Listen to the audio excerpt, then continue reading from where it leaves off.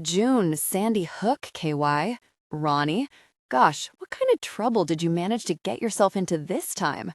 Ronnie Andrews tried to suppress her grin as she heard Tabor's voice echoing through the corridor of the cells housed in the county jail. She sat back on the uncomfortable bunk, trying for nonchalance. No way in gosh would she give him the chance to see just how much he could intimidate her. And boy, could he intimidate. Well over 6 feet tall, his body corded with powerful muscles, his expression often savage, remote, he could set her heart to pounding in both fear and arousal. The fear she could handle. It was the arousal she often had problems with. It had first hit her right after she turned 16. It had intensified several months ago after her 22nd birthday. There were nights she burned for him, and it terrified her. She welcomed the sensation of cool stone at her back, easing a bit of the stifling heat that surrounded her, the heat that built inside her as well. The air conditioner had broken down that night, and the cells had been stifling.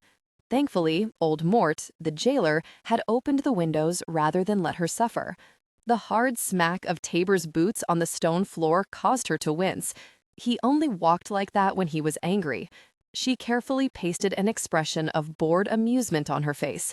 Wouldn't do for him to know she was really scared to very death of him when he got angry. Not that Tabor would hurt her. Instinctively, she knew he would never lay a hand on her. But there was something about him when he got mad, something primal, predatory. He wasn't a man she wanted to risk angering too often. Unfortunately, trouble just seemed to find her, and more often than not, Tabor was left to bail her out of it, one way or the other. She was terrified that one day he would get tired of being her knight in shining armor and write her off entirely. Within seconds, he was standing at the cell door, his hands braced on his lean hips, a frown etched on his proud, sun-darkened face. Gosh, he made her want to start rubbing against him, like a cat. He was tall and muscular, his shoulders broad, his chest powerful and tapering to a flat, corded abdomen that tempted her to touch. Long, powerful legs were encased in snug denim, and there was no way in gosh she was going to let her gaze drift. Hastily, she jerked her gaze back to his face. His eyes were narrowed on her now, the jade green color brilliant and snapping with fury. She swallowed tightly. He was none too pleased with her this morning. "I didn't do a very thing," she snapped back, allowing all the awakening senses he managed to flip into overdrive to fuel her own anger. "I was just standing there, Tabor. Honest. That sheriff has lost his mind." She fought to hide her amusement. Of course, he knew she was lying. He always knew when she was lying. "I should let you rot here." She loved that growling thing he did when he was angry. His voice would lower and just vibrate like a cat. She had a fondness for cats. She rolled her eyes, though the muscles in her lower stomach quivered in reaction. She could literally feel her breasts swelling at the sound, and she knew he hadn't missed the reaction. Instantly, his expression shut down. No anger, no ire. Like a very robot, everything in his face seemed to tighten, to chill, causing her to shiver in reaction. She hated it when he did that, hated when he hid from her any response he might have to her. "Are you rescuing me here or what?" she snapped, hurt by his retreat. "It's very hot in here, Tabor, and getting hotter, in more ways than one." He sighed then, shaking his head as though being in trouble was no more than he had expected of her that early in the morning. At least it wasn't that bland, "I don't know you" look that she so despised. "I ought to paddle your rear." He stepped aside as the jailer, well into his 50s, and grinning at her knowingly, unlocked the cell door. Roni didn't fight the shiver that worked over her body at the dark sound of his voice. Her own thoughts had her suppressing her smile as well as a shuddering response. She rose from the cot and strolled over to the opening door. He snorted in disgust. "Your father obviously neglected discipline while he was here, or else you wouldn't tempt me this far." Roni scooted past him and walked over to where the sheriff had thrown her pack by old Mort's desk the night before. She kept her back to Tabor, bending at the waist to pick it up, feeling his gaze on her backside like a caress. As she rose, she slung the strap over her arm and turned back to him with a bright smile. "I'm ready whenever you are. Think Shara would let me stay with her for a while? That old house is getting boring this summer." To be honest, it was getting terrifying. She didn't know who was playing the little pranks on her lately, but she was going to find out. She might be wrong a time or two about who the culprits were, like she was last night, but she would figure it out eventually. The hard look he shot her assured her that even that small lie hadn't escaped his notice. He knew very well she wouldn't be asking to stay with his sister unless she was scared to death. She considered asking him to let her stay at his place, but she knew her weakness for him, and she was terrified of begging him to touch her. The quiet isolation and intimacy of his home would only shatter the control she fought so hard for, though. She didn't want to beg for his touch, didn't want to risk the heartbreak when he rejected her. This reaction to him was getting out of hand, she admitted. She blamed it on her lack of social skills, her fear of dating over the years. You never knew when a guy really wanted to go out with you or when he was trying to find a way to get back at your father. Unfortunately, she paid often anyway for the myriad crimes, both petty and felonious, that her father, Reginald, committed. Shara's out of town this week. He gripped her arm firmly as she made to pass by him again. How long has it been since you've eaten anyway? She knew she had lost weight over the past month. Fear and worry had a way of affecting the appetite on the best of days. Why, yesterday. She tried to pull this lie off, though by the tightening of his fingers on her upper arm, she had a feeling she had failed. Come on, Tabor. You bailed me out like a good boy. Now I'll just go home and twiddle my fingers a few days until you get over your mad. Do I still have a job? She glanced back at him as that thought hit her. She needed that job. You should be back in school, not working in a greasy garage, he snapped as he led her outside to his pickup. When is your father due back? Gosh, if I know, she sighed, biting back her regret at the thought of college. It wasn't that she hadn't wanted to go, gosh, but she needed to eat too. The two weren't coming together very well. He took off last week, left a note that he'd call. I haven't seen him since. Not that she really cared if she didn't see him anytime soon. Even when he was home, she was alone. Unless he needed money and she didn't have any to give. Then things really got interesting. He jerked the truck door open without releasing her arm. She looked up at him, swallowing tightly at the look in his eyes. They were darker than normal, glittering with some emotion that made heat sweep through her body, made her thighs tingle. For once, he was watching her like something more than a pesky little child. What happened last night? Uh-oh, he was using that tone that brooked no refusal, the one that made her heart speed up in her chest, the blood to pump hard and heavy through her veins. She shrugged carelessly. Some boys playing pranks, most likely. You know how they are. He was silent for long moments. What happened? There was that freaking rumble again. She shivered beneath it.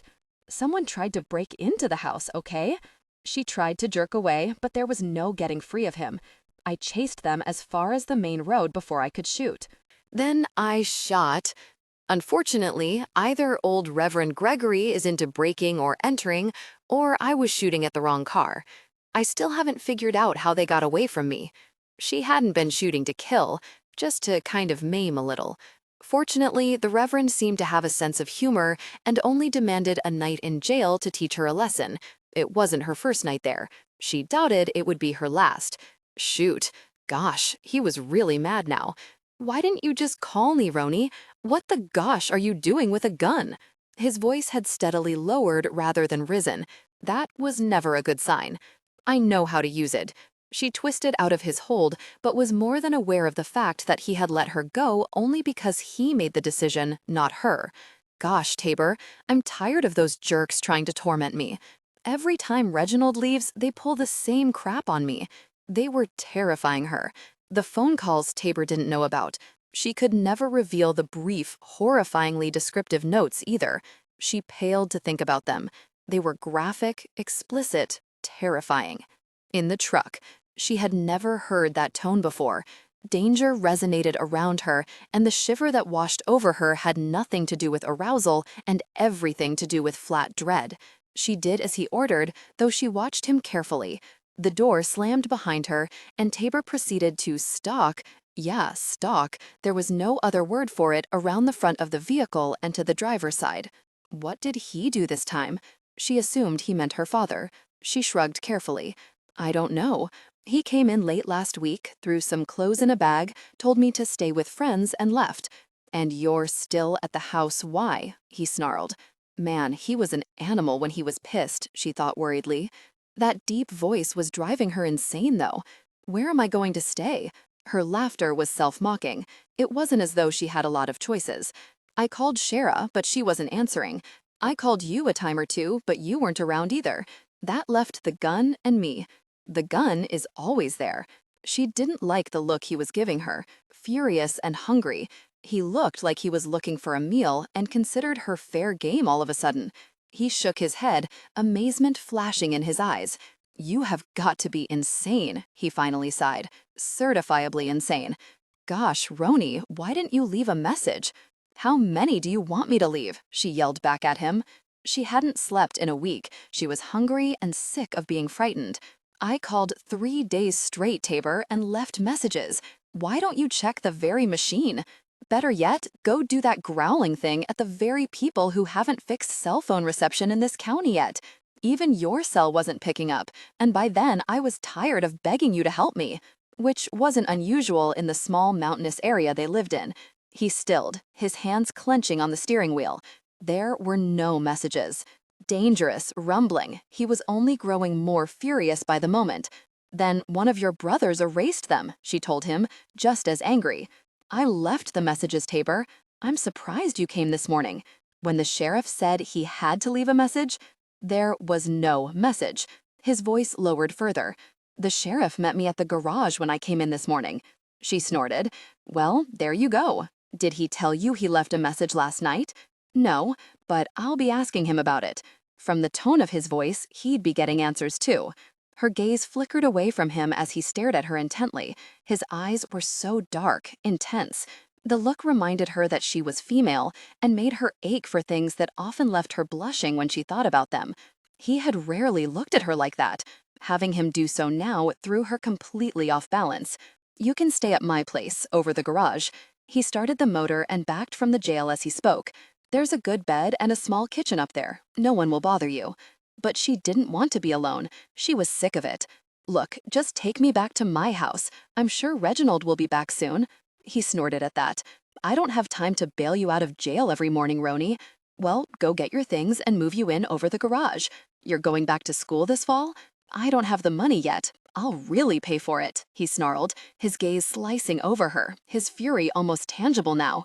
"Shut the gosh up and listen to me for a change before that crazy father of yours gets you killed." His voice rose with each word. Roni looked over at him warily. She had never heard him raise his voice. "I don't need your charity." She crossed her arms over her breasts, staring back out the windshield, her chest heavy with anger and pain. "I'm a grown woman, Tabor. All I needed was the very job. You're about to get something you're going to regret and sure as gosh don't need right now." Her head snapped around as the truck jerked to a stop behind the garage. He was losing his temper. She could feel it. Like electricity, the tension between them began to crackle, stroking over her, almost taking her breath. It was still early morning, hours before the garage was due to open. The back lot was deserted, enclosed by a high fence, leaving them sheltered, hidden from view. The intimacy of it hit her like a ton of bricks. She was suddenly breathless, achy, and much too aware of the man beside her. He was watching her with that look that never failed to arouse her. And it was arousal. Roni was a virgin, but she wasn't stupid. "Would I regret it?" The words passed her lips before she could halt them. A blush burned her face as she turned quickly away from him, shaking her head, feeling just as immature and stupid as she knew she was being right now. "Forget it." She shook her head as she stared into the deserted lot. "I'm sure I didn't mean that." But she did. She was honest enough with herself to know it. "Roni." His voice was softer now, resonating with a power, a heated emotion that had her heart tripling in speed. "Look, I don't need any sweet little speeches," she said as she fought to hide her humiliation. Gosh, when would she learn to keep her mouth shut? "Why don't you just take me home and we'll forget I ever said a word?"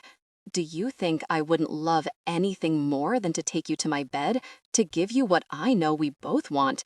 She stilled. She whimpered. Oh God, that pathetic little sound did not come from her throat. She turned back to look at him, feeling the desperation that she fought inside her welling to the surface. It was there on his face. heavy lines of regret, the hunger she only glimpsed occasionally in his eyes. "But you won't," she whispered, her heart breaking. "Will you?"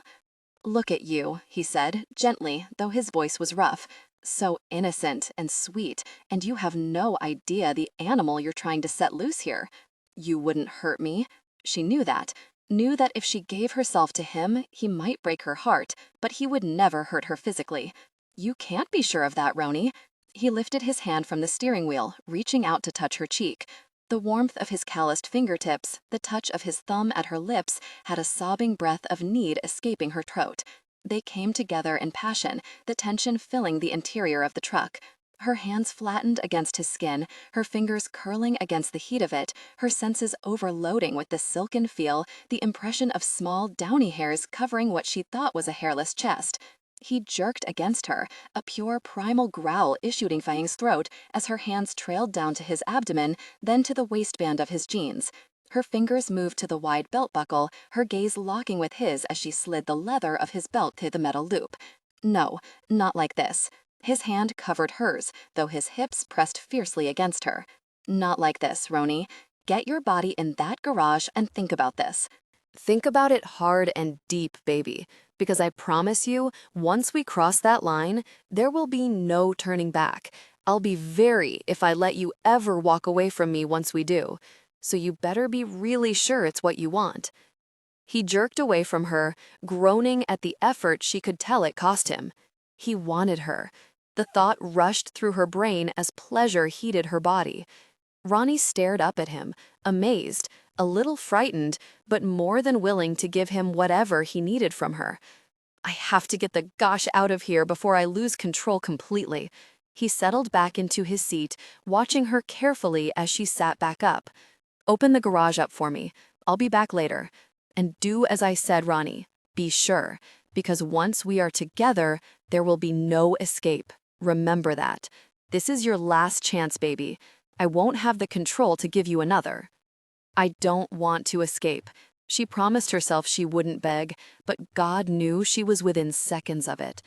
He was breathing hard, heavy, his face flushed, his eyes glittered with stark, unabashed lust. "I'll be back this evening. If this happens, I want it to happen right, baby. I want you to be sure." She turned to open the door, to stumble her way from the cab of the truck. Before she could do more than turn to leave, he caught her around the waist, his mouth pressing against her neck. "Tabor." Her entire body weakened, her eyes closing at the feel of him against her back, his arms going around her, his tongue stroking over her skin. "I need to feel your closeness." She could hear the war being waged within him in his voice. His tongue was rough, rasping, almost like a cat's, causing her to shudder with the sensual pleasure streaking through her body. It licked over her lower neck at the point where it met her shoulder. Then his teeth raked, tearing a strangled moan from her throat as he bit her a little roughly, the pleasure pain overwhelming her, destroying her. His hands flattened beneath her breasts, pulling her tighter against his chest as he suckled gently at her skin, then licked over it with a rough growl of pleasure. "God, how good you feel," he whispered at her ear. "Will you be this good, Roni, when we are intimate? Will your sweetness drive me insane for you? Oh, God." Her head fell back against his shoulder as his lips and tongue continued to torment the sensitized skin. "You'd better rest today," he whispered as he slowly released her. "Rest well, Roni, because if you're still here when I come back, it may be days before you sleep again." Roni fought for breath, fought to find the strength to leave the truck. She didn't want to let him go, didn't want to take the chance that he would change his mind and leave her aching like this forever. "I don't have to think about it." She didn't look at him, terrified if she did, she would beg him to stay. "I want you now, Tabor. Then it won't change in a few hours." His voice was strangled, rough. "Go, before I lose all control." She moved slowly from the truck before turning back to look at him. "You'll be back? For sure?" "Oh, I'll be back," he said softly. "We may both regret it later, Roni, but I'll be back." She closed the door, stepping back so he could leave, so she could think about and anticipate the coming night. The night came, but Tabor didn't. The next morning, his brother Diane was there, and in his hands he held the destruction of all her dreams. The letter Tabor had sent her had shattered everything inside her. "You're still just a child, Roni. I'm a man, mature and needing more of a woman to fulfill the needs I have. Someone old enough to understand those needs, not a ripe little virgin. Go home. You're just a little girl playing with something you and I both know you can't handle. Upon reflection, I've decided it's best that our friendship terminate.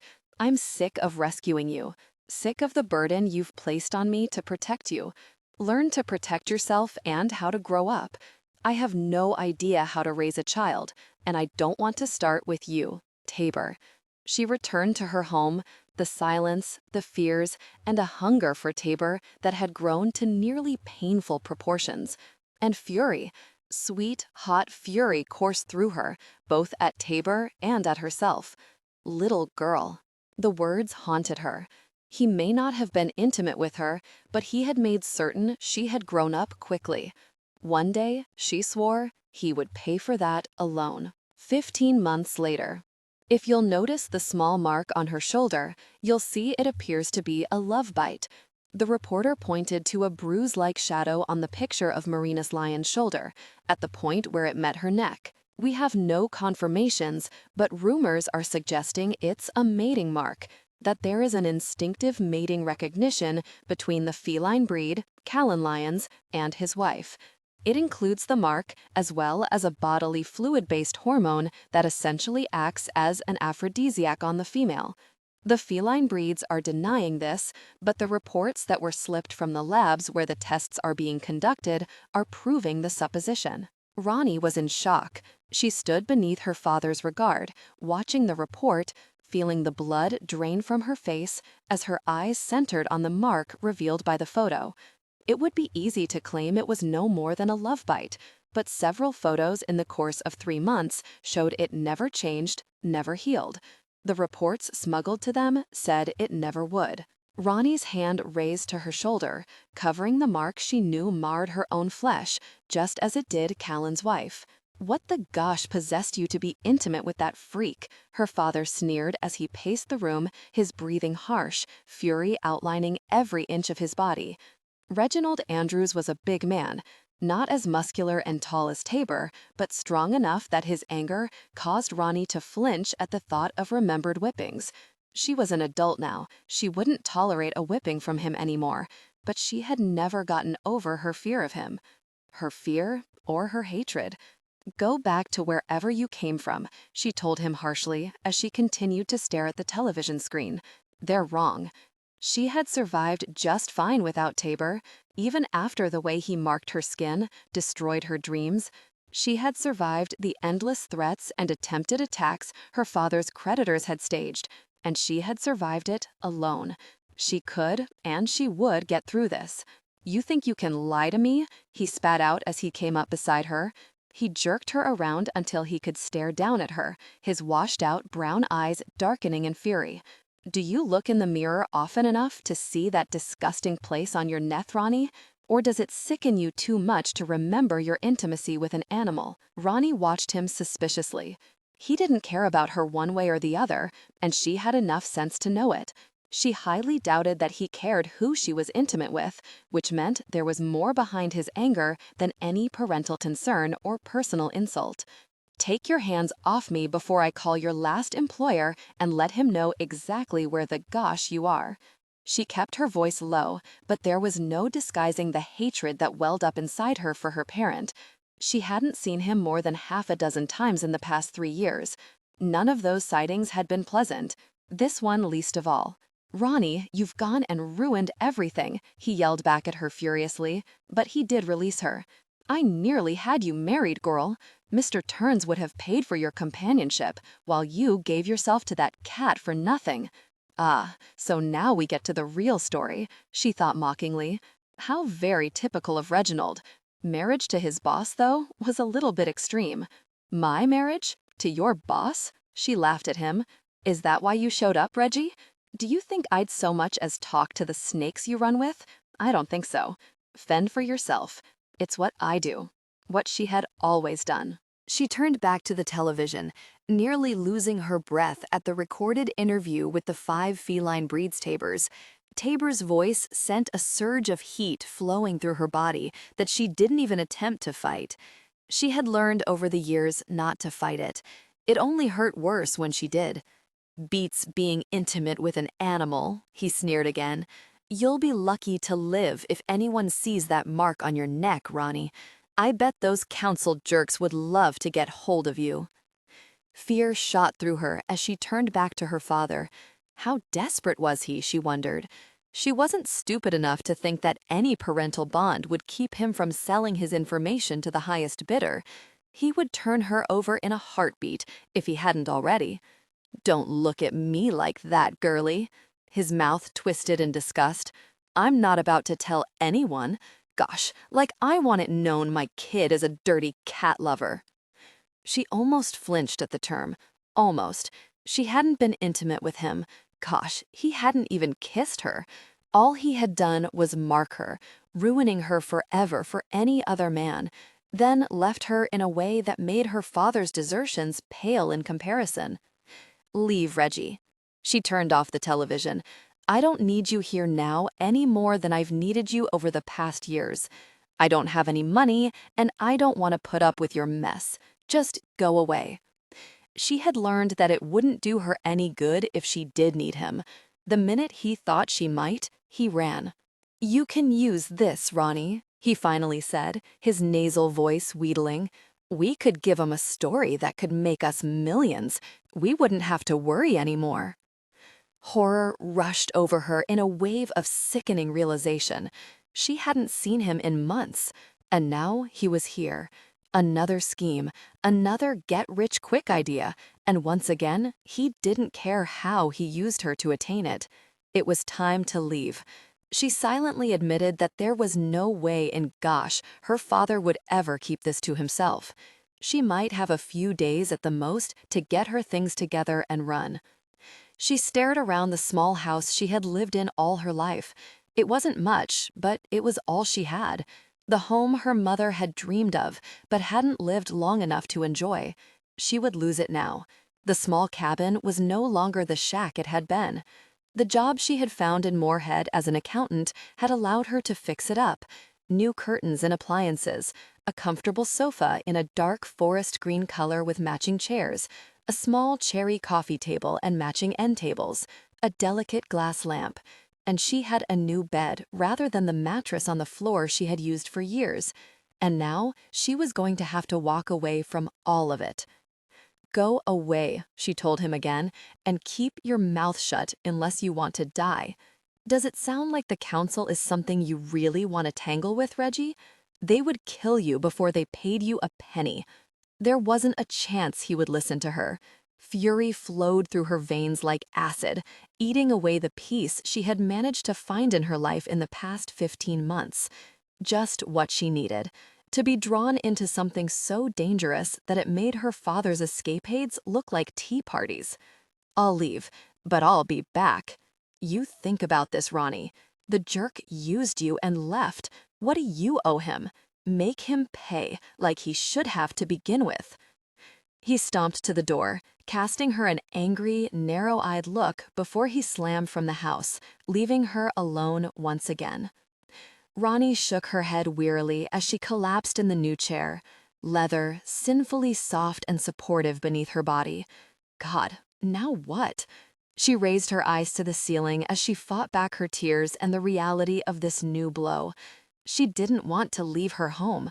She had fought most of her life to stay, to hold together the fragile remnants of happier days and comfort herself with them. Now that was being taken as well. She would have to fix the truck. It was more dependable than the car and would get her further. Unfortunately, like the car, it wasn't in the best of shape, but it could be fixed. And she'd better fix it very soon, because sure as gosh, her father wouldn't wait long before trying to sell her to the highest bidder. She shuddered in fear. Why did you do this, Tabor? she whispered with bleak sorrow into the empty living room, her empty heart. She had been alone since the day Diane had handed her the letter Tabor had sent her. At first, she had dated, determined to get over the one man she had always dreamed of loving. But she had learned quickly that her body would never accept the touch of another man, and her heart ached for what she knew she couldn't have. But at times like this, when she desperately needed a shoulder to cry on, being alone really was difficult. Roni stared into the guts and glory of the pickup truck she was working on hours later and sighed wearily as she finally admitted failure. It just wasn't going to get fixed today, no matter how badly she wanted it done. And time was running out. The ever-present trembling in her hands, the ache in the pit of her stomach were too severe, and the fear washing through her mind did little to allow her the concentration she needed to fix the stubborn vehicle. Her father wouldn't wait long before he made his move. When he did, her life wouldn't be worth anything. But if she didn't control the effects of what Tabor had done to her, then she was in more trouble than she needed anyway. It was getting worse, the weakness that assailed her, accompanied by an intense internal sensation that came just short of painful. This was one of the more severe spells that she had suffered over the past months, and the knowledge of where it stemmed from terrified her. She lowered her head wearily as she braced her arms on the front of the vehicle and shook her head. She wanted to run, to hide. She wanted to return to a time when she could dream and find comfort in those dreams, but reality refused to allow her the vacation she needed. There was no escaping the news stories, no escaping the truth that had exploded across the world. Roni had tried to bury herself in work rather than become glued to the television screen, as many others were. Or worse yet, being interviewed by many of the television crews that had invaded the small town of Sandy Hook, Kentucky.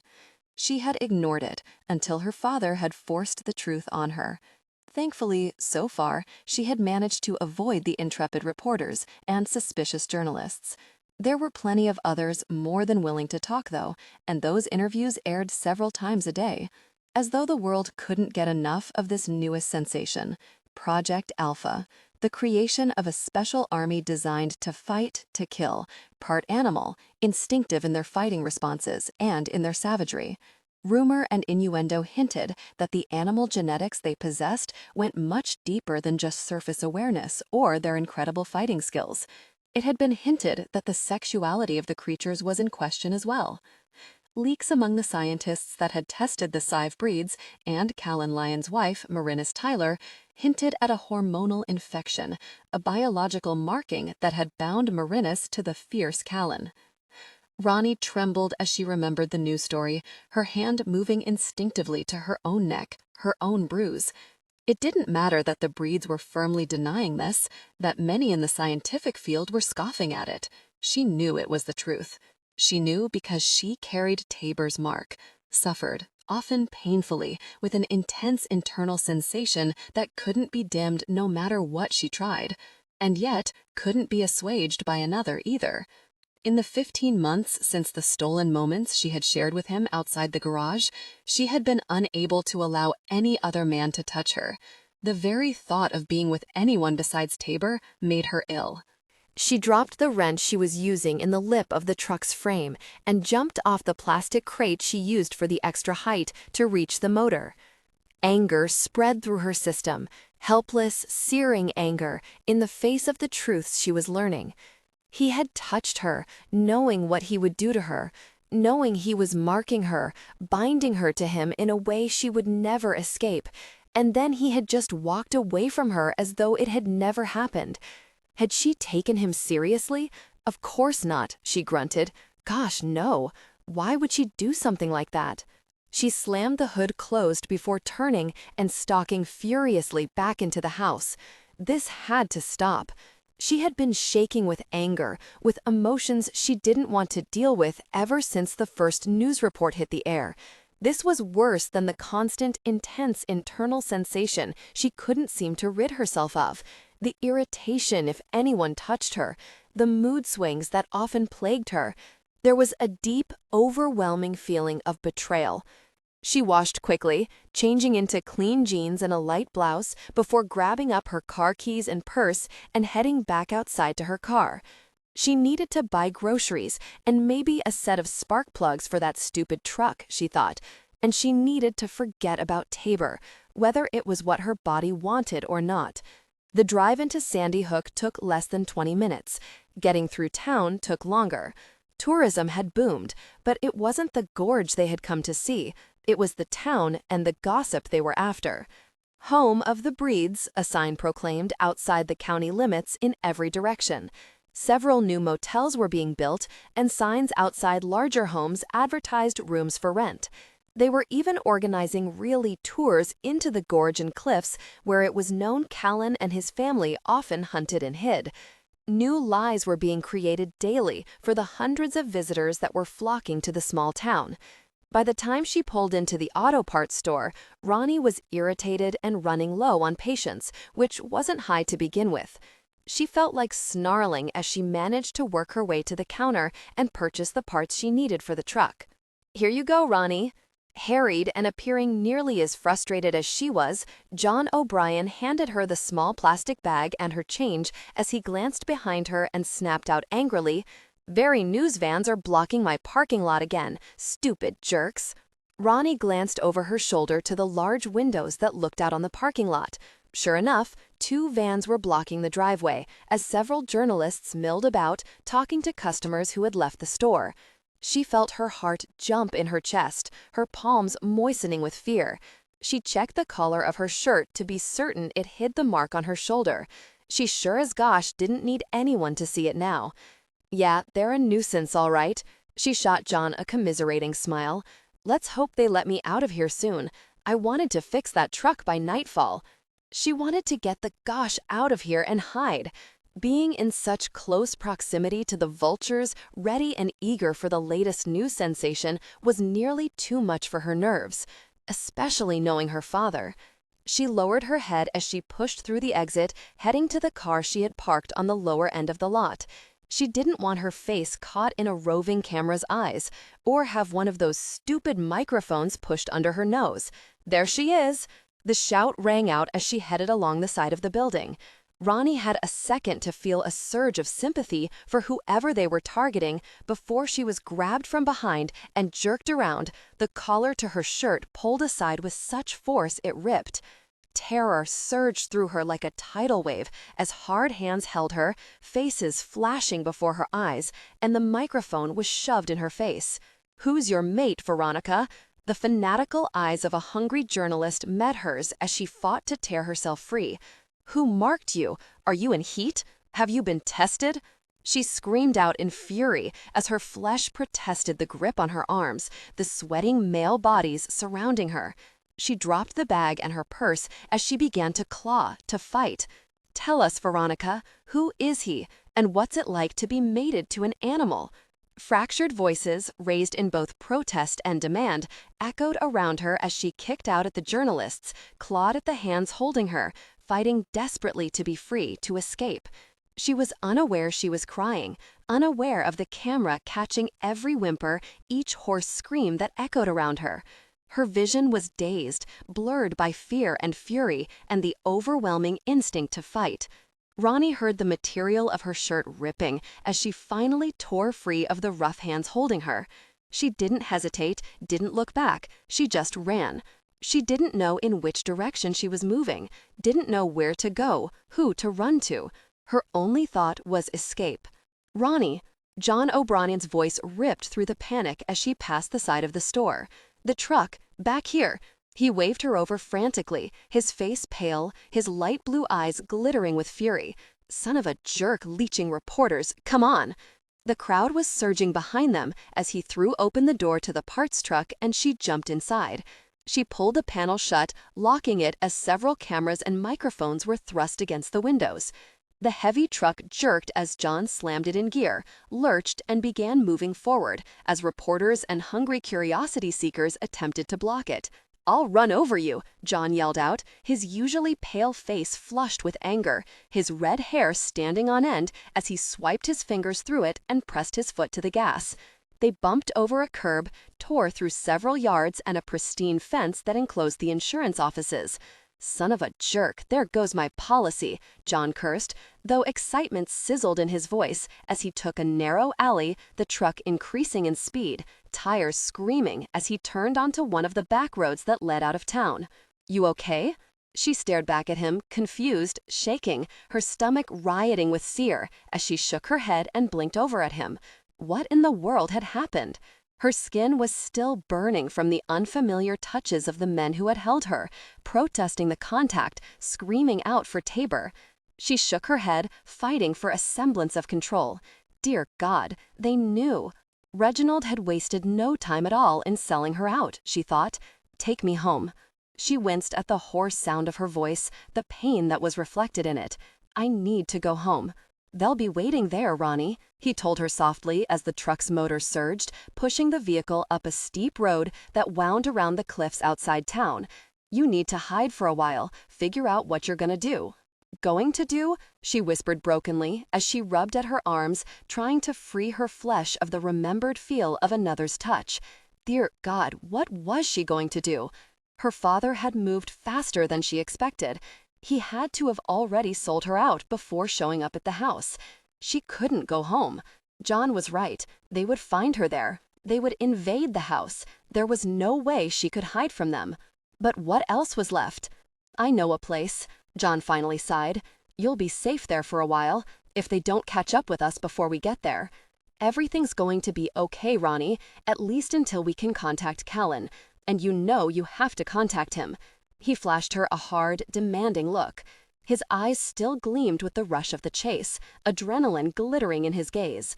No, it wasn't Callan she had to call, Roni thought. It wasn't his fault. It was Tabor's, and by God, Tabor would pay.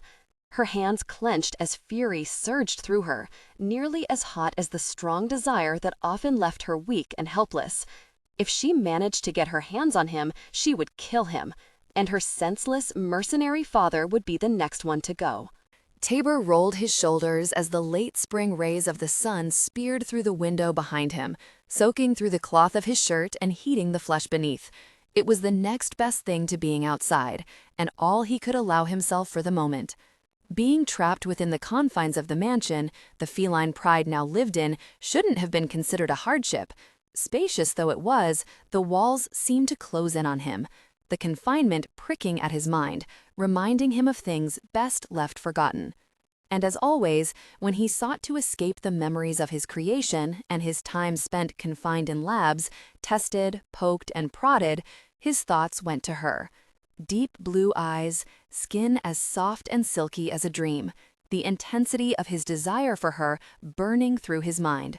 Roni. In the past few weeks, thoughts of her had been stronger than ever before. His need for her was only growing rather than diminishing, as he thought it would, and that worried him. He knew many of the details of Callan's mating with Marinus, knew the signs. He had carried those symptoms for over a year, just not as extreme, not as strong. But then, he hadn't kissed his mate.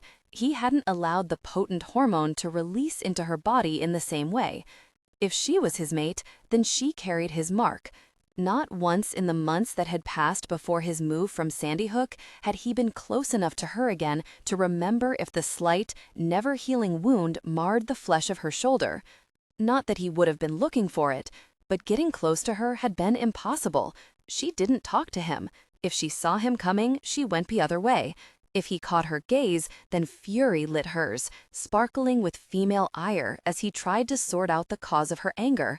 Hadn't he honored her wish that he leave her be? He hadn't called her, hadn't visited her. He didn't speak if he happened to pass her. What right did she have to be angry? What right did he have to care? Surely, if he had marked her, some signs would be apparent. Hell, Marinus had been in such pain during the early phase of it that if Doc Martin hadn't suspected its cause, they would have likely had to hospitalize her. Tabor had always kept up with news on Roni. She had shown no unusual illnesses, nor had the records he had checked months before shown any hospitalizations. Yet his body ached for her, ached in ways that left him frustrated and irritable, barely able to keep his mind on the job he should be doing, rather than worrying about the woman who occupied his thoughts.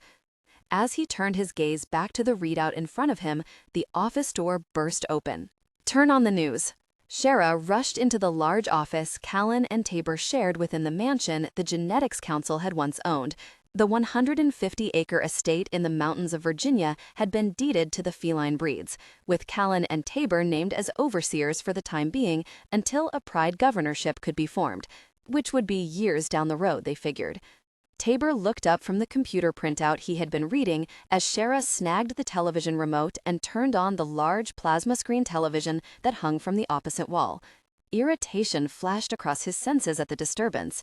They had 3 reports of yet more feline breeds coming in, but even more disturbing were the reports of other various breeds that had been created. Tracking down the rumors and basing them in fact was a tedious process. Reading through the odd codes the council soldiers used and the myriad transmissions they were catching was even harder. He didn't have time for another news report. The picture that flashed across the screen froze everything inside him, though. The eager eyes and excited voice of the journalist chilled the blood in his veins, but the face of the woman had a growl rumbling in his chest. Veronica Andrews, part-time mechanic and accountant in Sandy Hook, who also carries the mark of the creatures known as the Feline Breeds. Ronnie's shirt was ripped, her voice hoarse as she cried out in pain, and the camera locked onto the small, bruise-like mark that marred her shoulder. Tabor came slowly to his feet, shock resounding through his body as the events of that stolen day surged through his mind. He remembered the intimacy they had shared, the powerful connection. The taste of her had gone to his head faster than liquor. Even now, 15 months later, she haunted his senses. "Miss Andrews, how does it feel to be mated to an animal?" Another reporter drowned out her cries as she clawed and kicked to be free. The eager, almost fanatic expressions of the reporters and onlookers sickened him. The fear in her expression tightened into a coil of rage in his stomach. How dare they touch her, hold her still for their barbaric displays in such a way? He snarled silently, a promise of retribution searing through his brain. It was one of the most horrific scenes Tabor had ever witnessed in his life. Veronica's eyes were nearly black in shock and pain as rough hands tried to hold her still, pushing at her head to show the mark in stark relief as the journalist droned on about the supposed mating habits of the breeds. He drew slowly closer, his eyes centered on that mark, his woman. He felt his heart beating sluggishly, the blood boiling in his veins at the sight of hands, male hands, holding her still as she fought, bruising the delicate skin they gripped. He was barely aware of the growls rumbling from his chest, stark and animalistic as he watched. "Let her go, you bastards!" A familiar male voice joined the melee as one of the employees of the auto parts store literally jerked several of those holding her back, slamming them into the wall behind him. It gave Veronica her chance to jerk free. She didn't hesitate as she began to run. The camera followed her, showing the burly store owner yelling at her, waving her to the parts truck parked to the side. She dived into it, only seconds ahead of the enraged journalists. The camera zoomed in through the closed window as she glanced back. Her expression was stark with terror, her eyes glassy, tear-filled, her shirt nearly ripped from her body, bruises showing on her arms and the upper curves of her breasts. Every mating instinct in Tabor's body went into overdrive. He had known years before that Roni was different, special, that something about her drew him as nothing else ever had. Staying away from her as she asked him to do had been the hardest thing in his life. Staying away from her now would be impossible. "I need Tanner and Cabal." The rough Bengal breeds were as charming and yet as savage as Tabor himself could be. "Shara, I'm on it." She already had the phone to her ear, barking out orders. Weapons, supplies, and a heli flight into the county would take little more than an hour, as opposed to a day's drive. "I'll have you ready to go in 20 minutes, she called out to him. He watched the truck tip as it turned a sharp corner, took out a fence, and disappeared up an alley. The transmission was a live feed and broadcasted internationally. He cursed softly. Every really scientist and genetics council soldier was most likely watching the same display, and he knew very good and well several of those soldiers were placed in Sandy Hook. John O'Brien was a good man. His friendship with Callan had stood through the news reports and the rumors that had gone crazy over the months, but he was still just one man, and despite his army training, he was no match for the men the council would have in place. Callan, get someone on her. He called back to his pride leader almost absently, feeling as though the world was centered on the replay of the attack. Got it, Tabor. Callan's voice was hard, dangerously cold. O'Brien's with her. He's good. I have a pretty good idea where he'll head, and I'll contact him when you get airborne. Helicopter's warming up, Tabor, Shara reported. It's being loaded. The truck tipped as it turned a sharp corner, took out a fence, and disappeared up an alley. The transmission was a live feed and broadcasted internationally. He cursed softly. Every really scientist and genetics council soldier was most likely watching the same display. And he knew very good and well several of those soldiers were placed in Sandy Hook. John O'Brien was a good man. His friendship with Callan had stood through the news reports and the rumors that had gone crazy over the months. But he was still just one man, and despite his army training, he was no match for the men the council would have in place. Callan, get someone on her. He called back to his pride leader almost absently, feeling as though the world was centered on the replay of the attack. Got it, Tabor. Callan's voice was hard, dangerously cold. O'Brien's with her. He's good. I have a pretty good idea where he'll head, and I'll contact him when you get airborne. Helicopter's warming up, Tabor, Shara reported. It's being loaded. Tanner and Cabal are heading out to it now. Everything's a go. Tabor's eyes narrowed as he memorized the faces of the men holding her. A few were citizens of the small county where she had grown up. The other two were strangers. They would all pay. Roni's scream echoed around him again, her eyes large, terrorized, her face pale. His fists clenched in fury, and only then did he become aware of the low, ominous growls issuing from his throat. He didn't speak before leaving the room. He turned on his heel and headed quickly out of the office to the front door of the 3-story mansion. Outside, a Jeep awaited him.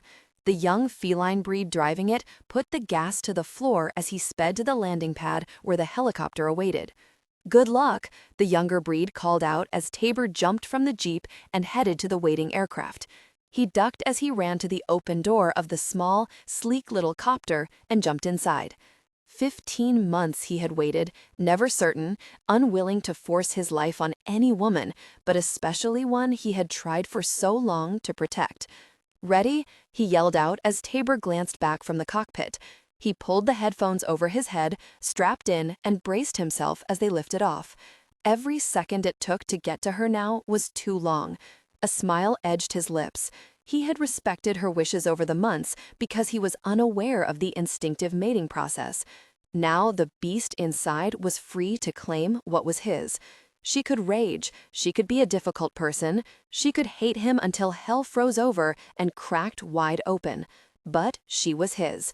And soon, very soon, she would find their connection was undeniable. This wasn't happening to her.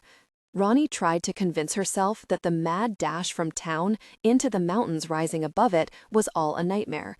She would wake up soon. Of course she would. It was just the stress. It wasn't every day you learned you had mated with a new species of human that you hadn't even known existed. You doing okay? John glanced at her worriedly from the driver's seat of the parts truck, his red brows lowered over the light blue of his eyes. Roni gripped the overhead strap tighter as he swung around another curve. Sure as hell he was going to end up going over one of the treacherous cliffs and kill them both. He drove like a madman. Her life may have deteriorated rapidly, but that didn't mean she wanted to die anytime soon. "Aren't you going a little fast?" she asked, striving for calm despite the frantic pace of her heart. "We're almost there. I want to make sure we aren't followed." He turned quickly up yet another side road, bouncing over a rough gravel path that led through a densely wooded area. "I'm heading for my hunting cabin. Thankfully, it's up high enough that the cell phones will work and Tabor won't have a problem landing there." She blinked in confusion. "What are you talking about? Tabor wouldn't come for her. He wasn't going to rescue her. Didn't they know? Weren't they aware that he had washed his hands of her months ago?" He sighed roughly. "That was a live feed, Roni. The world knows now, and I'm sure Tabor's on his way. When he gets close enough, he'll call me. Tabor knows, and the bad guys know. You aren't safe here anymore." She swallowed past the thickness in her throat, fighting the roiling of her stomach. She had seen reports of the bad guys. Monsters were more like it. Holding on to her control wasn't an easy thing to do. God help her, she had seen more than one report on the news regarding the fate of the poor souls the council had targeted. It was the worst nightmare she could have imagined. God, she whispered bleakly, I'm sure I'll wake up soon. But Tabor won't be here, John. He didn't care when he made that mark, and he sure as hell won't care now.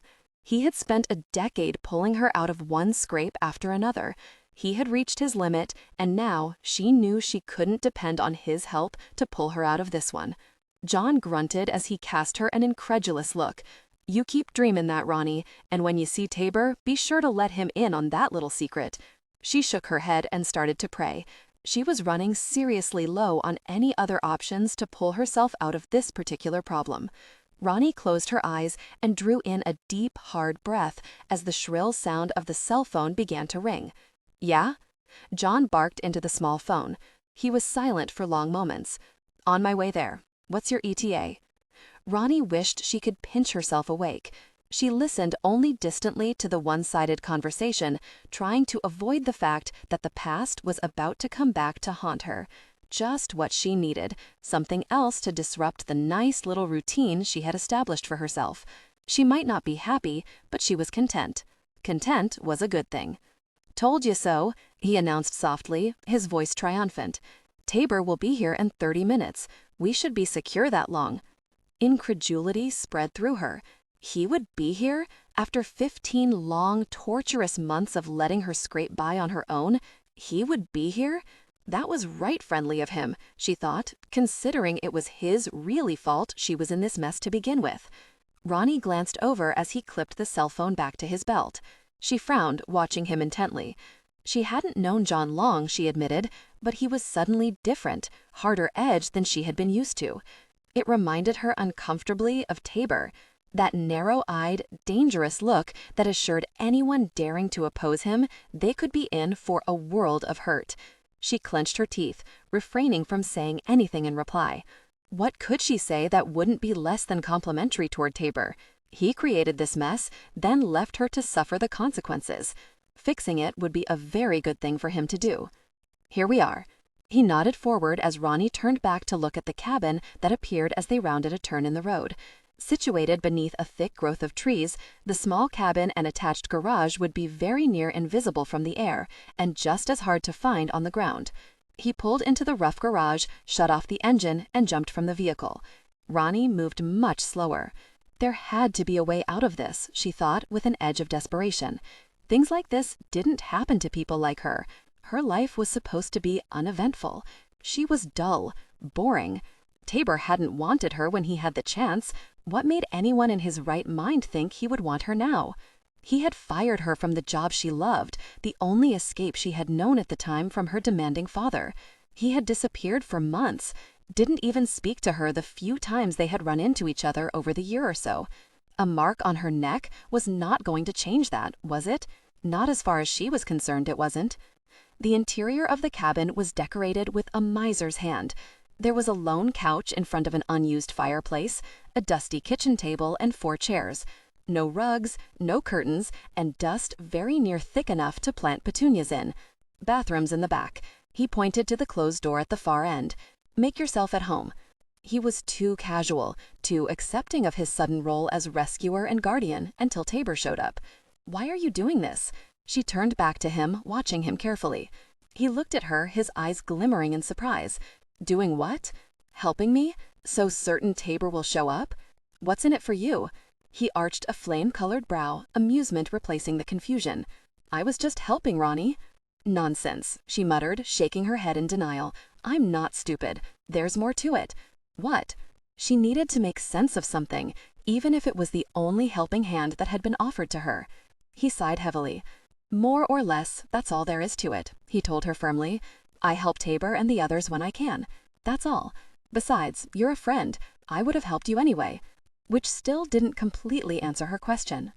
Why is he coming here? She pushed her fingers through her tangled hair, ignoring the trembling in her hand. That mark didn't mean anything when he made it. Why should it now? This was the question that plagued her more than most. You can ask him when he gets here. I'm going out to make sure we weren't followed. Stay in the cabin. He unclipped the cell phone at his side.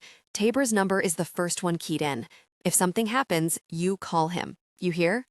She glanced down as he laid the phone on the table, feeling her mouth dry out with fear. What could happen? She met his gaze as she raised her head, her heart racing in warning. He watched her, his expression somber.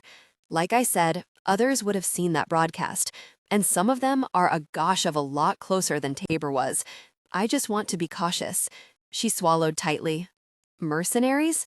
She had heard the reports of the constant battles Tabor and his family had fought through the years, with the men sent to either recapture or kill them. A glimmer of sympathy lit his eyes. Yeah, he finally muttered, but we should be secure. Only a few people know about this place, and by the time anyone figures out where we are, Tabor should have you safe and sound wherever he thinks is best. You'll be fine. He turned before she could comment and left the shelter. Only then did she notice the gun he carried in his other hand. It was black, lethal, and he sure as gosh carried it like he knew what he was doing with it. Great. She collapsed into one of the dusty kitchen chairs and stared around the one-room cabin with a sense of despair. Mercenaries were after her. Just what she needed on top of everything else. She lifted her hand, rubbing the mark on her neck that had caused so many problems. It ached more than normal. Not a painful ache, rather one with the remnants of pleasure, reminding her of the incredibly intimate feel of Tabor's touch there. She shivered uncontrollably at the memory. Jerking her hand back down, Roni stared at the cell phone for a long second before she rose to her feet and paced to the small, dusty window beside the door. She could call him. She should let him know just how much she appreciated the mess she was in right now. Gosh, he wanted her out of his life, had made that plain. How was she supposed to feel good about any help he would give her now? She stared out the window, knowing that for now, there was nothing she could do. That sense of helplessness ate at her. She hated being dependent on anyone, especially for her life. As she stared into the forest, she could see John canvassing the thickly forested area. His body weaved in and out of the trees, relaxed yet on guard. He reminded her of some of those military types she had seen profiles on during the few times she found time to watch television. Time was passing too very quickly. There was no chance to think, to become accustomed to the sudden changes sweeping around her. No time to prepare herself to face Tabor again. It seemed mere minutes before John re-entered the cabin and picked up the cell phone. He glanced at her as he coded in the call. "I hear a copter. That you?" he asked quietly, his pale blue eyes cold and confident. "Good. We're safe and sound so far. I'll have her waiting in the clearing." He disconnected, then looked over at her. "Ready to go?" No. She pushed her hands into the pockets of her jeans. Wake up now, she thought desperately. Come on, Roni, time to wake up. Too bad. He grinned as though he was more than aware of the fact that she was desperate to deny any of this was taking place. Time to move. It was surreal. Roni stood at the edge of the small clearing, watching as the helicopter swooped in and executed a perfect landing. Motioning her to stay back, John ducked and ran to the small aircraft while Roni tried to still the racing of her heart. She wanted to turn and run, to escape back to the life she had led before the fateful trip into town no more than an hour ago. But instinctively, she knew there was no escape. She wondered a bit distantly if she even wanted to escape. Hadn't she dreamed of him nightly, ached for him every minute of the day since he had walked out of her life? When Tabor jumped from the helicopter, every cell in her body sprang to life. Her body responded instantly. An urgent pulse of desire began to beat, preparing her for him. Her breath caught in her chest, and not for the first time, she was caught completely off guard by the rough sexuality that seemed to shimmer around him. He wore jeans. They rode low on his lean hips, lovingly conformed to his muscular thighs and long legs. The wide, dark belt accentuated the white shirt and the flat contours of his abdomen. His shoulders were wide. His devil's black hair was tied back at his nape, giving him a savage, earthy appearance that stirred her deeply. Her body began to ache, to throb for him. She backed up as his gaze stayed locked on hers, his long legs covering the distance between her and the helicopter. She could see the fierce purpose on his darkly tanned face, his intention to claim her. She shuddered in sudden fear. This wasn't the man she had known before. The man who had been gentle, considerate, his kiss a whisper of passion, his touch restrained. She felt the sobbing breath that escaped her throat as she continued to back up, her legs weak, her mind consumed with the visions stalking toward her. He was acting on instinct. He was no longer controlled, as she had always known him to be. He was harder, savage, and he terrified her. Tabor. She stopped suddenly as her back met the rough bark of the tree behind her. He stopped inches from her, his eyes a brilliant jade green, intense, overpowering. In that moment, 15 months of pain and anger overwhelmed her. Here he stood, staring at her as though he could devour her in a single bite, after destroying every dream she ever held in her heart. Her fist clenched, and before she knew what she was thinking, she struck with all her strength into the hard, tight muscles of his stomach. She had a feeling she hurt her fist more than she hurt him. "Gosh," she yelled as he barely flinched, his body tightening, his eyes narrowing in anger. "Look what you've done to my life. Thanks for nothing, Tabor." "Mine," he snarled. The sound echoed through her body, her soul, as she felt her breath falter, her eyes widening at the sheer animalistic sound. Before she could react, he caught her hands in his, pushing them back against the tree, ignoring her frantic struggles, her strangled curses. He leaned closer, his expression stark, primal. His gaze held hers captive as his large body pinned her smaller one to the rough bark. Roni thought to breathe, to draw precious air into her body, to clear away the intense awareness spreading through her mind. She could smell him, dark hunger, intense male, and intense desire. The scent of him wrapped around her senses, drowning her in the bleak knowledge that had come to her only because his animal instincts demanded it, not because the man within desired her. "Let me go," she screamed, trying to kick out at him, to break the hold that was both fierce and yet gentle. She was trembling, shuddering with her own anxiety and her need to hurt him as much as she was hurting now. He leaned closer, his hard chest pressing against her, stirring her senses even through her bra and torn shirt. Her head was pressed back against the tree, her lips parting as she fought to breathe, to ignore the call of lightning-hot desire ripping through her body, that mixed with the blistering rage. And then he growled. His lip lifted at one side, revealing the longer, dangerous canines at the side of his mouth. The sound, a rumbled warning of danger and excitement, came a second before his head lowered and his heated, demanding lips covered her own. She would have fallen if he hadn't caught her. Strong arms wrapped around her, pulling her closer as his head angled, slanting his lips across hers, deepening the kiss.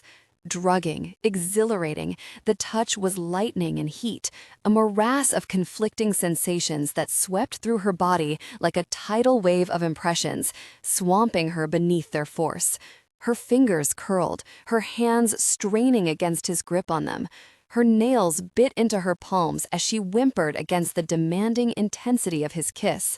Gosh, the taste of him, dark honey, sweet and tempting, lured her with the promise of passion, even as it pulled her into a desire that threatened to destroy her. Their intimacy deepened. She was overwhelmed by the sensations, needing more, needing to discover the full, heady promise of the intriguing connection. His kiss grew more demanding then. A growl lingered in the air around them, completely feline, male, a demand that resonated deeply within her. Roni responded to his touch, and yet still he wanted more. Their connection intensified, and his deep response rocked her. This was what he wanted of her. Their embrace grew more passionate, her senses overwhelmed by the profound intimacy. She was on her tiptoes, reaching for him. He released her hands then, though she had no fight left in her. They gripped his biceps, her nails biting into the cloth of his shirt, feeling the muscles underneath clench and bunch as he lifted her closer.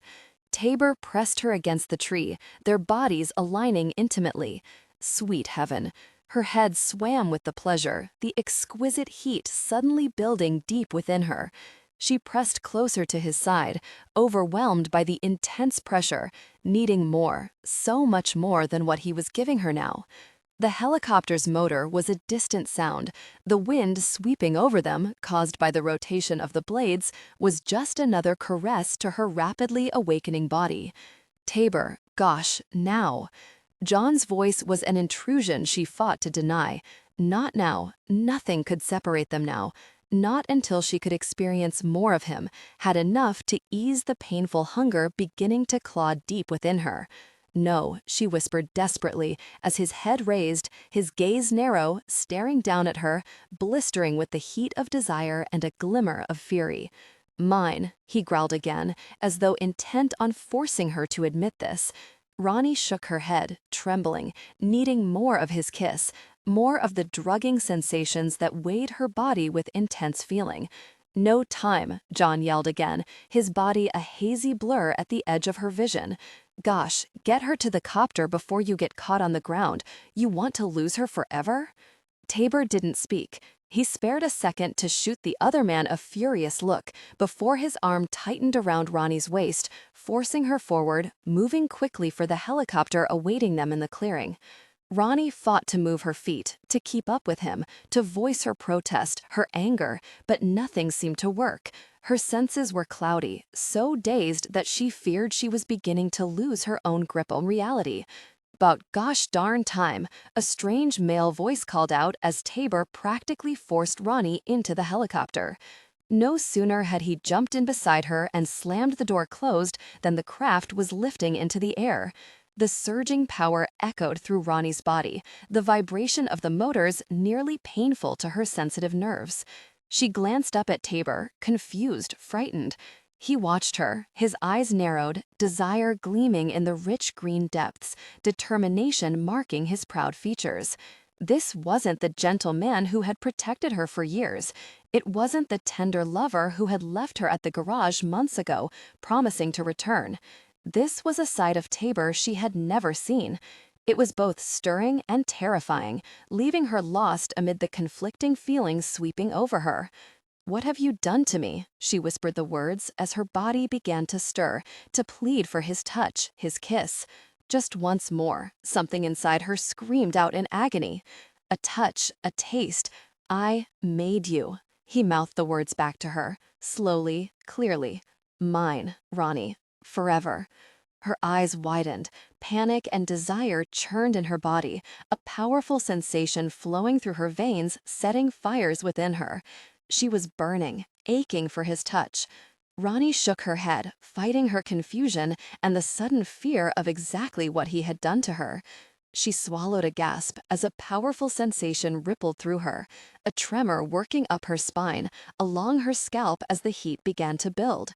She fought to breathe as she watched Tabor's nostrils flare, his eyes darkening further, as though some stimulus had caught his senses. His cheekbones appeared flushed beneath the dark tan, his lips fuller, more sensual. His eyes glittered with intense desire.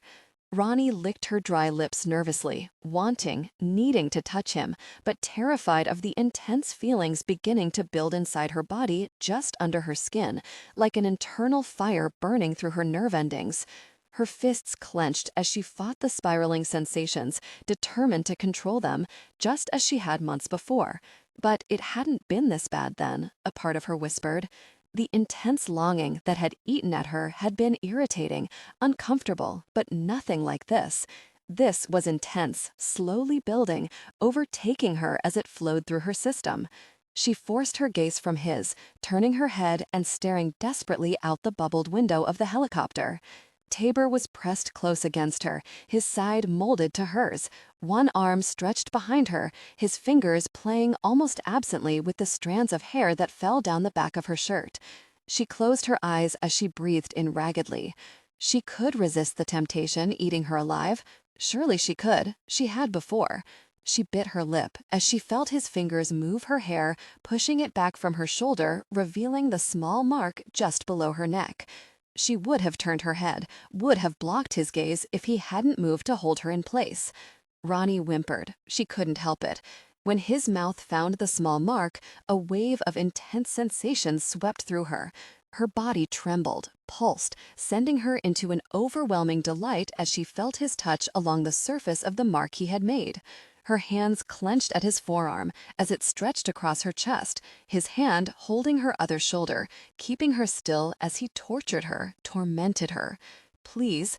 She knew he couldn't hear her, and she didn't have the breath to scream, as intense sensation seared her body, washing from the point where his touch held her captive down to her core. It was destroying her. He eased back into his seat, but there was no relief for Roni. She gritted her teeth, cursing him, cursing herself, and vowing to die in agony before she begged him to ease the overwhelming need that seemed to only grow rather than lessen with the distance he had taken. This wasn't good, not good at all. Life couldn't get much sweeter as far as Tabor was concerned. The ride from the hills of eastern Kentucky back to the mansion in Virginia was made quickly, efficiently, in the powerful little copter the military had graciously granted them. A few perks came from outraging society against a government whose leaders had been up to their ears in the corrupt little experiments that had created them. His body was humming with desire, perfectly attuned to the growing intensity in Roni's. He could sense her heightened state, and it was about to drive him insane. A powerful ache pulsed and throbbed beneath the restriction of his genes. He watched the terrain outside the helicopter's windows, tracking each landmark, counting the minutes until he could get her to a bed and connect with her intimately. He had waited 15 months, 15 long, miserable months. A black, aching void had taken root inside his soul during that time. There had been a desire, torturous and unending, for one woman and one woman alone. He had been unable to touch another, unable to tolerate the scent of any other female's desire when Ronis remained so deeply a part of him. It was one of the reasons he had never understood why she had left the short, curt note on his desk so long ago. No other woman had affected him as she did, and he had known for a fact that she had wanted him as well. So why had she pulled back? He still had the note. He still felt the fury and clenching betrayal those words had brought him. He had denied himself for nearly all these months where Roni was concerned, fought his desire and his hunger because he hadn't wanted to subject her to who and what he was against her wishes. He knew at the time that her decision had been the best one. He didn't blame her, had no desire to make her pay for the hell his body had put him through, but he would be gosh darned if he would let her go now. His kiss was insurance that Roni would never walk away from him in the same manner ever again. The hormone released into her body would prepare her and heighten her desire to a point that she would be unable to deny his touch.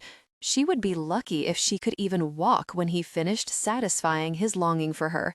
He had a lot of time to make up for. "We're heading in," Cabal yelled back to him as the mansion came into sight. It was 3 stories of gracious, stately elegance. Balconies wrapped around each story, tall pillars rising up to support them and lending the white monstrosity an air of genteel comfort. The centuries-old plantation house had been kept in excellent condition. Previous owners had done all they could to keep the historical air of the house intact, while inside, renovations had assured the owners every comfort. His arm tightened around Roni's back as he felt her stiffen. The dark scent of fear mixed with her earthy, sweet desire. But rather than easing her need, the fear seemed to only intensify the addicting smell. The adrenaline racing through her body carried the hormone that much faster through her system. The helicopter landed with smooth efficiency, settling onto the landing pad and slowly powering down as Tabor unclipped his and Roni's safety belts. He glanced into her eyes, his body tightening as he saw the dilation of her pupils, the flush on her cheeks. Her blue eyes glittered with hunger. Her body trembled from it. "What did you do to me, Tabor?" Her voice was husky, confused, as Tanner and Cabal exited the helicopter. "Come on, we'll get up to the house and I'll explain everything." He jumped from the helicopter before reaching in, his hands gripping her waist as he helped her from her seat. She gasped as he drew her against his chest before allowing her feet to settle to the ground. The sensual drag of her body against his had him growling with arousal. Thank God they didn't have much farther to go. Tabor gripped her hand and pulled her to the Jeep Tanner had running at the side of the landing pad. Her fingers trembled beneath his, but not more than her body. He could feel the fine shudders that worked through her as he helped her into the Jeep, glimpsed the desperate edge of control in her gaze. His kiss had done exactly as Callan had outlined to all of them months before. A powerful effect had almost immediately swept through her system as he kissed her. Her level of heat had risen, the need for his touch, his taste sweeping over her. But it was no greater than his need for her. He had been helpless this time, caught in the grip of a hunger he could not contain and had no desire to hide. The animal within had been denied once before. It wouldn't be again. The house we now live in once belonged to the Genetics Council, he told her, fighting for calm as Tanner raced along the paved road that led to the mansion. It's now our home base.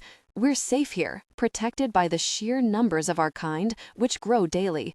You'll be safe here as well, Roni. Will I?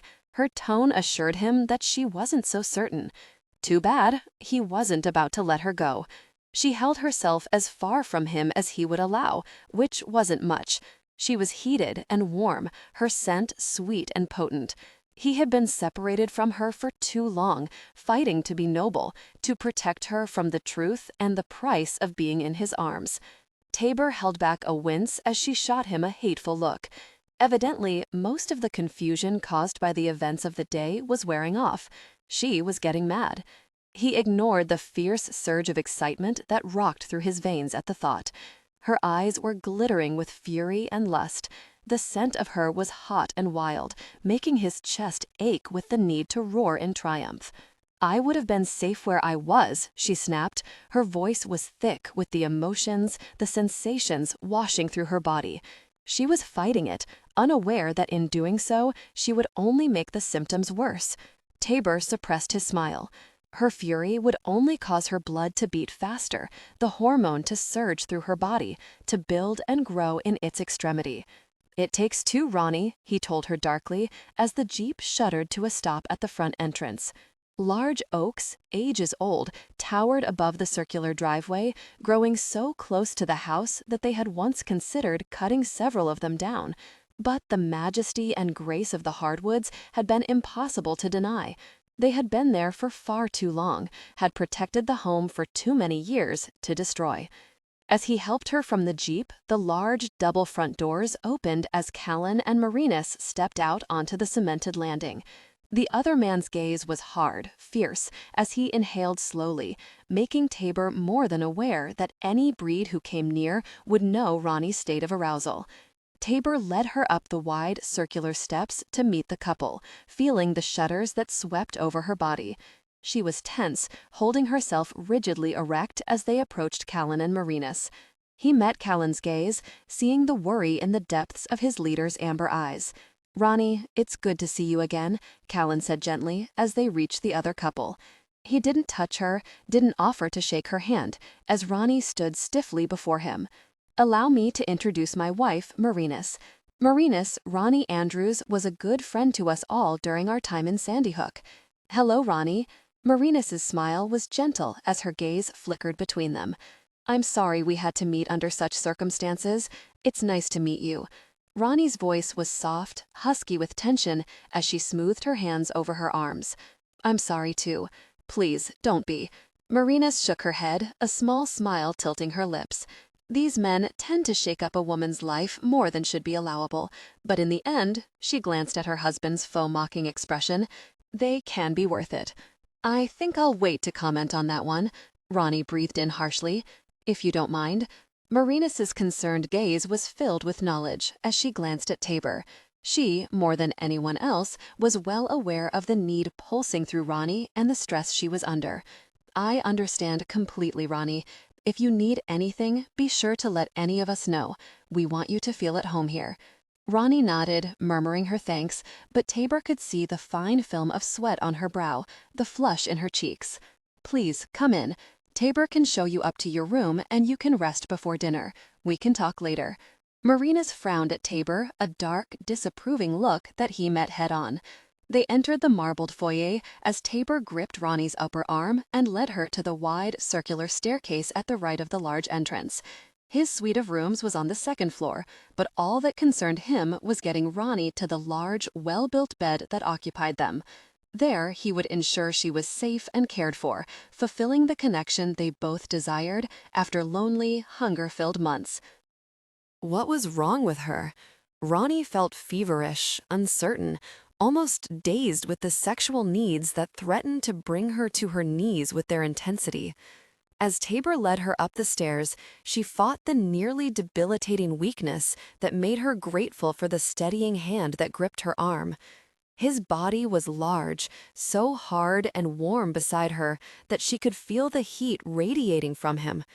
His hand steadied her, but all she could think of was having it run over her body, soothing the intense sensations burning within her. She had never been so crazed with desire. No, this wasn't just desire. It went even beyond lust. It was a compulsion, a hunger that tore through her, making its demands nearly irresistible. "What did you do to me?" She tried to jerk away from him, to get away from the insidious pleasure that heated her body at his touch, but he wasn't letting go of her. "This isn't funny anymore, Tabor. I'm sick of the silent, He-Man treatment." They entered a large sitting room. A cherry desk, complete with computer, printer, and fax, were at one end of the room. He drew her past a relaxed sitting area with an entertainment complex that would have impressed her if she had time to care about anything other than the intense sensations raging within her. He led her through another open door into the bedroom. The room was dimly lit, with dark, cherry furniture and thick curtains shading it from the lowering sun, giving it an intimate, sexy feeling. At the far end of the room was a large sleigh bed, the mattress and box springs so thick she would have to jump onto it to sit on it. A dark burgundy comforter was turned back, thick pillows plumped and placed against the headboard. She shivered as she imagined herself on it with Tabor, his body covering hers, his hands comforting her. She bit her lip, fighting the whimper that threatened to escape her throat. "Answer me, very you." Roni turned on him angrily as he moved away from her, closing the door behind them. She stared into his eyes, those deep, brilliant eyes, a predator's eyes. She could see the evidence of his unique DNA now, in the high cheekbones, the narrowed gaze. "You're coming into heat," he answered her, his fingers going to the buttons of his white shirt as she watched him loosen it slowly. Her knees weakened as each fastening came loose, exposing more of his tanned, sleek skin. She shook her head, wanting to close her eyes, to escape the power he suddenly held over her. She wanted his shirt off. She wanted to run her fingers over the strong muscles of his body, feel his intense warmth, connect with him as she had dreamed of months before. Then his words hit her, coming into heat. She felt her heart begin to race in fear. She blinked over at him. Each breath shuddering through her chest felt labored, painful. "What do you mean?" She swallowed tightly, fighting her shock. Tabor shrugged the shirt from his shoulders, the hard, well-defined muscles of his chest and arms flexing with power and strength. "Exactly what I said." His voice was hard, but his gaze had hot, liquid lust glittering in the jade depths. "You're in heat, Roni. Your body's preparing itself, assuring that neither of us can refuse what nature demands." He dropped the shirt carelessly to his feet as he moved to the padded chest. His eyes never left her. They raked over her, darkening, heating, as he watched her breasts heave with her fight for oxygen. God, she wanted to be close to him. His stomach was flat, hard, the well-developed abs flexing as he removed his boots. How? She couldn't make sense of anything except the hunger flaying her body. "It's never been like this. Even after you bit me, why now?" He came to his feet, towering over her, walking to her slowly, his gaze never leaving hers. "I hadn't kissed you, Roni," he said softly, as he came within touching distance. The scent of his body infused her senses. It was male, hot and dark, captivating, as she trembled before him. What? She shook her head, fighting the compulsion to touch him, to be close to him. What did the kiss have to do with anything? Very, Tabor. Her fists clenched as she forced herself to back away from him, to fight the driving hunger thundering through her body. The kiss allowed a special hormone to release from my body to yours. He followed her, stalking her as she continued to retreat. A hormone that is only present when I touch my mate, when I touch you. It allowed me to mark you, physical proof to any other that you belong to me. But it wasn't enough to heighten your senses or your arousal to this state. Only my kiss can do that, Roni. My kiss marked you in a way nature will not let you deny. His voice was rough, deep, almost rumbling, as Roni backed into the wall, staring back at him in horror, in fury. My gosh, you knew. She almost winced at the grating sound of her voice. She sounded as shocked, as frightened as she knew she was.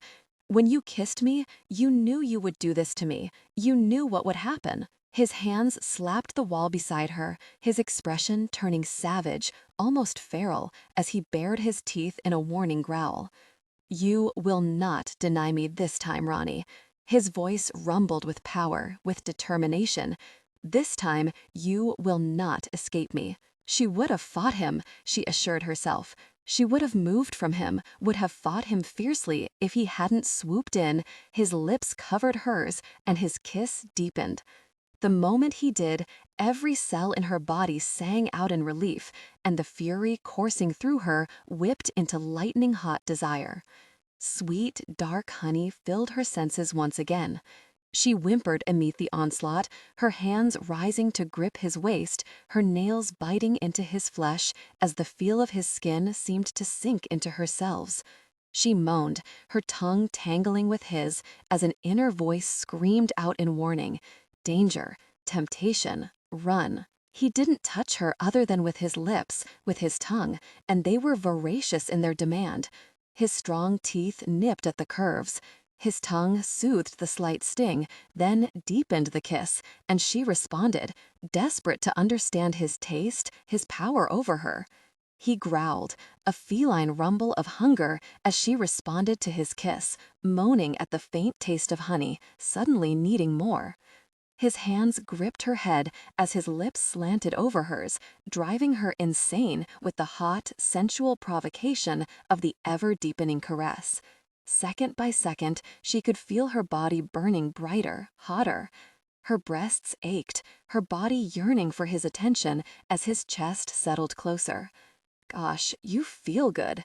His roughened voice caused her to shiver with pleasure as he pulled back, staring down at her, his eyes narrowed, intense. I wonder how much better the rest of you feels. His knee slid between her legs, pressing against her. Don't do this to me, Tabor, she whispered desperately, her hands tightening on his waist as she shuddered with an exquisite pain that rode much too close to heated pleasure. His thigh rocked against her, and she wondered desperately if he could feel her heightened arousal. She wanted to tear herself away from him. She wanted to pull him closer. The conflicting needs warred within her. Do what? Make you mine? He growled. It's already been done, Roni. I can't take that back, and I sure as gosh won't regret it. His lips moved to her ear, his tongue swirling around it sensually as she fought for breath. I can't do this, she cried out, yet her body writhed against him, needing to touch him, to feel the heat he offered her. Her head fell back against the wall as his lips trailed down her neck. His fingers pulled at the buttons of her blouse, releasing the torn fabric as the air around them heated with blistering need. Shush, baby, Tabor whispered as his lips stroked over her collarbone. It's going to be okay, I promise. He pushed her shirt over her shoulders, smoothing it down her arms as he lifted first one of her hands from his waist, then the other to allow the material to fall to the floor. It was the most sensual sensation she had known in her life, his hands, calloused and warm, sliding over her flesh, removing the cloth between his touch and her skin. How pretty, he whispered, as his gaze centered on her breasts, so full and swollen. I can't wait to explore your curves, Roni.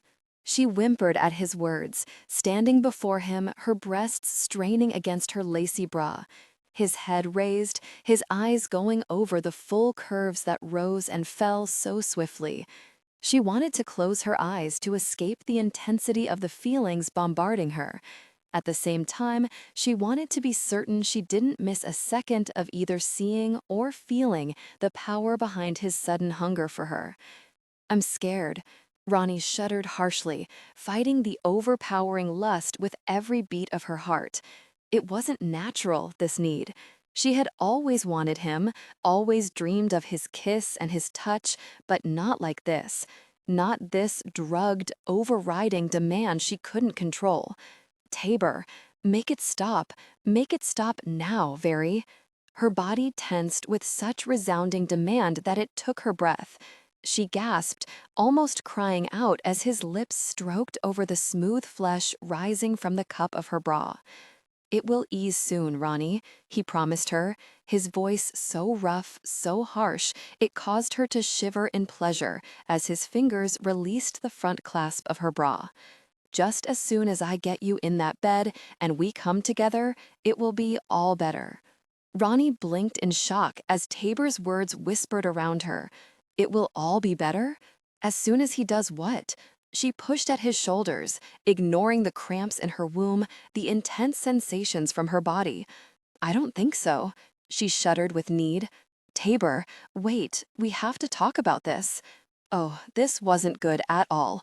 Her body was overruling her mind, and she couldn't seem to rein it in long enough to get a grip on the situation. His tongue was running over the tops of her breasts. Sweet gosh, it wasn't smooth and soft like any normal person's would be. It was slightly rough, hot, rasping deliciously against her skin. What would it feel like on her sensitive skin? You feel so good, Roni. His shoulders tightened as he dipped his head further, following the inside curve of her breast, tracing the border of lace that still covered the swollen mound. So hot and sweet. His hands moved from the wall, stroking down her back until they clasped her hips, rocking her against his thigh insinuated between hers. Tabor, she had to make him stop, didn't she? She pushed against his shoulders again, her head falling back against the wall as she fought the weakening lust surging through her blood. Roni, I don't know if I can stop, he whispered as his lips nudged under the lacy bra, coming dangerously close to the sensitive peak of her breast. She could feel his breath on the tormented tip, every cell tightening in exquisite longing as his teeth then tugged at the material, drawing it away from the swollen curve. Tabor, I can't, oh gosh, she arched in his arms as his lips brushed against her sensitive skin. Electricity shot through her, taking her breath as her body was overwhelmed with pleasure. Okay, so she wasn't going to be able to say no, evidently, she thought distantly. It didn't mean she had to let him live after he was done, though. His lips covered her, and she responded desperately, her body writhing on his thigh. The pressure against her sensitive core was destructive, drowning her in pleasure, in desperation. She was only dimly aware of his hands loosening her jeans, then sliding beneath the material until he could cup her curves. His hands covered the naked skin, flexing, gripping her as he moved her against him. I can't wait for the bed, he growled against her breast as his thigh moved back from the tormented area between her thighs. Now, like this, Roni. He shoved her pants down with one hand, the other loosening his jeans, freeing himself from confinement. He didn't take time to help her kick free of her shoes. He gave her no time to deny him. Before she could voice her shock, passion peaked. They came together intimately, deeply connected. Tension broke. They came together intimately, connecting deeply. Afterwards, breathless. Roni. His voice sounded tormented, pained, as he fought to catch his breath. What did you do, Tabor? She whispered, the blurring at the edge of her vision becoming darker. What did you do? She'll be fine.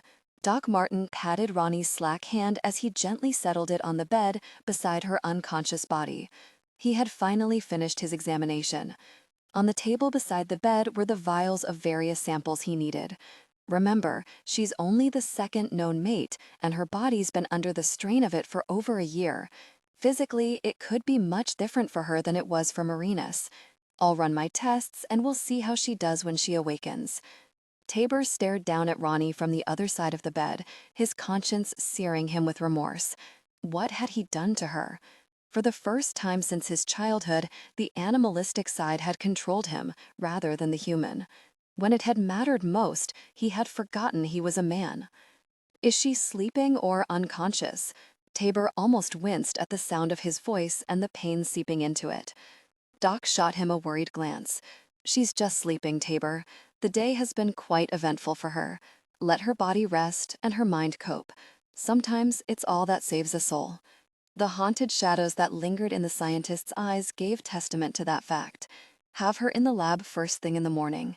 We'll run a few more tests, make certain they are coinciding with the readings we had from Marinus, and then we'll just wait and see.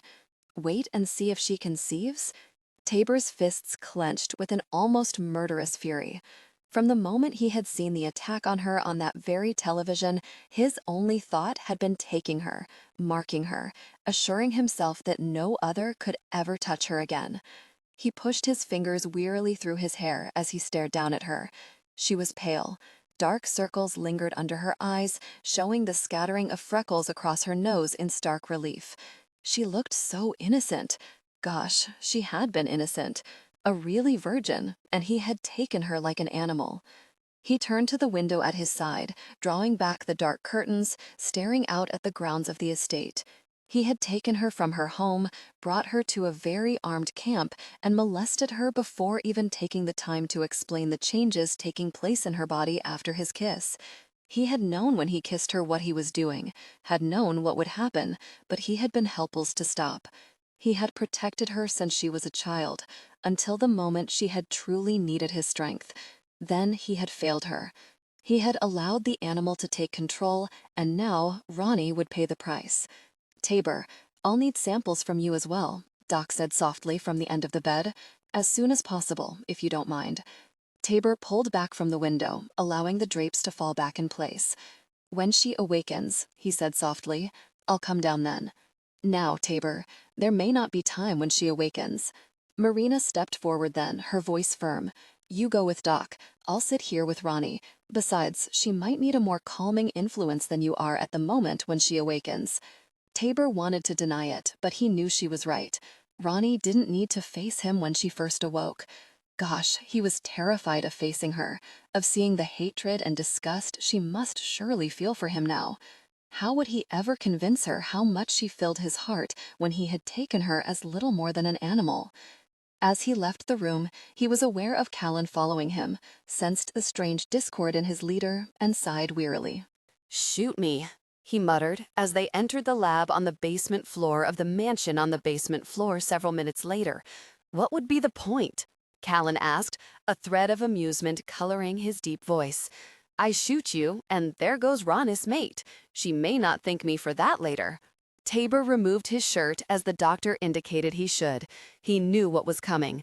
Blood samples, saliva, and perspiration samples. The list went on, and the very thought of them had his body tightening in distaste. She might kill me herself when she sees me again, he grunted, his anger building by the second. I took her like an animal, Callan. I really drugged her, then forced myself upon her.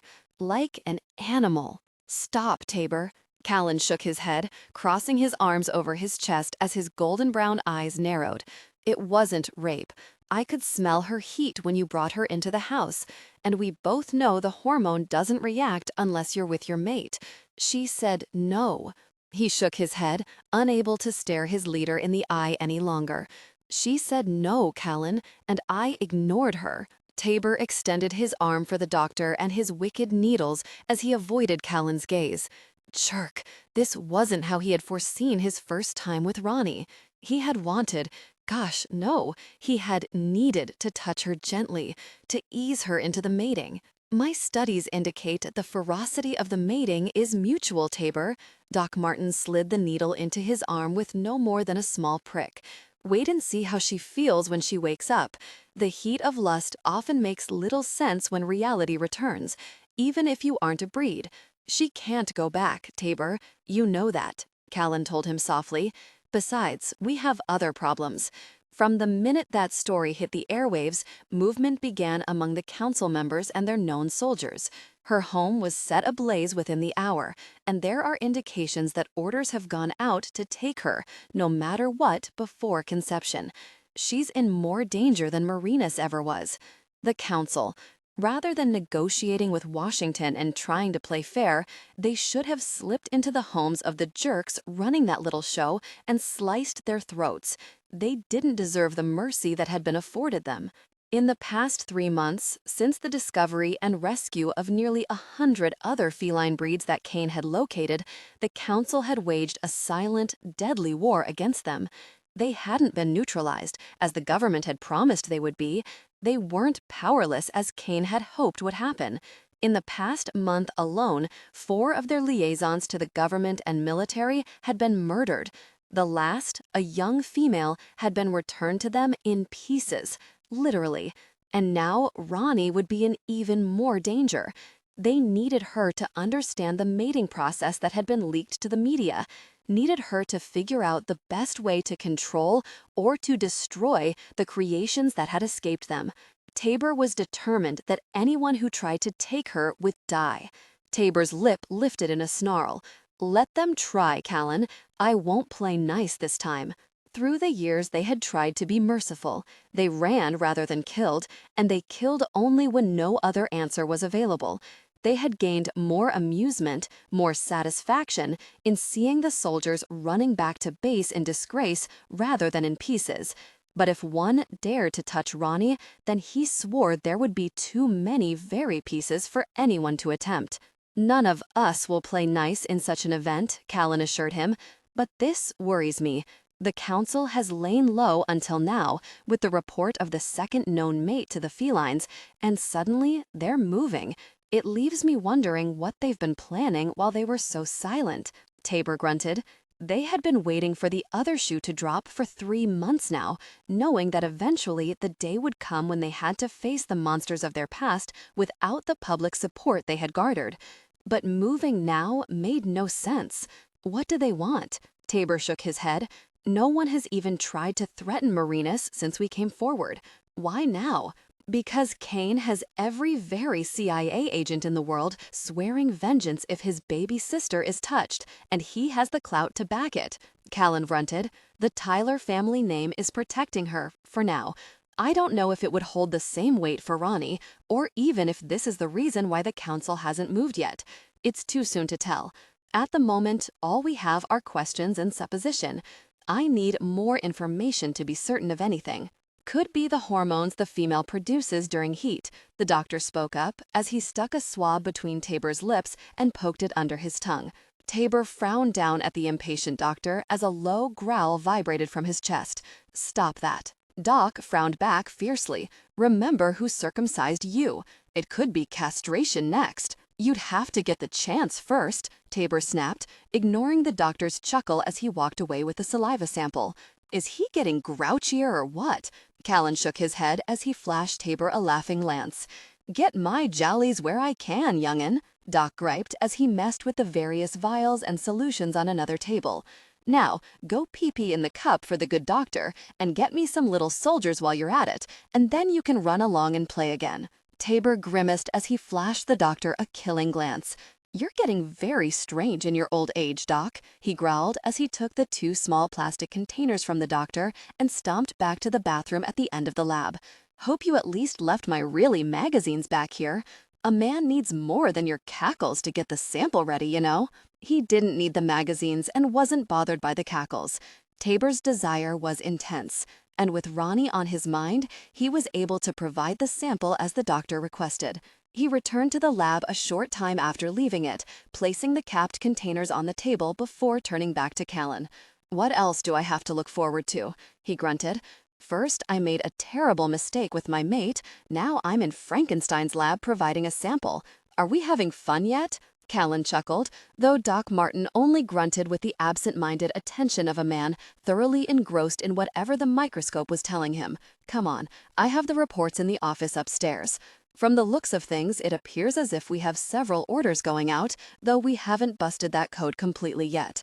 Our informants are nervous as very, and money has started shifting around in select accounts again. Kane has his sources working overtime, as well as the brothers, but it could be days before we know what is going on. The story of their lives, Tabor grimaced. The past 3 months had felt like years. The progress they made by revealing themselves to a sympathetic society was marked by each hurdle the council placed before them. Even more alarming was the rise of several groups spouting a pure-blood agenda. Breeds weren't human, they had stated. Their animal DNA canceled them from any human rights to which they would have otherwise been entitled. The difficult people were fanatical monsters and growing in number daily. We have the perimeter fences wired for sound and ready to record, Tabor told him, as they took the stairs to the second floor quickly. The animals were released last week, and they're working out wonderfully. Just make certain to keep Marinus in the protected areas until we know how well Cabal's connection with them is working. Cabal was an enigma and often a worry. He was the only breed so far to show a natural connection with the predatory felines that the breed's DNA was a part of. There was a Bengal tiger, a lion, and 2 cougars now guarding the woods, all female, all under the control of Cabal St. Lawrence. So far, they're as tame as kittens, Callan grunted as they entered the office. But I'm keeping an eye on things. Kane and Gray are moving into the house tonight to provide added protection for Marinus, and we have most of our people back within the perimeters until we figure out what is going on. Why would they need a mate before conception? Tabor frowned as he picked up several of the reports they had and began reading. There has to be something they're looking for. I'm going to assume, as does Duck, that it has something to do with the hormones that mark them genetically, Callan reported. It produces the pheromone that instinctively warns off all other men, including those who aren't breeds. Combine that with the aphrodisiac qualities, and it's very hard telling what those difficult people have up their sleeves. Anything from the wolf breeds? Tabor asked, frowning down at the papers. The solitary, wary group of wolf breeds had made contact less than 2 months before.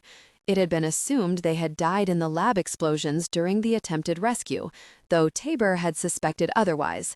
The felines had laid the groundwork for contact immediately upon learning of them, and had made certain everything would be in place to help them should they need it. Their liaison, Faith, is in place to begin meetings. They're wary, though, even more so than we were at first. They're working with the ambassador the president assigned to the breeds, so I'm confident that will work out well.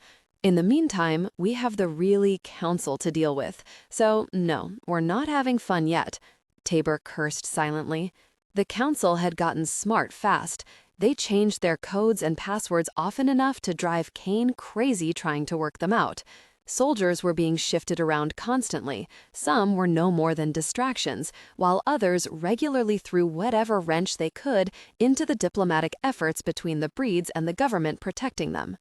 We can't stay on high alert forever, Tabor sighed, shaking his head. The men will get too complacent when nothing happens.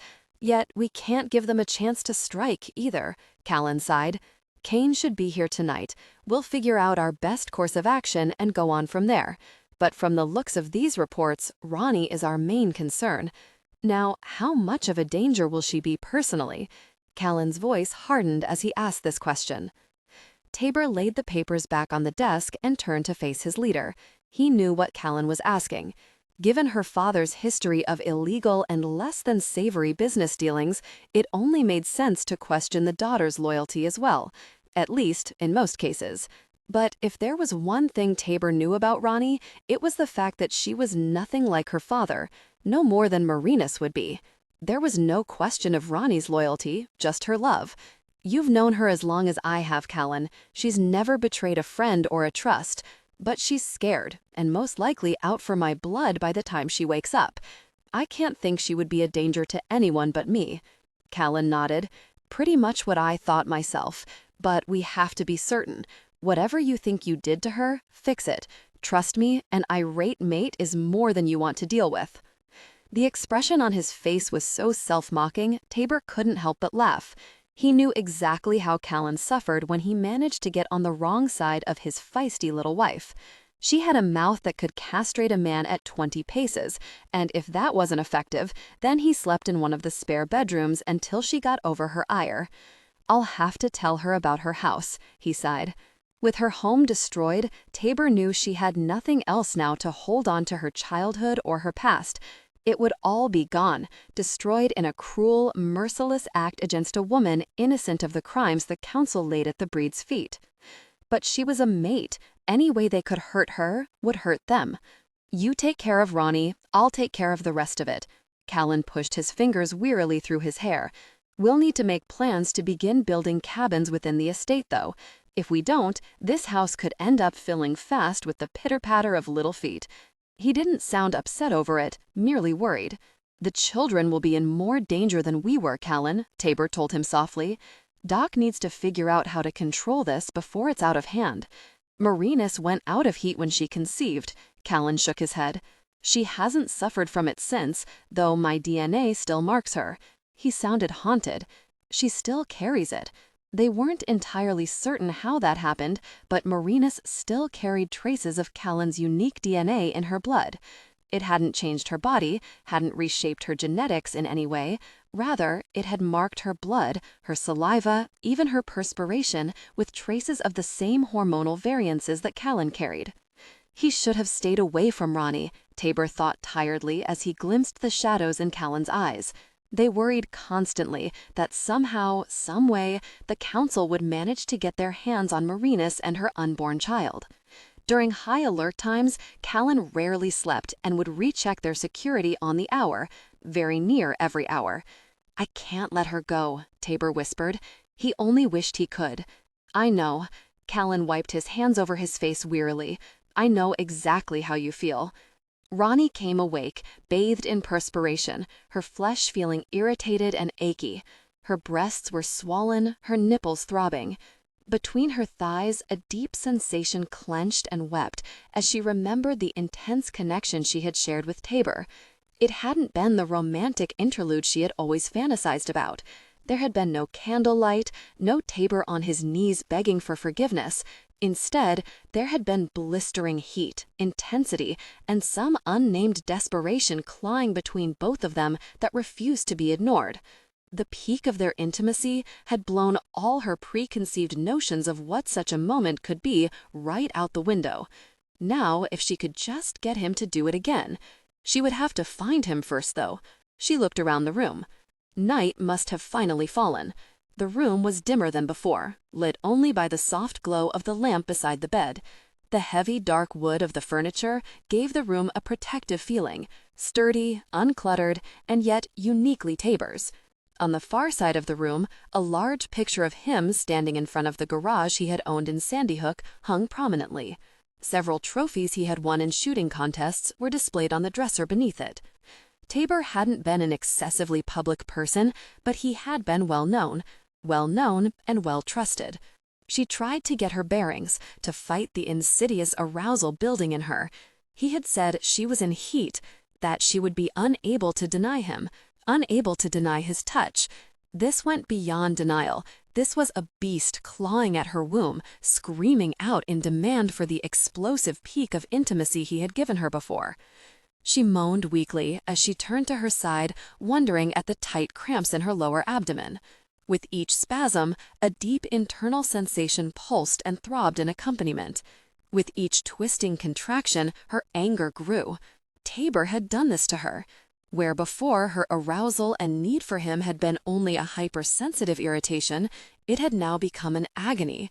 "God, it could only happen to me," she whispered into the silent room as she stared at the wall across from her. "Not exactly."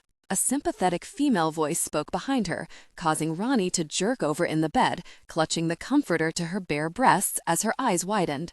She remembered meeting Marinus the day before, though only vaguely. Her mind was consumed with the memory of the heat, the driving need that had tormented her. And Tabor. Fierce, savage, determined to claim her despite the fact that he had been the one to walk away months before. The other woman watched her with deep brown eyes filled with compassion. She was slender, about Rona's height, with long, light brown hair and compassionate eyes.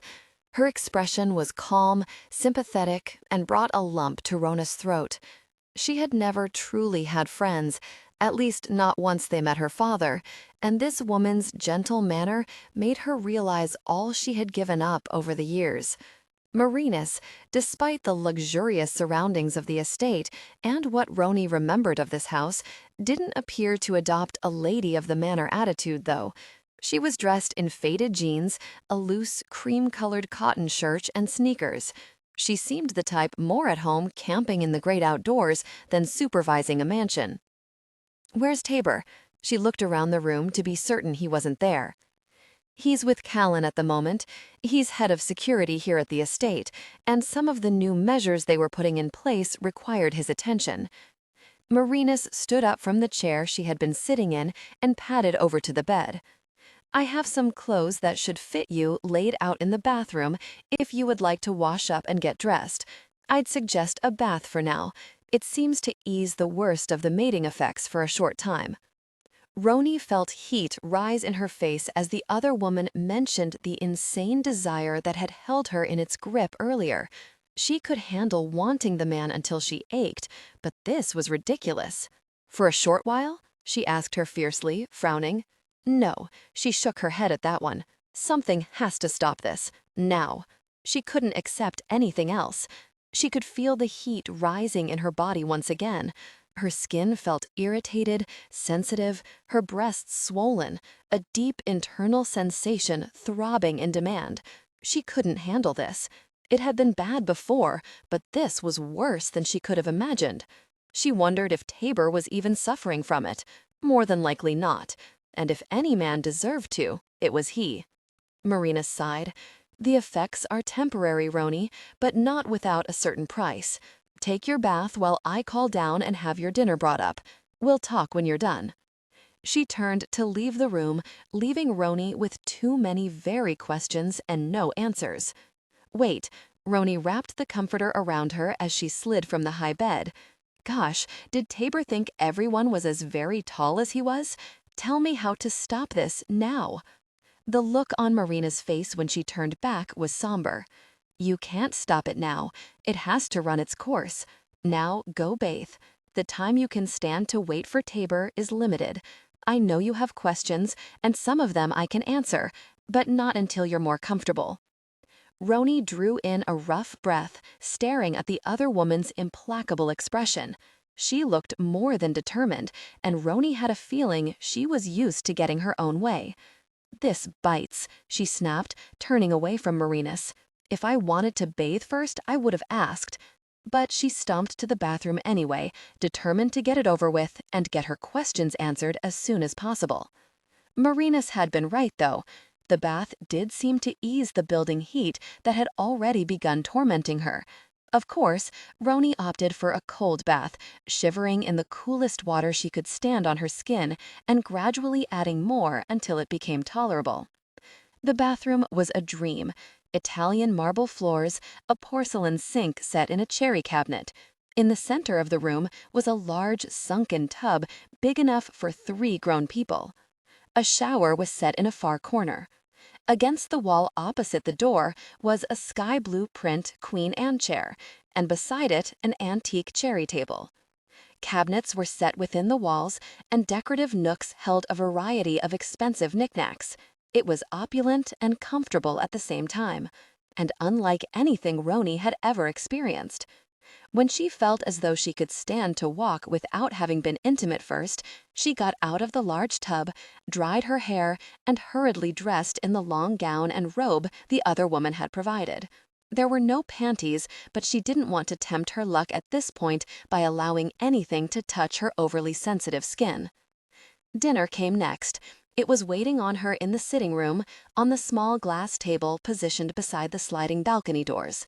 It was a light meal, and Marinus stood guard over her every second, making certain she finished it before covering the tray, and then sitting back in the chair and watching her silently.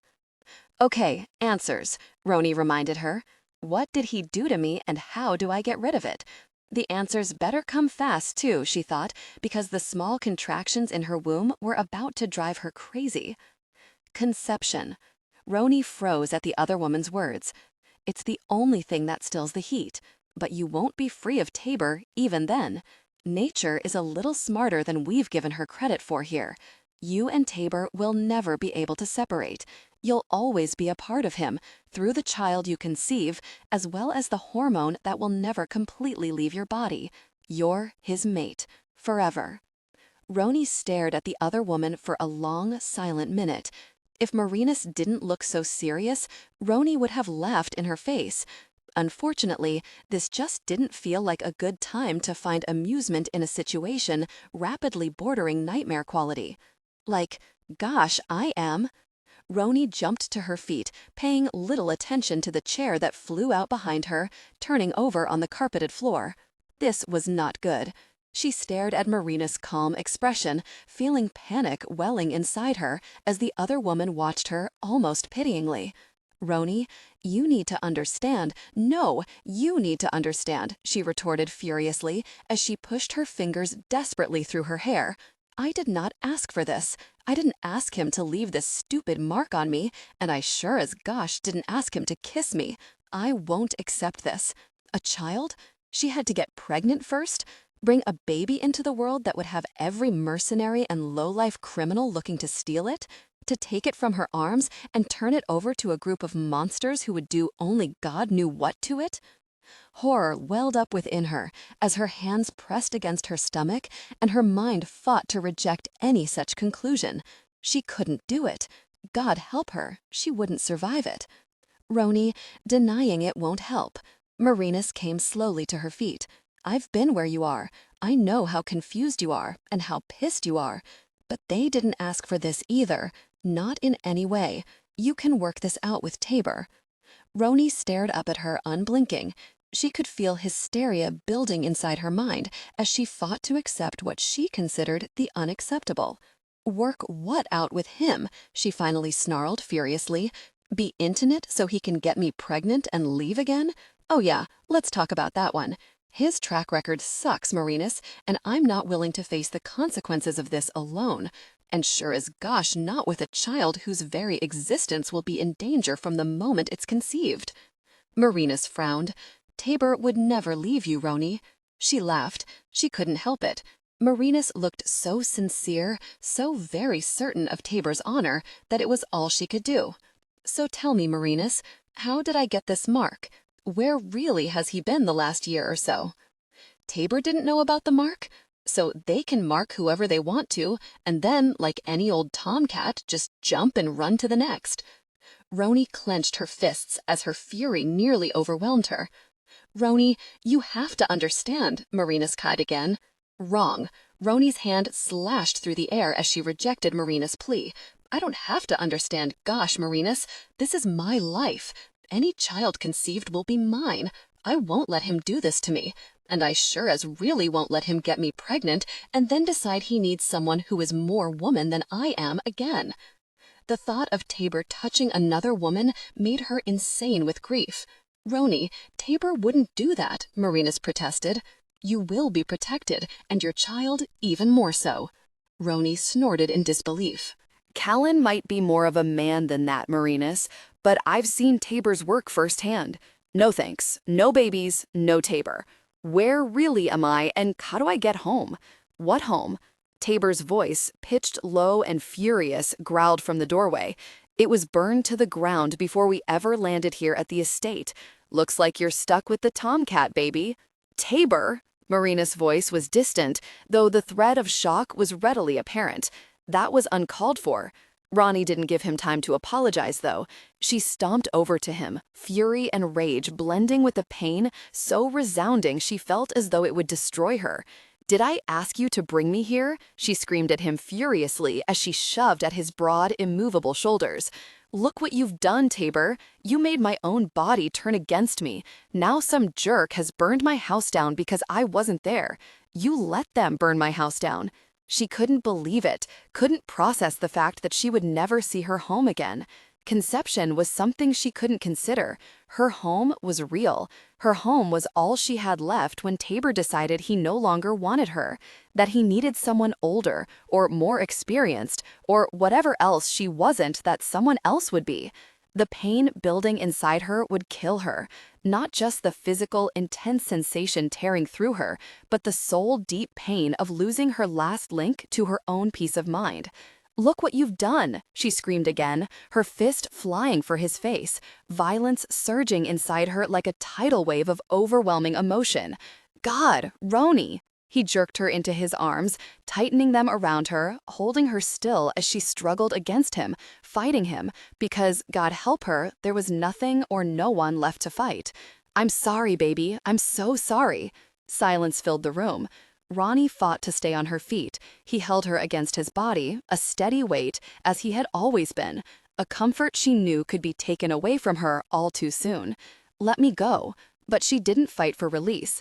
One hand held her head to his chest, the other wrapped around her waist, cushioning her from the violence raging through her system. "I just bought a new chair," she whispered. She trembled and fought the reaction. God, it was all gone? "Roni, I'm sorry," he whispered into her hair. "I shouldn't have told you like that, baby. I'm sorry." She flinched as she pushed back, moving away from him, desperate to escape the pain echoing through her soul. There was nothing else they could destroy now, nothing left for anyone to take away from her, nothing except the child, if she allowed its conception. "Well," she breathed out roughly. Gosh, she didn't know what to say, what to do. She felt fragmented, dazed by the events that were happening too fast to allow her to catch her breath, to make sense of what was happening. She breathed in roughly, pushing her fingers into the pockets of her robe, fighting the panic blooming inside her. Okay, she couldn't kill him. She was sure the others in his family would consider that a no-no, no matter how very bad she needed to shed his blood now. She was okay. It was just a house. She was going to have to leave it behind anyway. She should have expected this. The little pep talk wasn't helping. She could feel something inside her chest thickening with pain at the thought of the home she had slowly been creating. With her own hands, blisters and blood, she had made it worth living in, made it something worth having rather than the eyesore it had been when she was younger. "Roni, you have a home here now." Tabor's voice only fed her fury. It was soft, remorseful, as though her pain was breaking something inside him. The loss of her home had been nothing compared to the agony she had faced when she had lost him before. "Do I?" She fought the surge of adrenaline that cried out for a fight as she turned back to him, watching him with brooding fury. "With you, I presume?" "With me." His expression hardened as he said the words. "Poor Tabor," she sneered. "Stuck with me after all. Not exactly what you envisioned for a future mate, am I?" He watched her with a slight frown and no small amount of heat in his eyes. "I actually never imagined anyone else," he finally shrugged, confusing her further. "Though I can tell you aren't exactly pleased." And why did it seem to bother him so much that she wasn't pleased? So where was the man who decided he needed more of a woman than she was?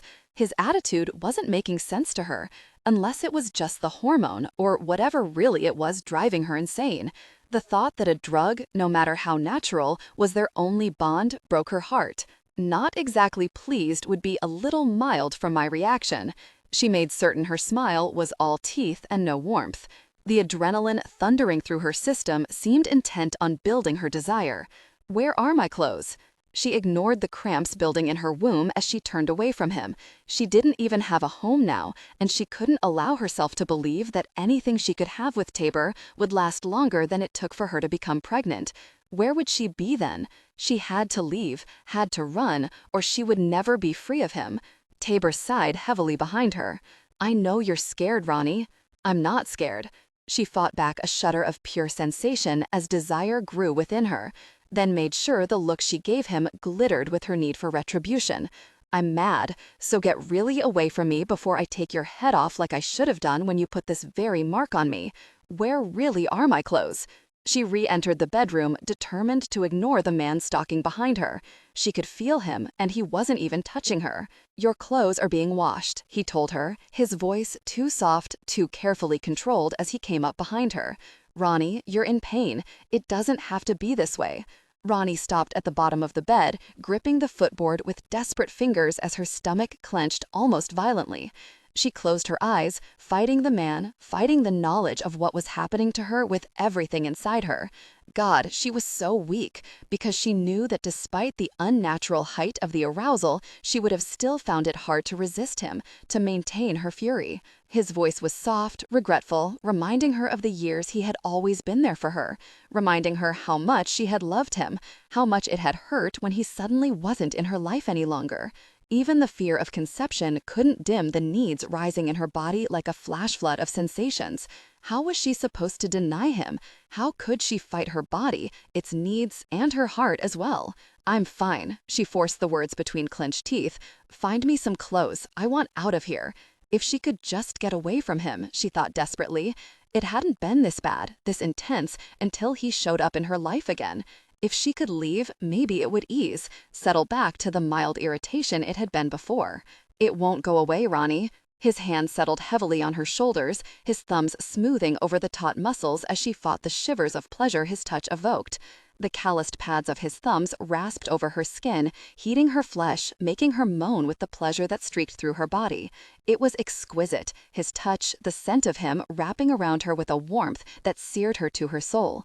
"I can't do this," she whispered, fighting the tears that thickened in her throat. She had needed so much more from him. "Everything's happening too fast." "You don't have to do anything, baby," he promised her gently, his lips whispering over the mark he had made so long ago, making her shiver in longing. "I'll take care of everything, Roni, I promise." Every cell in her body screamed out in pleasure when he touched the small wound.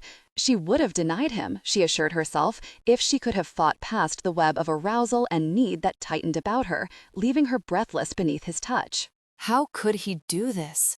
How could nature have been so cruel as to give him this advantage over her? "I can smell your heat," he whispered at her ear, "like warm, sweet cream. It draws me, Roni. I want nothing more than to give in to this desire, to connect with you intimately."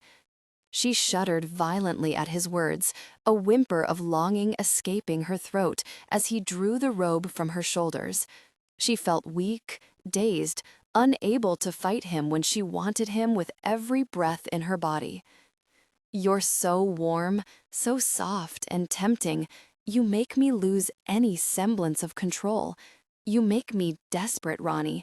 So hungry for you, I can barely think of anything except being close to you." His tongue licked over her shoulder, raspy, slightly roughened, drawing a gasp of pleasure from her lips at the sensation. She felt weak, dazed, unable to fight him when she wanted him with every breath in her body. "You're so warm, so soft and tempting. You make me lose any semblance of control. You make me desperate, Roni. So hungry for you, I can barely think of anything except being close to you." His tongue licked over her shoulder, raspy, slightly roughened, drawing a gasp of pleasure from her lips at the sensation. His hands drew the thin straps of the gown over her shoulders as his lips trailed hot kisses down the slope of her arm. "I lost control before."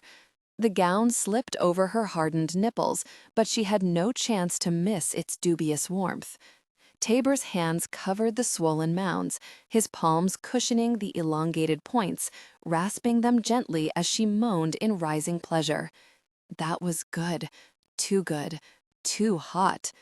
She stared down at his hands, amazed at the contrast between his dark skin and her paler flesh.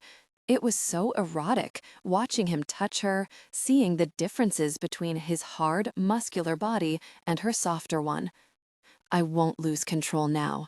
I'll show you how good it can be, baby." His voice was rough, a sensual caress to her senses as the gown slid to her hips, caressing her as it slipped lower and finally pooled at her feet. "See, all you have to do is relax," he assured her, his voice at once soothing, stroking her senses as carefully as his hands stroked her breasts. "Let me show you what we missed out on all those months ago. You left me." She fought to breathe, to find the strength she needed to refuse him, but it wasn't there. Her body was overruling her mind, stealing her objections, her fears. You left me no choice, Roni. His hands cupped her breasts, his finger and thumb gripping her nipple, making it hard for her to think, to speak. She left him no choice? She had loved him, needed him, until the sheer intensity of those needs had nearly destroyed her. And yet he claimed that she had left him no choice?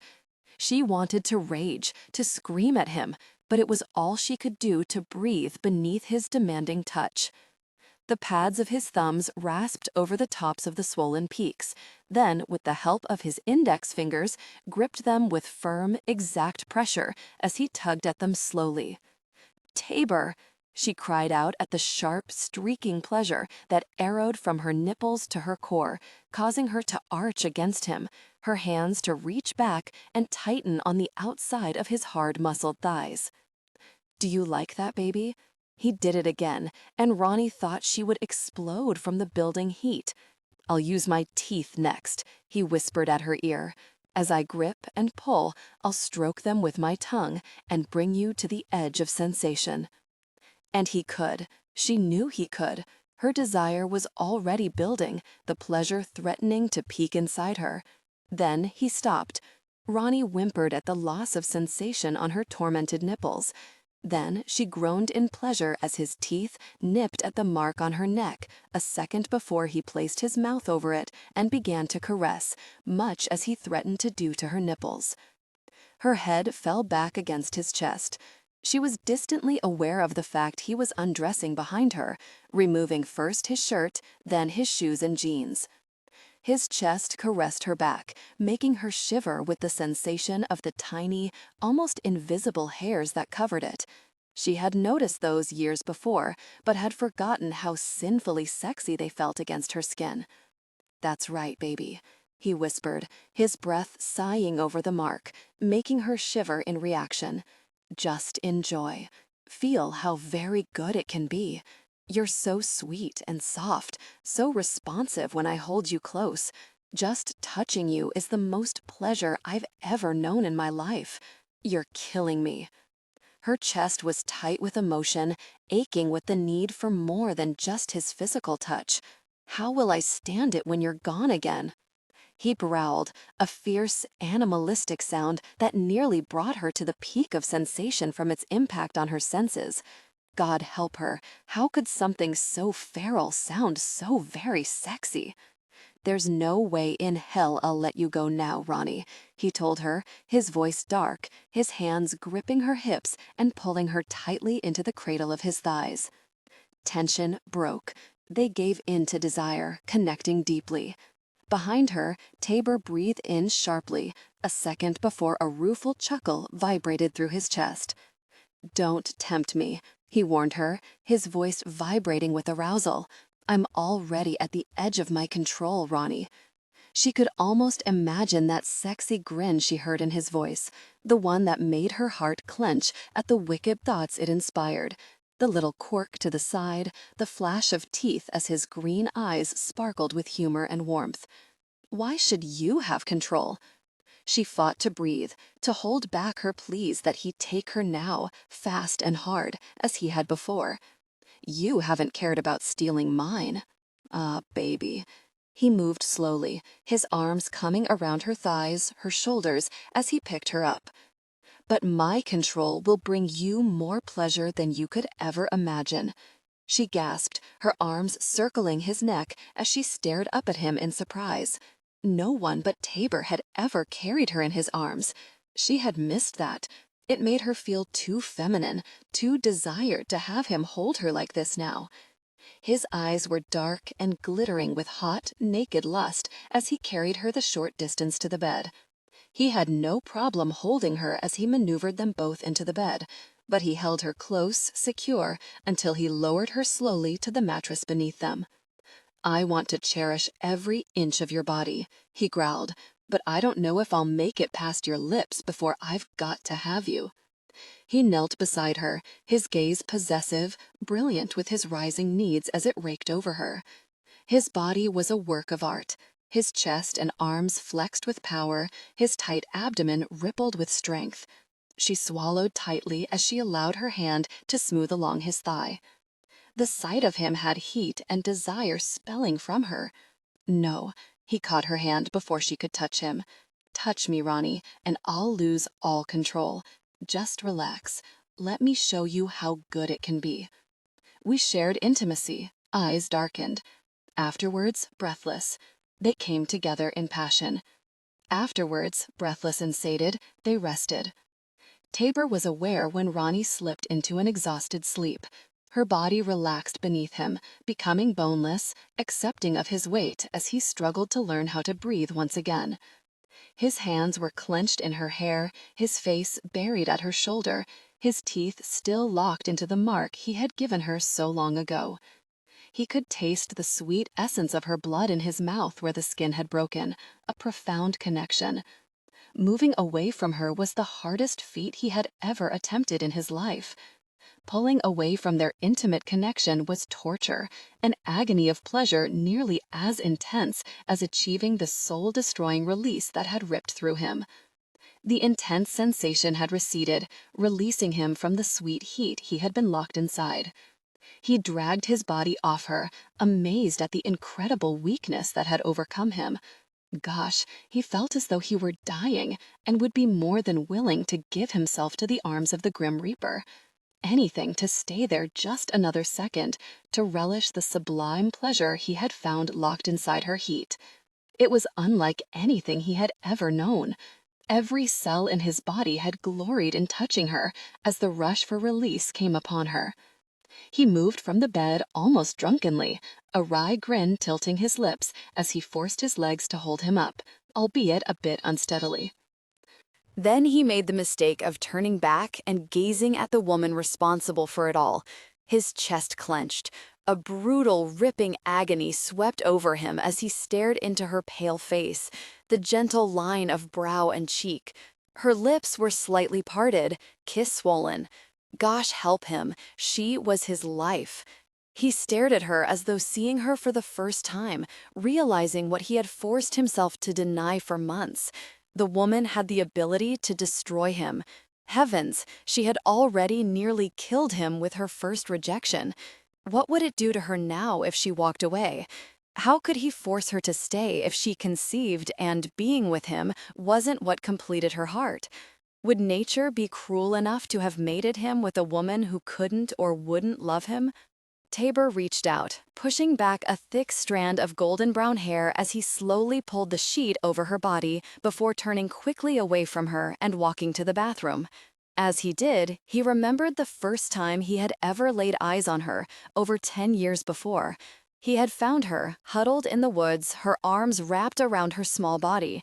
Her eyes were gazing into the wilderness, though he had known it was something inside her, not without, that she was focused on. He knew that feeling. He had been a young age, but the brutality of the labs and the horror of their escape had forever wiped away a part of his humanity. How can you miss something you never remembered having? He wondered as he braced his hands on the sink and stared into the feral expression staring back at him.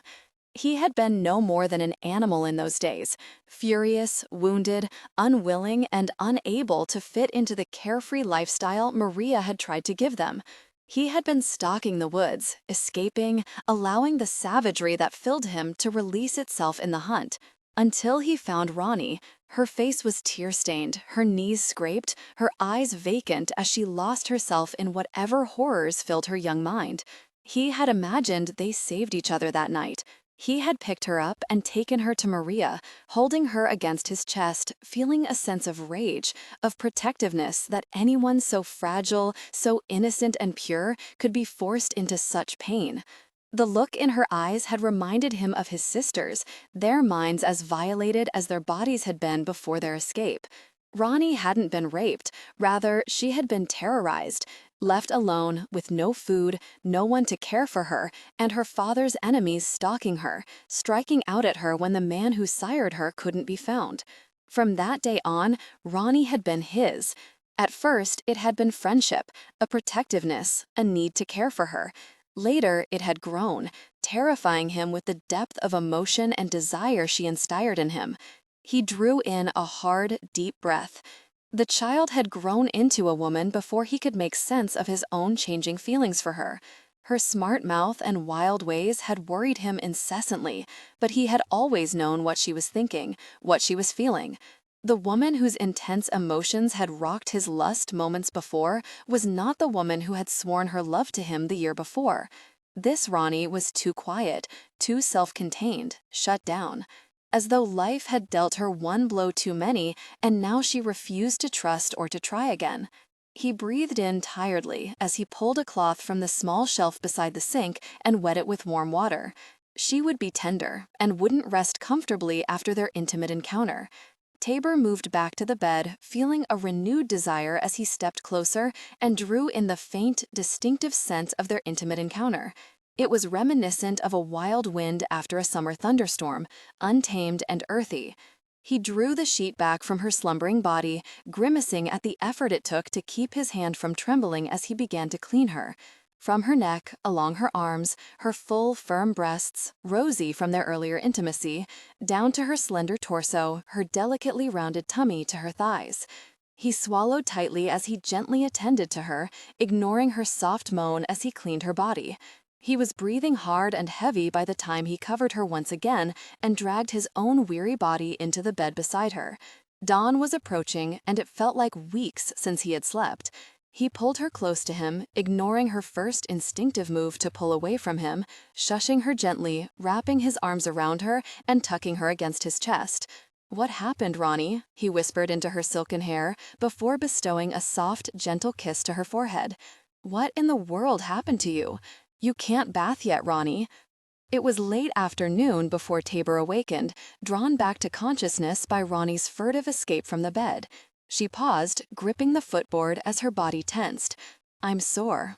Her voice was low, but he could hear the vibration of anger. It sure as anything beat the confusion he had heard the night before. "I know you're sore, baby." He flipped the blankets back, rising and padding over to the chest at the end of the room. He drew a soft blue cotton button-up shirt from one of the drawers, which would make it easier for Doc Martin to check her out while maintaining her modesty. "Put this on." He walked back to her, handing her the shirt as she stared at him suspiciously. "I stink of you," she snapped, raising her head, her blue eyes so filled with anger he almost flinched. "I want a shower." Tabor frowned down at her, uncomfortably aware that her fury was only sparking his desire. His arousal was beginning to build, to pulse in hunger. "Put the shirt on or get yourself back in bed where I'll be intimate with you until you're too very tired to argue with me. It wouldn't be wise to push me right now, and you know very good and well once I touch you, you won't deny me." She was breathing hard, her breasts rising and falling sharply, her nipples peaking at the harsh sound of his voice. His mouth watered as his gaze flickered to them. "Stop." She jerked the shirt from him, drawing it roughly over her arms and holding the edges tightly together. "Do you think I don't know just how little you do want me, Tabor? Do you think I'm just going to willingly accept what you've done to me?" Well, if he had, he guessed it was time to change his mind, he thought sarcastically. "Doesn't look to me like you have much choice." His arousal was insistent now. Gosh, Doc said to be in the lab first thing after Roni awoke, not after another hour or two of being intimate with her, silly.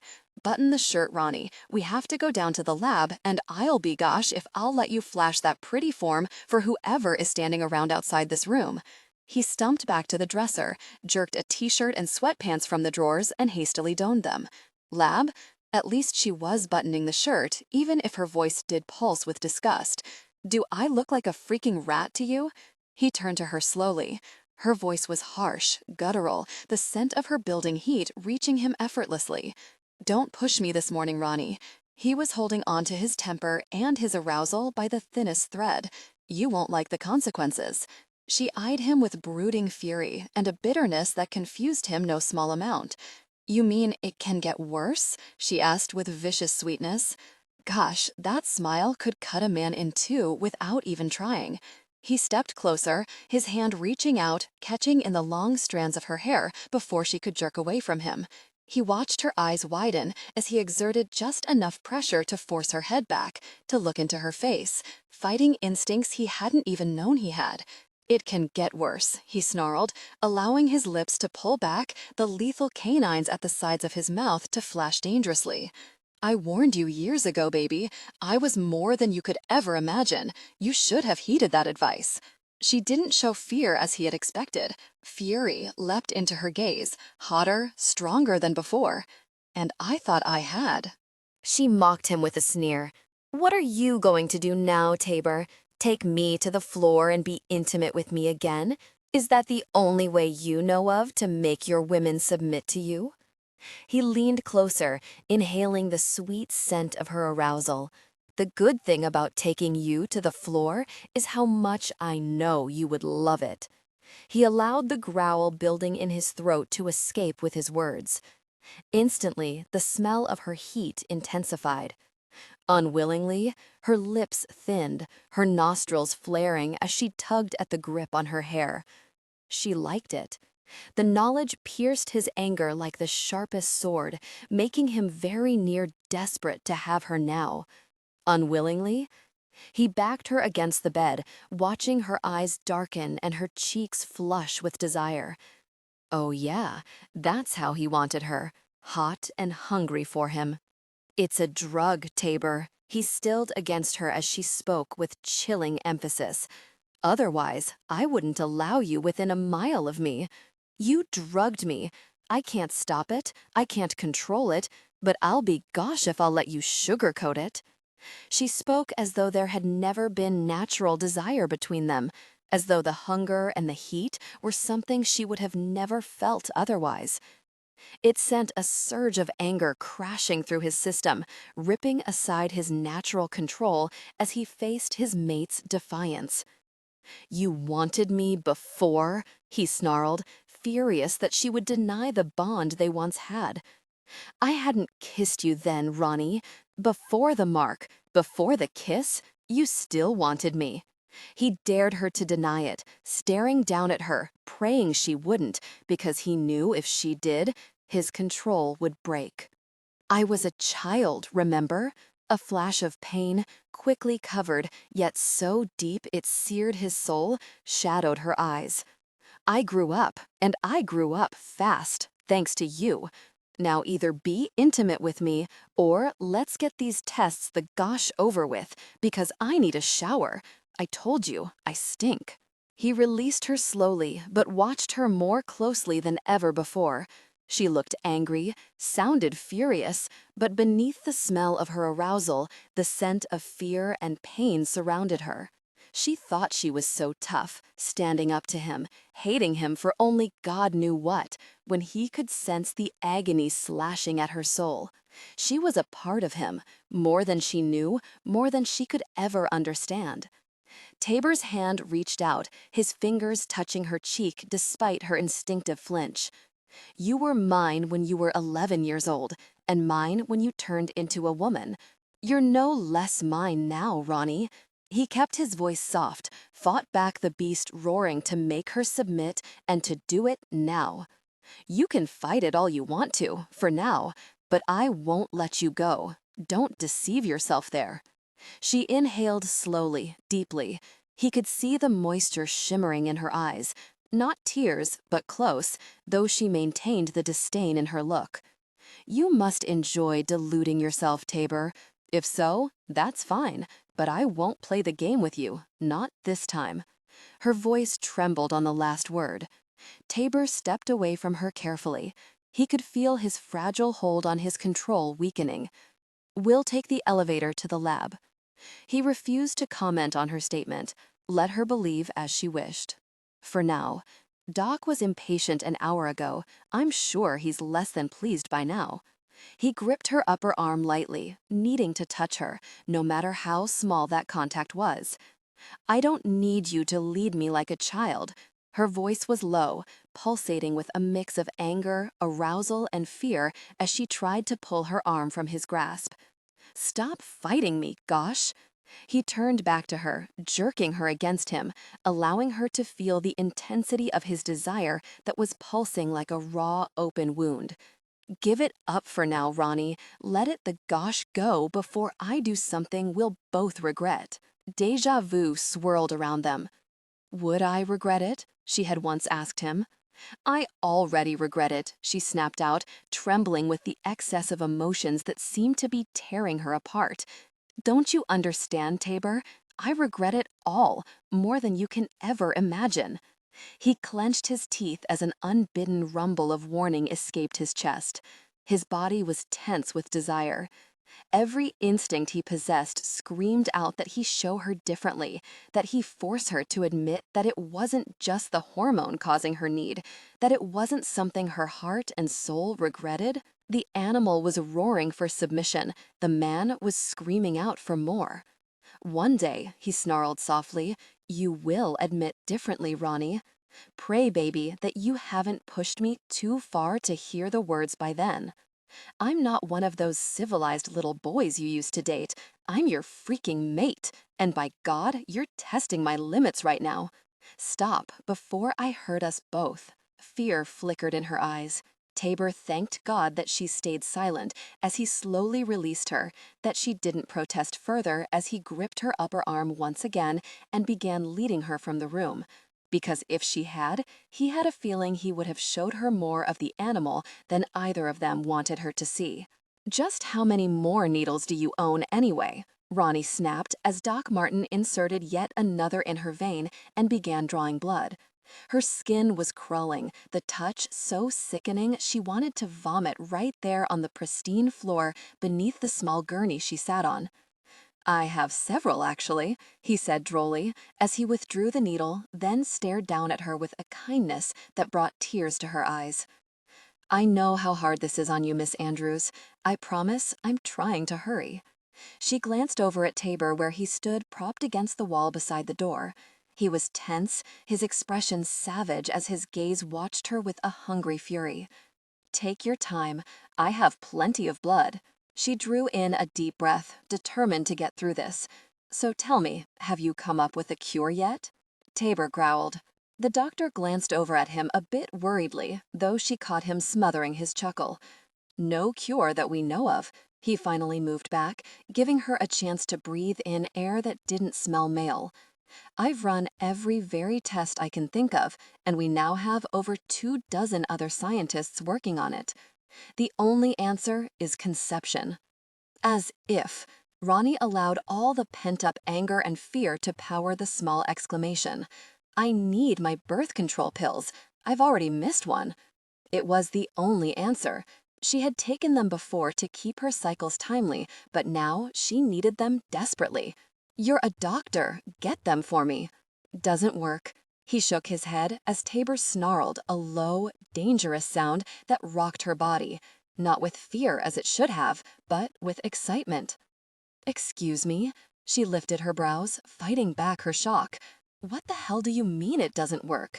Fine, give me a depot shot, an IUD. I don't care at all, but do something. Having a child was out of the question. She had no intention of becoming pregnant, not by Tabor, not by anyone, and especially not amid the danger she was beginning to realize lurked outside the estate Tabor and his family were working frantically to secure.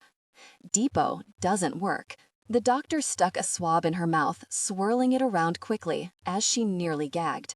She pushed her hands through her hair as he moved away, fighting back the rising panic welling inside her and the pain blooming through her body.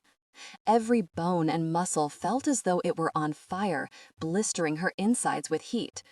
Perspiration dotted her skin, and no matter how she fought it, she couldn't hold back the small, racking trembles that attacked her body. I need a vaginal sample. The doctor's voice lowered, filling with regret. I'm sorry. I know this isn't easy. Tabor paced closer. Get back, Tabor. She was amazed at the fury that echoed in her demand. If you come near me, I'll shove one of those very needles into that black heart of yours. Gosh, Roni, you can't do this alone, he retorted. I'm only trying to help you. You've helped enough, she sneered, dragging several deep, strengthening breaths before turning back to the doctor. Why is this so hard? She demanded of the other man. Tell me what in the heck's wrong with me before you do anything. I feel like fire ants are eating away at my insides, and I'm getting very sick of it. She could handle it, she assured herself as she watched the doctor, keeping her expression fierce. It seemed neither he nor Tabor responded to anything other than complete determination and more than one threat of physical violence. Doc Martin heaved an impatient breath. "Young woman, let's get these tests completed first. You touch me and you may not be walking straight for days." She cocked her leg back as he watched it warily. "I want answers before you stick another needle, swab, or whatever the latest device of torture is at the moment." She sure as heck didn't like the looks of that very speculum he was holding in his hand.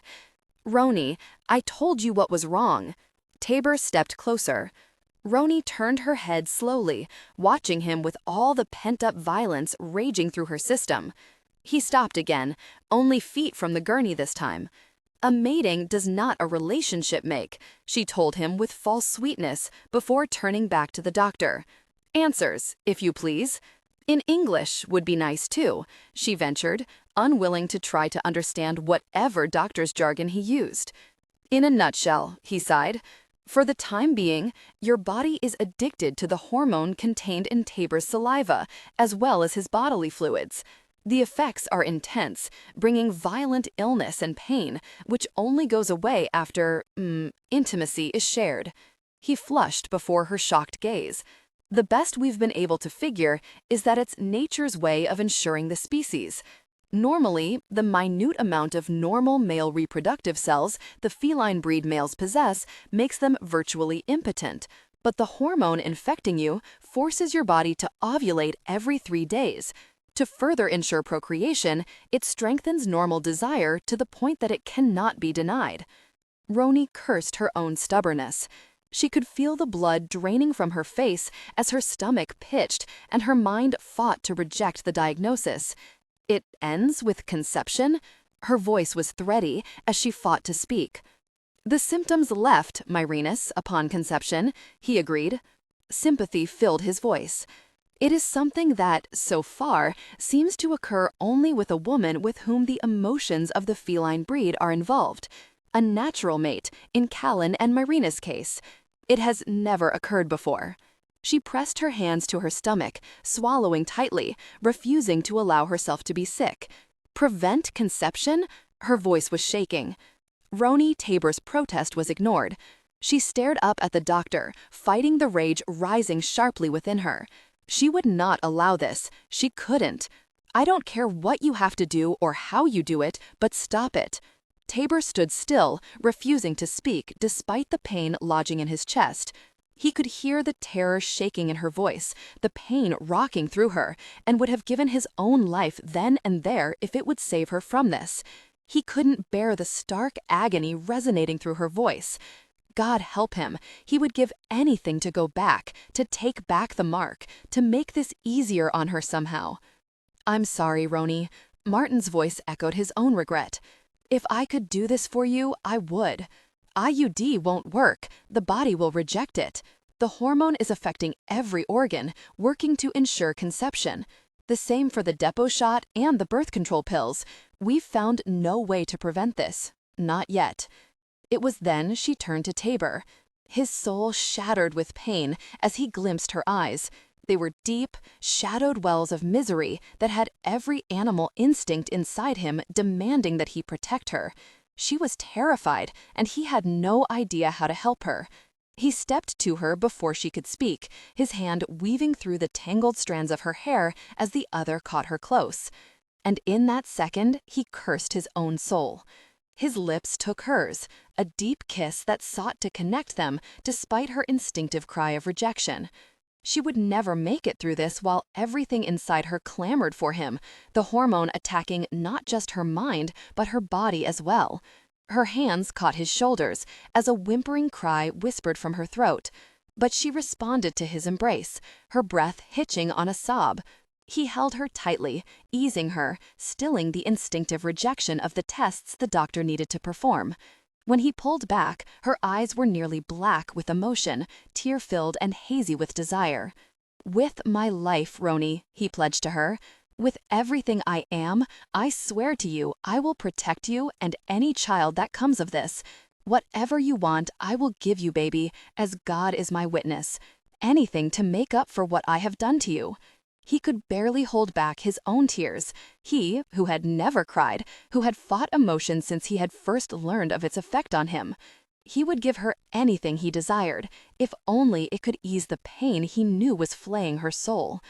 Her arms tightened around him, her face pressing against his chest, her shoulders quivering as she fought her own sobs.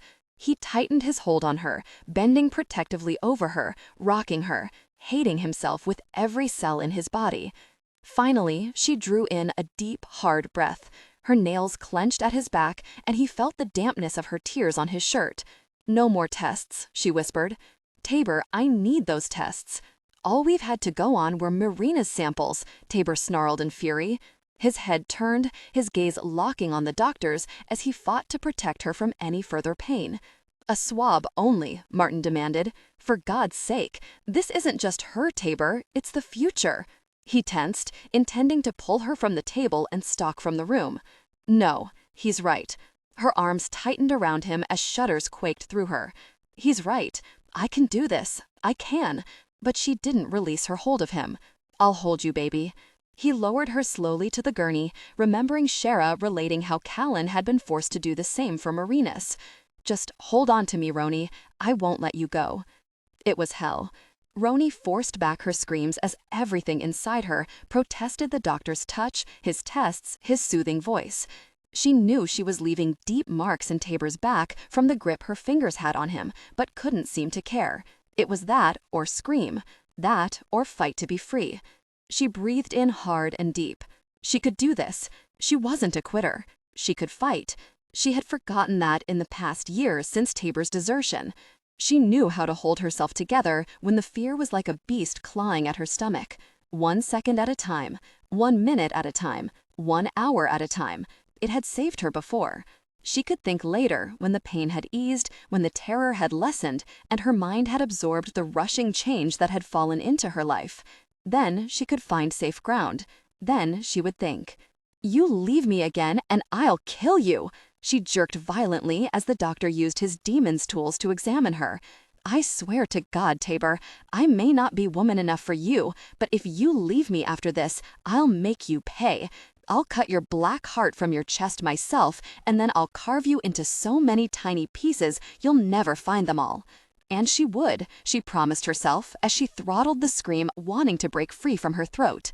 She could feel the tension in Tabor as well, the furious growls coming from his chest, his protective, fierce hold on her body. He was hers for now. She would deal with the future when she had to. "I will assume you're pregnant." Roni fought to keep her voice calm as she came to a stop at the small glass table Marina sat next to on the back deck of the house. "What's next? What do I have to look forward to?" She had slipped from the bedroom after Tabor left, after a night of shared intimacy. She had showered, changed into her borrowed jeans and another of Tabor's shirts, and come in search of the only other known feline mate. The other woman was watching the construction of a high fence an acre from the sheltered porch, her expression pensive.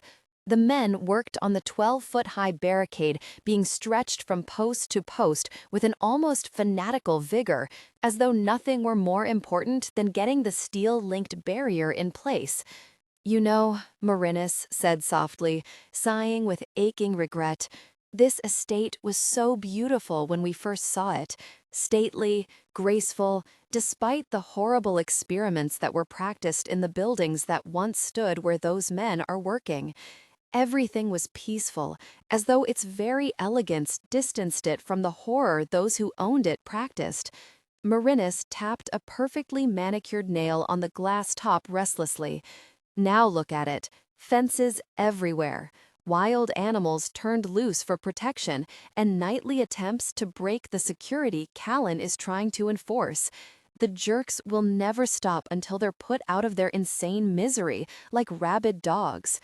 With each word, anger pulsed and throbbed in the other woman's voice as she turned her head, her gaze meeting Roni's fiercely. "Yes, I'm pregnant. By a man I would have gladly given my life to save, Roni. A man who has faced more horror than you can ever imagine in your life. Daily, he faces his worst nightmare. Nightly, he awakens in a sweat after having dreamed the child and I were taken. Who is suffering more? Me, who he protects, or Callan, who knows the consequences should it happen? Awareness pulsed like a hidden ache in Marina's voice. Her love for Callan throbbed in every syllable. Her fear for him and her unborn child was like a living fire in her eyes. It would seem to me both of you are suffering. You don't sound unaware of the dangers or the consequences, Marinus. Roni tilted her head to the side as the brown eyes watching her warmed only marginally. No, I'm not, but you are. She waved her hand to the vacant seat across from her. Share some coffee with me. Decaf, unfortunately. Her lips twisted with a hint of self-mockery. I so miss the caffeine. The last words were drawn out, dripping with an almost palatable thirst for something that didn't even have a taste. Decaf doesn't stress you. Roni shrugged as she took her seat. And whatever the gosh those men do to your body, the caffeine only makes it worse. I found that out after Tabor decided to do the marking thing on me. The marking thing? Marinus laughed in delight, a bit of the strain easing from her face. But very, if it can't be fun. Roni glimpsed the remembered fire in Marinus's gaze. Her eyes were soft with the memories, her lips curved as though they brought her comfort. You don't burn anymore? Roni asked her hesitantly, wondering if she would ever sit outside Tabor's presence again and not ache for him. Oh, I burn. Marinus sat back in her chair, her gaze flickering to the men working once again. But it's natural now, Roni. I wanted Callan when he was no more than a picture, a story, a man who had suffered. I wanted him like nothing I had known before in my life, a compulsion, a need I wasn't about to deny. The hormone only kept me from denying it. When I conceived, it was done after I had admitted and realized how much we were a part of each other. It wasn't something I felt was forced on me. Roni looked away. Hadn't she wanted Tabor just as well? From the time she had been 11 to the minute her soul had shattered with that letter he sent her, hadn't she dreamed, longed, loved? I was at Diane's funeral, she whispered, remembering how desperately she wanted to go to Tabor at the time, to ease the grief that lined his face. It was after Tabor marked me, but I remember how desperately I hurt for him, not sexually, but because I could see his pain. Diane's death changed them all, Marinus told her quietly. You don't know what happened to Diane, do you? Roni nodded hesitantly. He was killed saving you? Oh no. Marinus shook her head, her tone harsh. That was what we told the media, Roni. Diane died by Callan's hand when he tried to kill me. He killed Callan's mother, Maria, years ago because she had nearly talked Callan into going to the press, and he was determined to kill me for the same reason. Roni didn't disbelieve her and wasn't entirely shocked. Diane hadn't been completely sane. The day he had brought her Tabor's letter, he had pinned her against the wall of the bedroom over the garage, his breath rasping, his eyes burning with an intense desire as he offered to train her to please Tabor. When he brought me Tabor's note, letting me know Tabor didn't want me, he tried to attack me, Roni whispered. It felt like knives going into my skin when he held me. I had never hurt so bad. Tabor's note? Marinus leaned forward, shaking her head in confusion. I knew you two had a history, but I was unaware of what it was. Roni pressed her lips tightly together before licking them nervously. She had never told another living soul what had happened. Briefly, bitterly, she told Marinus the whole story, including Diane's part in it. It was humiliating, remembering how much she had depended on Tabor over the years, knowing he would save her, take care of her, rather than forcing her to take care of it on her own. She had learned, though, that she could care for herself. She had lived and worked and had slowly been making a life for herself. At the moment, that small salve to her ego was in much demand. I hadn't seen Tabor since, she finished, breathing in deeply. Not until he jumped out of that very helicopter and made the situation that much worse. Now, if I'm going to get through this, I at least need to understand what the gosh is going on, Marinus. I'm terrified because my body is tying me to a man who can destroy me, who has destroyed me. Whew. Marinus breathed roughly as she pushed her fingers wearily through her hair. What are you going to do? Marinus asked her. This doesn't sound like Tabor, Roni. I know him. He would have never touched you, period, if he hadn't been dying for you. But his need to protect you would have gone deeper than the hunger driving him, which could have made him react more hurtfully. That excuse doesn't help much. Roni shook her head, knowing that Tabor would have indeed been capable of trying desperately to protect her. He had shown it in the doctor's lab. His voice had been hoarse, his body so tight, so filled with fury on her behalf that he had trembled with her. The tone had been a rumbled, primal sound, the words barely recognizable as he promised her everything he could think of in return for what was being done to her. I need to trust in him, Marinus, she whispered painfully. I need more than some very intense connection or his kiss. Marinus leaned slowly back in her seat. Surely he's told you. She shook her head. Roni, he has to love you. Otherwise that hormone would not have kicked in as it had. Roni gave her a mocking, half-angry look. Would I be worried if he had told me he loved me? The other woman's eyes narrowed. Jerks. I swear to God, if all men aren't the most hard-headed, stubborn, exceptionally dense jerks, I swear they all need to be. She jerked as wood exploded mere inches from the side of her face, catching her cheek and temple as it sprayed violently around them. Gunfire! Roni screamed out as she came to her feet, throwing the table out of the way and pushing Marinus to the floor of the porch as fire seared her shoulder. Tabor! She was screaming his name as hard pings began to vibrate around the porch. Gunfire! Men were screaming now. A roar of a lion echoed through her head. Lion? Good God, was it one of the feline breeds or a real lion? It sure sounded real. Cement splattered inches from her, a hole tearing into the floor as she pushed Marinus deeper into the shadows of the porch and the dubious protection of a woodpile that had been stacked to the side. There wasn't a chance in gosh of making it to the door, and from the angle of the gunfire, even less a chance of making it around the side of the house. Tabor! Her screams joined the frantic cries from the yard. We have one down! One down! Roni turned back to look into the yard, watching the workers scatter, one of them hauling a wounded man on his back as they rushed for shelter. There was very little.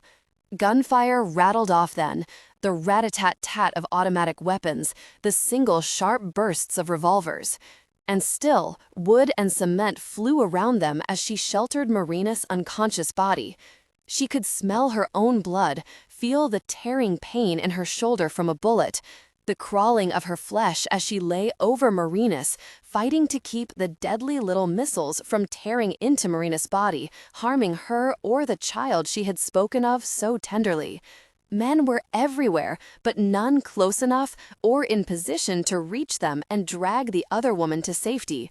Roni heaved a sobbing breath, screaming out Tabor's name again as another volley of gunfire came much too close for comfort. She felt the wood tearing loose from the side of the porch just above her head, raining into her hair as she hunched protectively over the other woman. Roni! Nothing had sounded sweeter than Tabor's voice at the moment. She lifted her head, watching in amazement as he came sailing over the low rock wall that separated the grounds from the outer working area. In his hands, he carried a lethal, powerful M16, spraying a round of gunfire over the heads of the fleeing workmen into the area the enemy fire was coming from. At the same time, the terrible roar she had heard earlier sounded again. Behind Tabor, Callan cleared the fence as well, but he came unarmed, his expression savage, rage echoing through the animalistic roar as he caught sight of his fallen wife. Simultaneously, the back porch became a haven rather than a trap. Rough groans vibrated from his throat, every muscle tense, his body pressing desperately against the cloth that shielded her. Her nails raked over his chest, the corded planes of his abdomen, then back to his tight, hard male nipples. When she was satisfied she had left at least a small mark on his tough skin, she released the flesh she held, then ran her tongue slowly along his neck. She nipped him lightly under the hard line of his jaw, then licked her way down his throat, feeling the flexin of his skin as he swallowed tightly. "I love your taste." She moved back from the erotic, mind-destroying movements of his body pressing into hers. "So wild and untamed. Can I tame you, Tabor?" A short, sharp laugh, devoid of humor, was an exclamation of primal lust as he fought to answer her. "You already have. Years ago." My own wildcat. Can I pleasure you, or will you devour me before I can show you all the ways I've dreamed of pleasing you?" His eyes were heavy-lidded, glowing with such a staggering heat it warmed every corner of her soul. For now, this small place in time, nothing or no one existed in Tabor's world but her. She nearly reached a peak from the heady knowledge that she held such power over him. "Show me," he whispered, though his voice was as tormented as any man's could be. She gave him a slow, deliberately provocative smile as she gazed at him from beneath lowered lids. Watching him carefully, challengingly, she rose slowly from his lap, ignoring the bestial sound of protest he made. "Stay there," she told him softly, as he moved to stand as well. Tabor leaned back against the couch as she instructed, but she could see his muscles flexing, everything inside him demanding that he take her now. "Oh, so controlled," she murmured, pleased. "I wonder how long you can hold on to all that power." "Not long." His fists were clenched at his sides as his gaze followed her hands. Roni slid the straps of her bra carefully over her shoulders, fighting back any fear and modesty that would have held her back from the enjoyment of this moment. He had seen her naked more than once, and evidently the sight didn't displease him. He licked his lips, the movement slow, hungry, as she reached back, unclipped the lacy fabric, and drew it away from her swollen breasts. Her nipples were erect and hard, pleading for his touch. Roni touched them instead. Watching him, she gripped them between her thumbs and forefingers, tugging at them, massaging them as she watched his gaze darken further, his expression becoming heavy with the intensity of his arousal. "I can do that." He swallowed tightly. "I know you can," she agreed, her breath catching as a bolt of sensation shot from her nipples to her core. "Take your jeans off, Tabor. Let me see if I arouse you." He began to rise. "No, don't stand up. Remove them while you watch me." He hesitated, obviously fighting for breath, for control. Roni lowered her hands from her nipples, smoothing her palms down her stomach until they came to the loosened front of her jeans. Quickly, Tabor loosened his own. She smiled back at him, loving the game they were playing, wondering who would lose control first. She pushed at the material, allowing them to slide leisurely from her thighs, then down her legs. She kicked the material from her feet, her mouth drying out as she watched Tabor do the same. They shared intimacy, eyes darkened. Afterwards, breathless. 19. Passion peaked. They came together intimately, deeply connected. "When are you going to tell me what's wrong?" The lazy tone of Roni's voice didn't fool him for a minute. He could hear the steely determination in her voice that had marked more than half his conversations with her over the years. The word whispering so seductively from her lips had him feeling a distinct interest. You didn't seem to think anything was wrong with it when we were together earlier," he grunted as he glanced down the line of his body, frowning at it in disapproval, as though that would somehow ease the effect of her words. "Don't try to distract me, Tabor." She was draped halfway across his chest, her breath a warm caress against his skin, stirring senses better left resting for the time being. He had hoped to stall this conversation for a while yet. He could pretend male outrage, he figured. It wasn't every day a man was accused of having a problem with that particular part of himself. But he had a feeling Roni wouldn't be fooled. His instincts warned him to step lightly where this subject was concerned, or at least in his deliberate attempts to avoid it.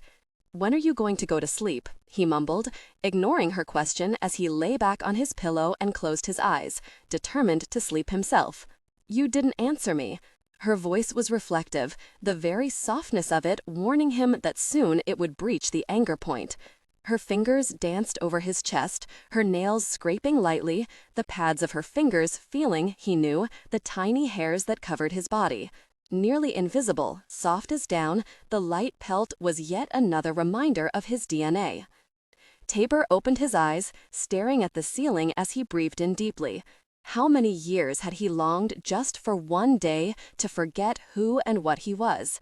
Yet the knowledge was always there, never far enough away to give him the ease he often prayed for. And now, Roni needed answers, which he was more than reluctant to give her just yet. He didn't know if he was ready to face the possible consequences and her horror of learning just how closely he resembled the animal his genetics had been mixed with. "I know, I didn't answer you," he finally said softly, curving his arm under her body so his fingers could play absently with the long waves of silken, golden hair. He loved her hair. It was thick and soft, curling gently around her shoulders and framing her heart-shaped face seductively. He noticed with distant amazement that it was rather comforting to smooth it between his fingers, to feel the cool, gentle weight of it. "Are you going to?" Tabor glanced over as she sat up in the bed, pulling her hair free of his fingers as she tucked the sheet around her until she could shield her full breasts. His lips quirked at her modesty. He knew every inch of her body, yet still she would blush the prettiest pink if he saw her without clothes while not engaged in their intimate moments. The pressing subject of her sudden need for answers weighed on him, though. Answers he had no intention of giving her yet. "Let it go," he sighed deeply, moving to rise from the bed. He wasn't sleepy. He was fooling himself thinking he could rest now. "I need to check security outside." "You're avoiding the question now, Tabor," she snapped, her eyes glittering with blue fire as he glanced back at her. She sat on her knees, watching as he moved to the bottom of the bed. He was more than aware that by refusing to answer her, rather than feigning ignorance, was a dangerous proposition. He could avoid her questions, but he'd be wary if he would lie in response to them. He had little else to give her but honesty in those areas where he could answer it all. "Guess you're right," he shrugged, trying to appear unconcerned, to hide the aching loneliness that rose in the pit of his soul. She had every right to know the answer, and yet he couldn't bring himself to say the words, to explain to her the animal that found such satisfaction in their intimacy. "And you think you're just going to walk out of here with no explanation?" she asked him, her voice rising with anger and an edge of hurt. Tabor stared back at her, steeling himself against her pain. She needed so much more to hold on to than she was being given, and he knew it. Everything in her life had been stripped away from her in one blow. Her home, her job, a chance to be free and safe, and he couldn't even give her answers. There was no fairness in it, and yet neither could he bring himself to fix it. "Let it go, Roni." He padded to the bathroom door, intending to pull a change of clothes from the walk-in closet in the other room.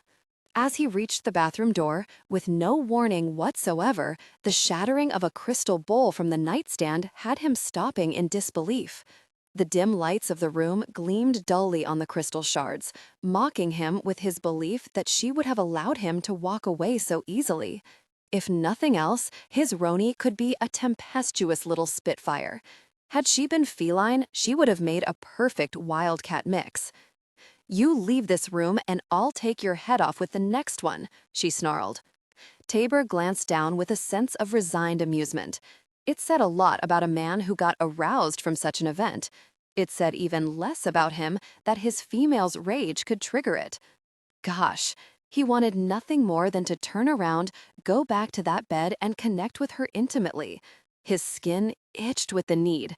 In a single second, every cell in his body was screaming for intense connection. He turned back to her, watching her broodingly as he crossed his arms over his chest. Her gaze flickered to his arousal, and vary if she didn't blush again. That added color only seemed to intensify his desire. She had moved from the bed. In one hand, she clutched the sheet to her chest. In the other, she held the matching bowl from his nightstand. Evidently, the state of his arousal held no bearing on her determination for answers. It figured. "You know, those came with the house," he sighed, nodding at the small decorative item. "I imagine they cost quite a bit." "Who gives a gosh?" She was spitting mad now. I'm sick of you running out on me, Tabor. I'll be very if I'll be tied to you while you waltz on your merry way, avoiding me whenever you feel like it." He watched her in amazement. Emotion, thick and hot, colored her voice, while her eyes snapped with fury and stubbornness. Her slender body vibrated with emotion, her frown darkening her brow, thinning her full, luscious lips. She was tempting him with her presence. "I have never run out on you." Her words finally sank past his desire-crazed brain, and in the next second, his eyes widened as he jumped out of the way of her next flying missile. Gosh, Roni! He sprinted toward her, jerking her back from the heavy candlestick that sat on the table as well. His arms wrapped around her waist, pulling her against him, restraining the violence he could feel shuddering through her body. What the freaking's wrong with you? He released her as he tossed her to the bed, but he didn't attempt to follow her. He was tired of this, tired of the fury that filled her, the distrust, the shadows that haunted her eyes. "I'm sick to very gosh of you accusing me of leaving you when it was your own decision to break off whatever relationship was beginning." She scrambled across the bed, landing on her feet on the other side. Better, he thought. The further she was from him, the more of his common sense he seemed able to maintain. "Oh, come on, Tabor. I never took you for a liar, too," she yelled back, a sneer on her lips. Something else he was tired of, that sneer. Condescending, offending. "Stop playing so innocent. You don't have to pretend with me. Not here while we're alone. The only reason I'm here is because of this very mark you put on my neck. Otherwise, I'd still be sitting in Sandy Hook wondering why the freaking you changed your mind so quickly last year." He stilled, his instincts kicking in as logic began to take over. What couldn't be understood must be examined, studied, stalked, or hunted, and he sure as gosh didn't understand this. "Why I changed my mind?" he asked her carefully, his chest tightening at the pain that had been reflected in her voice and her expression. It came much too close to the pain he had felt when he received her letter over a year ago, mere hours after he had placed that mark on her neck. And yet, by her own furious words, she believed he had broken off the relationship, new as it had been, himself. Roni wasn't a liar. She didn't play games, and she didn't pass the blame on something she was responsible for herself. His body had been a mess that day, he admitted. Arousal unlike anything he had ever known, a desire very near strong enough to split his genes. And here came Dan, with... He stopped. Dan. Gosh. He wiped his hand across his face, staring over at her, fighting a betrayal he had prayed had been over with the death of his brother. Dan's determination to destroy the rest of them had nearly killed Marinus and the child she now carried. His death was too well remembered. His betrayal burned too deeply into Tabor's brain to discount his senses. Dan had lied, and Tabor had fallen for it. Don't answer that. He hated the hoarse, tired sound of his own voice as he stalked over to his dresser. He opened the middle drawer, pushing back several thick envelopes and a few mementos. In the back, near the corner, was a small wooden box. He removed it, flipped it open, and removed the folded square of paper. "I'm quitting the garage and you, Tabor. I realized, after that scene in the truck, how easily you'll try to take me over. I won't be a puppet for you any longer. You're too blunt, too crude, too rough. I need someone who touches me softly. Someone I don't have to be frightened of. Someone closer to my own age. You'll be old while I'm still young, and I just don't want to deal with it. Please afford me the courtesy of staying the freaking away from me. That's surely not too much to ask." Roni. He had the letter memorized. He was barely 8 years older than she was, but at times it felt like centuries. "Read this." He handed her the letter, watching her confused expression closely. Tabor kept his gaze locked with hers as she took the folded square, watching her closer, his soul bleeding. Instinctively, he knew she hadn't written that letter now. Knew that the past 15 difficult months, needing her, aching for her until he thought he would die from the need, had all been for nothing. She unfolded the letter, her gaze moving to the words. Her eyes widened, her lips trembled. The pain that crossed her expression tore at his soul. "I thought I was respecting your wishes, Roni," he whispered, feeling wearier now than he had in years. Diane had been a trusted, much-loved member of the family. I will assume you received a letter as well, since I know Diane's only true gift was that of forgery. She crumpled the note in her hand, tears shining in her eyes, spiking her lashes as her gaze returned to his. "I didn't write this," she whispered bleakly, trembling. "But I received one as well." A fine shudder rippled over her body as she stared back at him. "It was your handwriting." She looked at the letter again, her breath hitching as she fought a sob, realizing as Tabor did just how close to her handwriting that letter was. "And I didn't write you one either," he said gently. "I was fighting desperately to give you time to think, to know what we were about to do was what you wanted. I knew what I was, Roni. I knew the danger I was putting you in. I was trying to be certain, beyond all doubt, that I could protect you if somehow my existence was revealed to the council. As far as they knew, I was long dead. I had all intentions of returning to you. When you didn't show up, I waited." There was so much pain, so much regret in the dark depths of her eyes that he wanted to scream out in rejection of such misery. He had fought for so long to protect her, only to have one he considered his brother deal her the final blow to her confidence. The next morning, he brought the letter. "He cornered me against the wall." She broke off painfully, swallowing tightly before continuing. "He offered to train me for you." Rage ate at his soul, and Tabor knew that if Diane wasn't dead, then he would have killed him personally for daring to treat Roni in such a manner, let alone saying anything so hurtful to her. He remembered well the bright dreams, the need and emotion that sparkled in her eyes when she looked at him all those months ago. That letter and Diane's attack had nearly destroyed a part of her soul. Tabor reached out, unable to keep from touching her, from needing her. God, he needed her like he needed to breathe, or worse. His fingers smoothed over her satiny cheek, his thumb caressing her lips. She had the softest lips he had ever known, and eyes that pierced every corner of his soul with sunlight when she was happy. Yet when she hurt, as she did now, it was like a knife plunging into his chest. "I would have given my life to be with you that night," he swore, knowing it was no more than the truth. At the same time, the council's mercenaries were moving in on Callan, and rather than let that rage loose where you might see it, I let it loose on them instead. I should have come to you. He had known that then. It had taken all he had at the time not to do exactly that. I should have fought for what I knew was mine. A tear slid down her cheek. "I loved you," she whispered, breaking his heart with the aching emotion in her voice. "I still love you, but I'm not pleased with you, Tabor."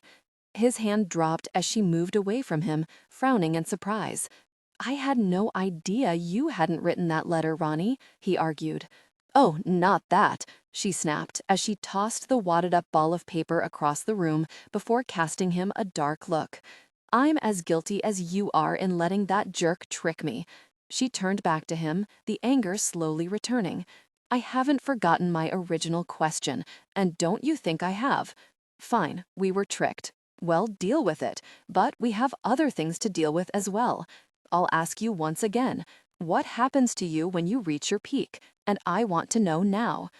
Thankfully, blessedly, strange as that thought was, the security alarms began to blare. "Get dressed." He picked her up quickly, ignoring her gasp of surprise as he strode around the glass by the bathroom door and carried her to the walk-in closet. "What the freakin' is that?" she yelled over the din of the sirens, catching the clothing he threw her way as he jerked his own jeans and t-shirt from their hangers. They dressed in seconds, pulling on leather sneakers, then rushing from the room. Tabor worriedly eyed the revolver she insisted on carrying. To be honest, he wouldn't blame her or be surprised if she turned it on him. And he knew very good and well her aim was almost freaking perfect. He had taught her how to shoot himself. Can't a man even come visit his very daughter without being attacked? She's my kid. I have a right to know if she's alive or not. Roni flinched as her father's booming voice echoed up to her, coarse and blustering, causing her to come to an abrupt, dead stop halfway down the stairs that led to the entrance hall. Tabor stopped behind her, still and silent, watching her carefully. She was too tense, almost frightened, wary, like a deer sensing danger but not certain which direction it was coming from. Reginald Andrews was one of the worst fathers Tabor had ever known. His only saving grace, the only reason he still lived, was the fact that he had never laid a hand on Roni. Otherwise, Tabor would have killed him years ago. Mr. Andrews, that doesn't explain why you were trying to sneak into the grounds. Why not just press the call button on the gates? Callan's voice was as cold and crisp as a winter night. He was flat furious. Reginald was, as always, making excuses, loudly. Tabor watched as Roni drew in a deep, hard breath. He could almost feel the distaste that filled her and the reluctance that held her still and silent. But he could sense more than that. The morass of emotions that seemed to rush from her overwhelmed him, made him move closer to her, determined to protect her. He laid one hand at her waist, leaning close to her, his chin settling against his shoulder. We could go back to the room, ignore him. If you don't go down there, Callan will take it as silent permission to have the bastard thrown out. He whispered the words so softly that only she heard him. He kept his body close enough to be certain his warmth and silent security enfolded her. He would protect her no matter what it took. She swallowed tightly, and he could literally feel her fighting for the strength to face the man raging in the hallway. No. She finally shook her head as she reached back, tucking the revolver he had given her into the waistband of her jeans. I'll deal with him. But she didn't want to. Tabor was getting the distinct impression that there was something about her father that literally terrified her now. Before he could question her about it, she was moving gracefully down the stairs, her hand retaining a light grip on the balustrade, her shoulders straight and erect. As regal as a princess, and so determined to be strong, it brought a lump to his throat, made him want to shelter her that much more. Why are you here, Reginald? She had to raise her voice to be heard over his furious tirade concerning the welfare of his beloved only child. The sound of it made Tabor sick. Reginald had aged severely in the time since Tabor had last seen him. His dark hair was almost fully gray and thinning. He tried to make up for that fact by growing one side longer than the other and combing it over the opposite side, giving him an off-center, clownish appearance. His brown eyes were dull, his cheeks ruddy from drink, and overweight. He was barely 6 feet tall, and not nearly as muscular as he had been even 5 years before. As Roni stepped into the entry hall, all eyes turned to her. The feline breeds filling the marbled entrance to the house were on alert, their hands on their weapons, their eyes sharp and missing not a move that the older man made. Roni. Reginald's smile was more calculating than loving. Callan had noticed it as well, if the narrow-eyed look of dislike was anything to go by. Tabor watched him closely, seeing the flash of hatred the other man tried to hide as he glanced at his daughter. Tabor moved quickly then to insinuate himself between Reginald and Roni, every instinct inside him screaming out that he protect her from whatever threat her father represented. Roni stopped as he stepped in front of her, confronting her father rather than allowing her to Tabor. She laid her hand on his arm as he pressed it back, stilling her attempt to move in front of him. At his movement, the others stepped into protective positions as well, their eyes narrowing on Reginald, hands now gripping their weapons in preparation. "Why are you here, Reggie?" Tabor didn't bother with the formalities. Roni was upset. His own instincts were kicking into overdrive, and he would be very if he would allow it to continue. "Well, she's my daughter." Reginald's voice softened, but he couldn't hide the stench of his own lies. He wasn't there to assure himself of Roni's safety, which made him an immediate threat to her. "Fine time to remember that," Tabor growled, making certain to show the canines that he knew would gleam menacingly at the sides of his mouth. He was pleased to see a bit of the ruddy color dim in the other man's face as he paled at the sight. "I don't remember it bothering you overmuch before." "I can handle Reginald, Tabor." Roni pushed at his heavy body, attempting to get him to move aside. There was no going around him as the other breeds had aligned themselves in a way that would keep her clearly out of the other man's reach. "Tabor, you should at least let me see my little girl."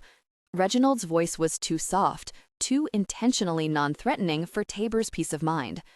"Tabor, gosh, I can handle this."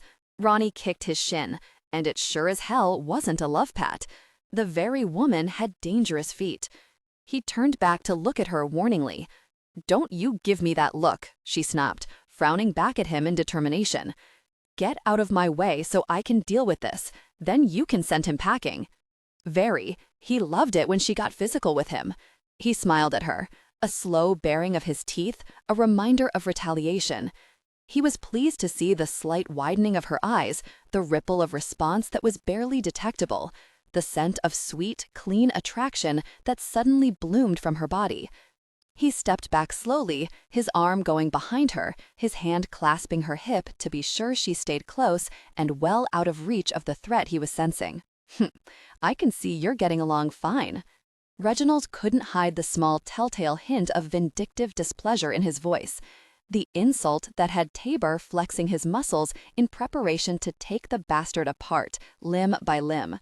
"Broke already?" she asked him softly. Her voice was smooth and mocking, but Tabor sensed the anger he could feel building inside her. Reginald grunted. "They burned the house. Your mom's pictures, the quilts, everything's gone." Roni flinched noticeably. Tabor speared the man with a look that promised retribution, a rumbling growl of warning sounding from his chest. He was deliberately hurting her now, choosing his words carefully, striking where she was most tender. Reginald eyed him warily. "You used to be nicer than this, Tabor," he sighed, as though the reception he was receiving disappointed him. "And you used to be smarter than this, Reggie," Tabor retorted softly, barely restraining his violence. If only he could figure out why the other man was sending his instincts off the scales, then he would feel more comfortable. "You've seen her. She's fine. You can leave now." "Roni, you gonna let them throw me out?" Reginald turned to his daughter, the whine in his voice grating on Tabor's ears. "Things are real tough right now, with our pictures flashing all over the television screens and your association with this," Reginald paused insultingly, "man being reported all over the world. I can't even get a decent job from the old sources anymore." The old sources, no doubt, being illegal. "You should have spent your last payment more wisely, Reginald." She tried to sound unfeeling, cool under pressure, but Tabor could hear the pain in her voice. "This isn't my home. Mine burned to the ground, remember? I have no right to determine who stays and who goes." Reginald cast Callan a calculating look. "You gonna throw her daddy out on the street? You know how much trouble this has caused me, Callan." Callan watched Roni as closely as Tabor did. "You have family," Roni reminded her father almost desperately. "I'll give you the money, Reginald." She stopped. Tabor could hear her breathing in harshly. "I don't have my purse, but I'll call the bank. I'll get you the money." "No, Roni, honey, you know none of those brothers of mine are going to let me bed down in their fancy-assed houses. You know how they always turned their backs on us." It was no less than the truth, just as it was no less than Reginald's own fault that his family had literally disowned him. "The house is full at present, Reginald." Callan finally stepped forward. "We can put you up at the barracks on the other side of the house grounds. There are a few empty bunks there." Reginald's gaze never left Roni's. He stared at her the way a snake did an intended meal. Cold, deliberate, unflinching. "That's right friendly of you, Callan," he finally said softly. Tabor felt a chill chase down his back as Roni stilled a flinch. She was frightened. He could feel it, almost smell it radiating from her body. She tensed, holding herself rigidly erect as she stared back at her father. "Don't make trouble here, Reginald," she finally warned him, her voice low, resonating with throttled anger. "I won't be held responsible for what they do to you if you try to." Tabor looked down at her, holding back his surprise. He had never heard Roni threaten anyone other than him personally, and certainly never her wayward, mercenary father. "Why, Roni, shame on you, making these good people think I'd cause trouble." He hadn't even blinked as he stared at her. "You know I'm a right social person. They won't have a peep of trouble out of me." Tabor tensed at the veiled threat directed at Roni. It pulsed in the air around them and caused the fine hairs on the back of Tabor's neck to lift and bristle in response. Tabor wanted to order the son of a difficult person off the estate, cast him out into the streets, and tell him to fend for himself. For as long as Roni had been old enough to hold down a part job, the bastard had leached every penny she could make. There had been no protecting her from him then, but by God, he could do it now. Escort Mr. Andrews to the workers' bunk shed, Merc, Callan ordered one of the burly guards. Mercury was 6.5 feet of muscle, with a face so closely resembling that of a cat's that there was no way the man could walk down a public street without inciting riotous panic among the citizens now. He was stern, cold, a killing machine, and one of the most loyal, honorable men Tabor had ever known. He can have the bunk nearest mine. Thin lips spread into a cold smile as eerie amber eyes glittered with cold knowledge. Merc wasn't a fool. We need to talk soon, Roni. Reginald smiled thinly as Merc gripped his arm firmly. Catch up on things, you know. I think we said enough last week, Reginald, she answered him firmly, her voice cold enough to chill an iceberg. Enjoy your stay, but I doubt I'll have time to visit. You might want to make time. Reginald tried to pull his arm back from the soldier escorting him from the house. Think about it, Roni. Think hard. The door closed on his parting words. Tabor continued to watch his mate closely, his mind working, turning over possibilities and threats, and only coming up with more answers. You want to explain that little meeting to me, Roni? He asked her softly, aware that all eyes had turned to them. Her gaze lifted to his slowly, but not slow enough for him to miss the flash of fear that she fought to hide. Sure, Tabor. He didn't like that slow, tight smile that crossed her lips. I'll be more than happy to, the very minute you answer my earlier question. Turn about, baby. She nudged his waist with her elbow in a deliberately forced, playful mood. You just let me know when you're ready to talk. She turned then, moving quickly for the stairs again and taking them with quick, almost running steps. She was fighting to escape, to hide, just as she had always done when she was younger, and rushed into the night with only her senses to guide her. More often than not, Tabor found her lost and frightened each time. He wondered what he would find when he followed her this time. Tabor, we might have a problem. Callan stepped closer, pulling a small, ultra-sensitive receiver from the pocket of his slacks. I picked this up from the office when Merc informed me who he had. The receiver was a handy little bug locator given to them by the U.S. military. Good old Reginald was wired for sound to hell and back. Our only problem now is figuring out who hired him. The best way to figure out what he's up to is to keep him from Roni as long as possible, Tabor told the men assembled in the large office downstairs early the next morning. Callan, Tanner, Merc, Kane, and several of his brothers were watching him quietly. You knew him better than we did, Callan shrugged. What do you think he's up to? Tabor grunted. Reginald is a low-level sleaze. He doesn't have the brains to mastermind anything but a good drunk and some petty theft, so I'm going to assume it's one of two things. He wants to weasel money out of us, or someone has him on a chain. He doesn't do too badly when he has instructions, but he doesn't improvise well. Tabor frowned as he considered the scrapes he knew Reginald had been in throughout the past decade. He had been his most wily, his most dangerous when working for others. It would be my guess he's on a chain then, Kane spoke up. I pulled his record last night after Merc took him to the barracks. After that, I pulled in some favors and got a little added info from my own sources. Mr. Andrews has worked with some very heavy hitters in the past, men who wouldn't care a bit to use him to gain access to his daughter. If they got hold of her, I doubt it would be pretty.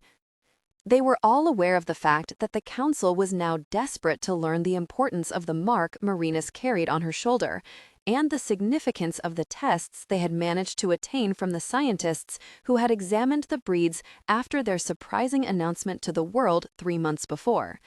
The hormonal changes that had shown in her blood work and other tests had thrown the scientists into a tailspin. The discovery that she could conceive, despite the small amount of human sperm Callan's body normally produced, had shocked them further. The truth their own doctor had found would have astounded them even more. It wasn't the sperm contained in his body that was so potent, it was the sperm contained in a unique physical attribute that only became active during intimacy with Marinus that allowed the conception. For some reason, he must think he can gain her cooperation. Merc sat stiffly in his chair, and Tabor could sense his impatience, his discomfort. Merc had been trained in almost complete isolation. There had been no pride to sustain him, no friends, no confidants in the lab he had been found in. Being closed up in the office with the other men wasn't easy for him. "What makes you say that?" Tabor asked him carefully. It was no more than he had sensed himself the night before. "The man is pretty impatient to get to her, keeps demanding to see his little girl." The breed sneered the last two words. "He's not her father, by the way." Tabor stared at him in surprise. "He told you this?" "He didn't have to tell me," he snorted. "You can smell it if you take the time to try. There's no relationship there. Scents are all off." Tabor looked at Callan. His leader hadn't mentioned this ability the newest member of their pride had. Callan only lifted his shoulders in reply and gave a short shake of his head. Evidently, he hadn't known either. "How are the scents off?" Tabor asked, watching him curiously. The other man leaned forward in his chair, a frown crossing his lion-like face. Anyone born of the same blood shares a unique scented bond with their most immediate family. You just have to be able to detect and separate the varied smells to understand it. Reginald Andrews does not share this with the woman he claims as his daughter. He is no relation to her. It made sense. Suddenly, more pieces of Roni's life were beginning to come together. So, he's no relation, which means there's not a chance in hell of any bond keeping him from harming her, Kane pointed out. Tabor snorted. There never was. Reginald would sell his own mother to slavers if it would bring him enough money. His only bond is the one he has with his wallet and the bottom of a liquor bottle. He rose from his chair, pacing along the room. He was aware of Callan's gaze following him and the concern from the other members of the meeting. "How is your relationship with her working out?" Callan asked. Tabor shook his head. He wasn't about to discuss that with any of them. Hell, he wasn't sure he understood it himself. She didn't seem too pleased with him last night. Tanner chuckled. "Sounds like he's holding out on her. Let me guess, you didn't tell her about a certain physical attribute." Tabor shot his younger brother a withering glare. Tanner wiped the smile quickly off his face, but it lingered along the edges of his lips. Kane chuckled. The damned man was working quickly at getting on his bad side. He was finding too much amusement in this situation. "Whoever has a leash on Andrews wouldn't be far away," Callan spoke up, bringing the conversation back on track. "They would have to be somewhere close, and he'll have to make contact pretty often without the little bugs that shirt of his carried." Merc's voice was hard, lethal. "Those buttons were state-of-the-art, let me tell you. Too bad it got thrown in the wash. Guess he shouldn't have left such expensive material laying around." "Yeah, gosh, like that happens." Tabor smiled coldly. He would have liked to see Reginald's reaction to that one. "Keep a close eye on him. I want a report on everyone he talks to, on and off the estate grounds. Let's see if we can't figure out who his handlers are." "I have some men on it," Kane spoke up. "One of them we can possibly use to get close to him." "Sometimes my men can come off as real cat haters." Tabor sighed deeply. There were times a few of Kane's men could have convinced him of it. "Then we just sit back and wait," he sighed. Waiting had never been difficult for him before. He was considered one of the most patient of the three males that made up his original pride. But he'd be very leery if that patience wasn't wearing thin now. "Wait and see how far we can push him," Kane shrugged as he came to his feet. "We have some contractors coming to the estate today to finish up that fence around the grounds. Keep the women in the house and the curtains closed until they're gone. I don't want to take any chances with them. I'll post guards at all the entrances to be certain no one slips in. Other than that, it's business as usual." Business as usual was becoming a fight to stay alive. "What about our little gun-toting friend?" Tabor asked him, wondering about the assassin they were still holding. "Has he talked yet?" "Not yet," Kane shrugged. "Pretty soon it won't matter. We're running background checks on him now and should have answers soon. When the report comes in, I'll know every dirty little secret he ever thought he could have hidden. He won't be a problem for long." If Tabor or Callan got their hands on him, he wouldn't be alive long either. Okay, everyone knows their jobs today. Callan was interrupted when the door to the office was rudely jerked open. Tabor turned in surprise to see Roni standing there, a short little sundress gracing her slender body, a frown etched on her brow as her eyes blazed furiously. That dress was going to drive him insane, Tabor thought. The soft cream color was a perfect foil for her skin, bringing out the blue in her eyes, the flush on her cheeks. He wanted to pull her close and give in to the intense desire he felt for her. "Look at it this way," Kane muttered behind him. "At least you have a reason for being whipped. No need to be ashamed." Tabor eyed him in irritation. "You know, Kane, when Shara finally decides to show you what you keep daring her to, I'm going to enjoy giving you back every smart-assed remark you've ever made. Count on that." "Meow," Kane chuckled. "Good luck, Garfield. Catch you around." "Roni?" Tabor questioned her when she didn't move from the doorway. "Is everything okay?" It wasn't. He could smell the desperate heat coming off her body, but mixed with that, he could sense the pain she was fighting so hard to tamp down. She glanced at the other men. "I'll come back. I didn't know you were busy." "That's okay." He shook his head in response. "We're pretty much finished up here." He moved to her, amazed at the sensitivity of his own flesh as he neared her, as though a part of him longed for nothing more than her touch. It was a strange feeling for a man who had never known such a weakness before. He watched the way she glanced at the others uncomfortably, her gaze flickering to them before lowering. A light blush stained her cheeks, and the soft color only added to the beauty that never failed to amaze him. "What's wrong?" He nuzzled her cheek gently as his hand cupped her hip, moving her against him just enough to feel the warmth of her body. "You know what's wrong."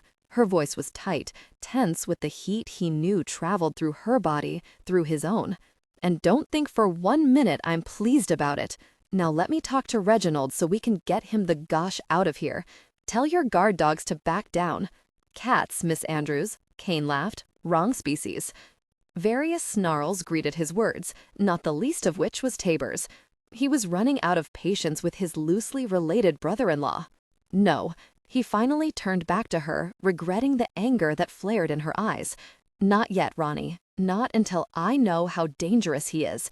I won't allow you to see him." He watched the fire that snapped in her eyes, his desire growing as he felt her preparing to defy him. "Won't allow me?" she snapped furiously. "You won't allow me? Since when, Tabor Williams, do you have the right to allow me anything?" He smiled tightly, tamping down the need to show her, rather than tell her, exactly what gave him that right. She was tempting him, daring him, pitting her stubbornness against his own, and he was about to inform her who would win, in no uncertain terms. "When we came together intimately, I took the right to protect you as well," he informed her coolly. "Mate." The office cleared out rather quickly after Tabor's words seemed to echo around the room. His voice pulsed with ire, with lust, setting her nerves on edge, causing the blood to thunder through her veins. She couldn't figure out how he managed to do it. It had to be that very hormone he kept infecting her with. To say his kiss was addicting would be an understatement in his case. "You have no right to tell me what to do or how to handle my own father," she snapped, slamming the door behind her. "And you sure as gosh don't own me just because you managed to infect me." "Infect you?" he snarled. "Gosh, Roni, it's not a disease." "Bet me," she dared him recklessly, her anger and her lust merging. "It's painful, Tabor, and I don't like the reaction it produces." The lie nearly seared her lips on its way out. There was nothing she liked more than the results of the searing heat they shared. "And I sure as gosh don't like this possessive attitude you seem to want to take." "Too bad." He crossed his arms over his chest as he stared back at her furiously. "Guess you're just going to have to live with it, aren't you?"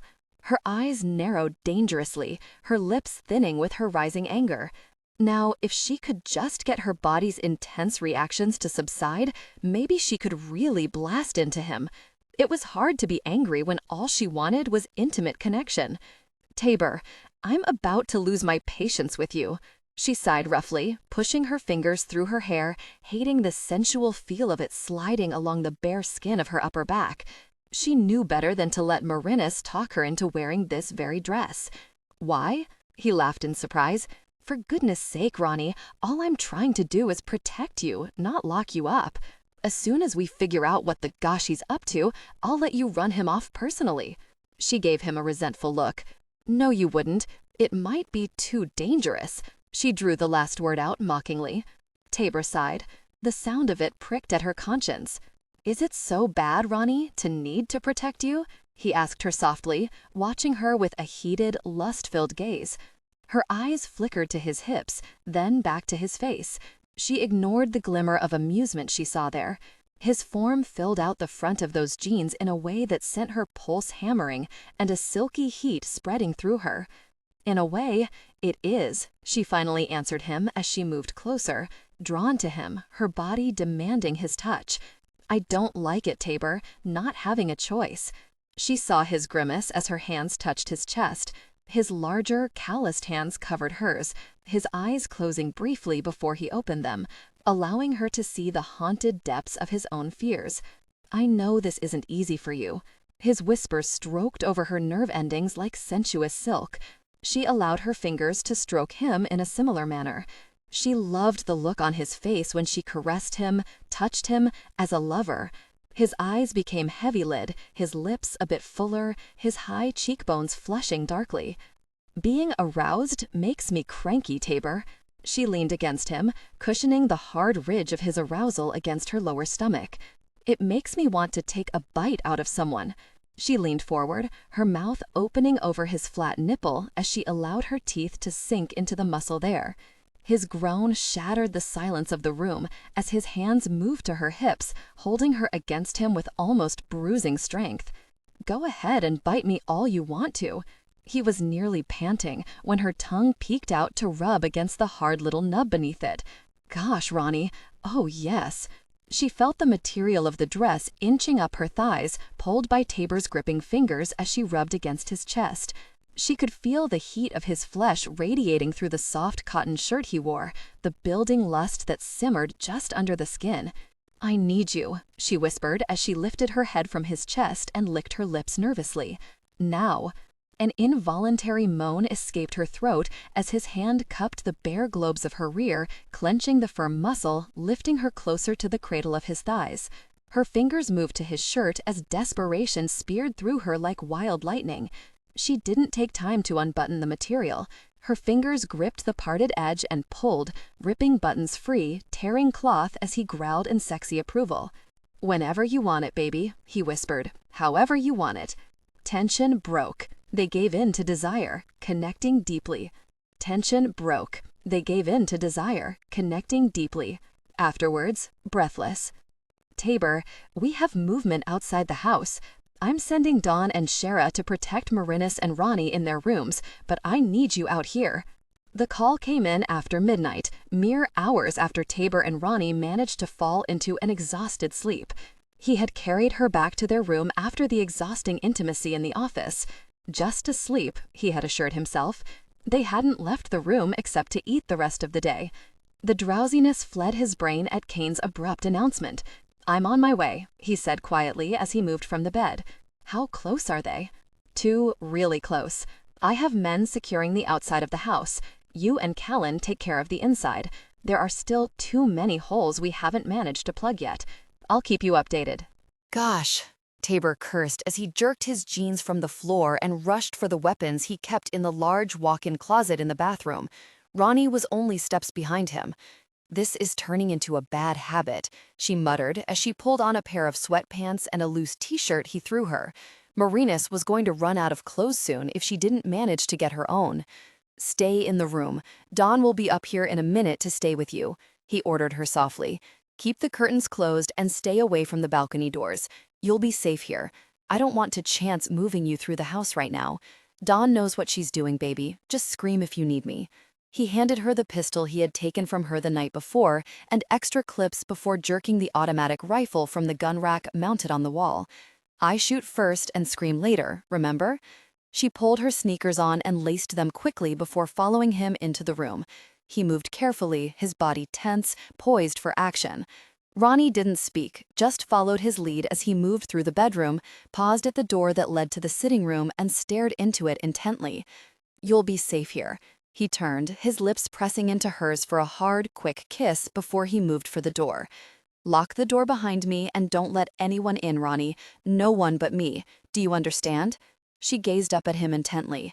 "I understand. No one but you. Good girl." His voice was seductively approving. She frowned at her own reaction to it. "Lock the door now."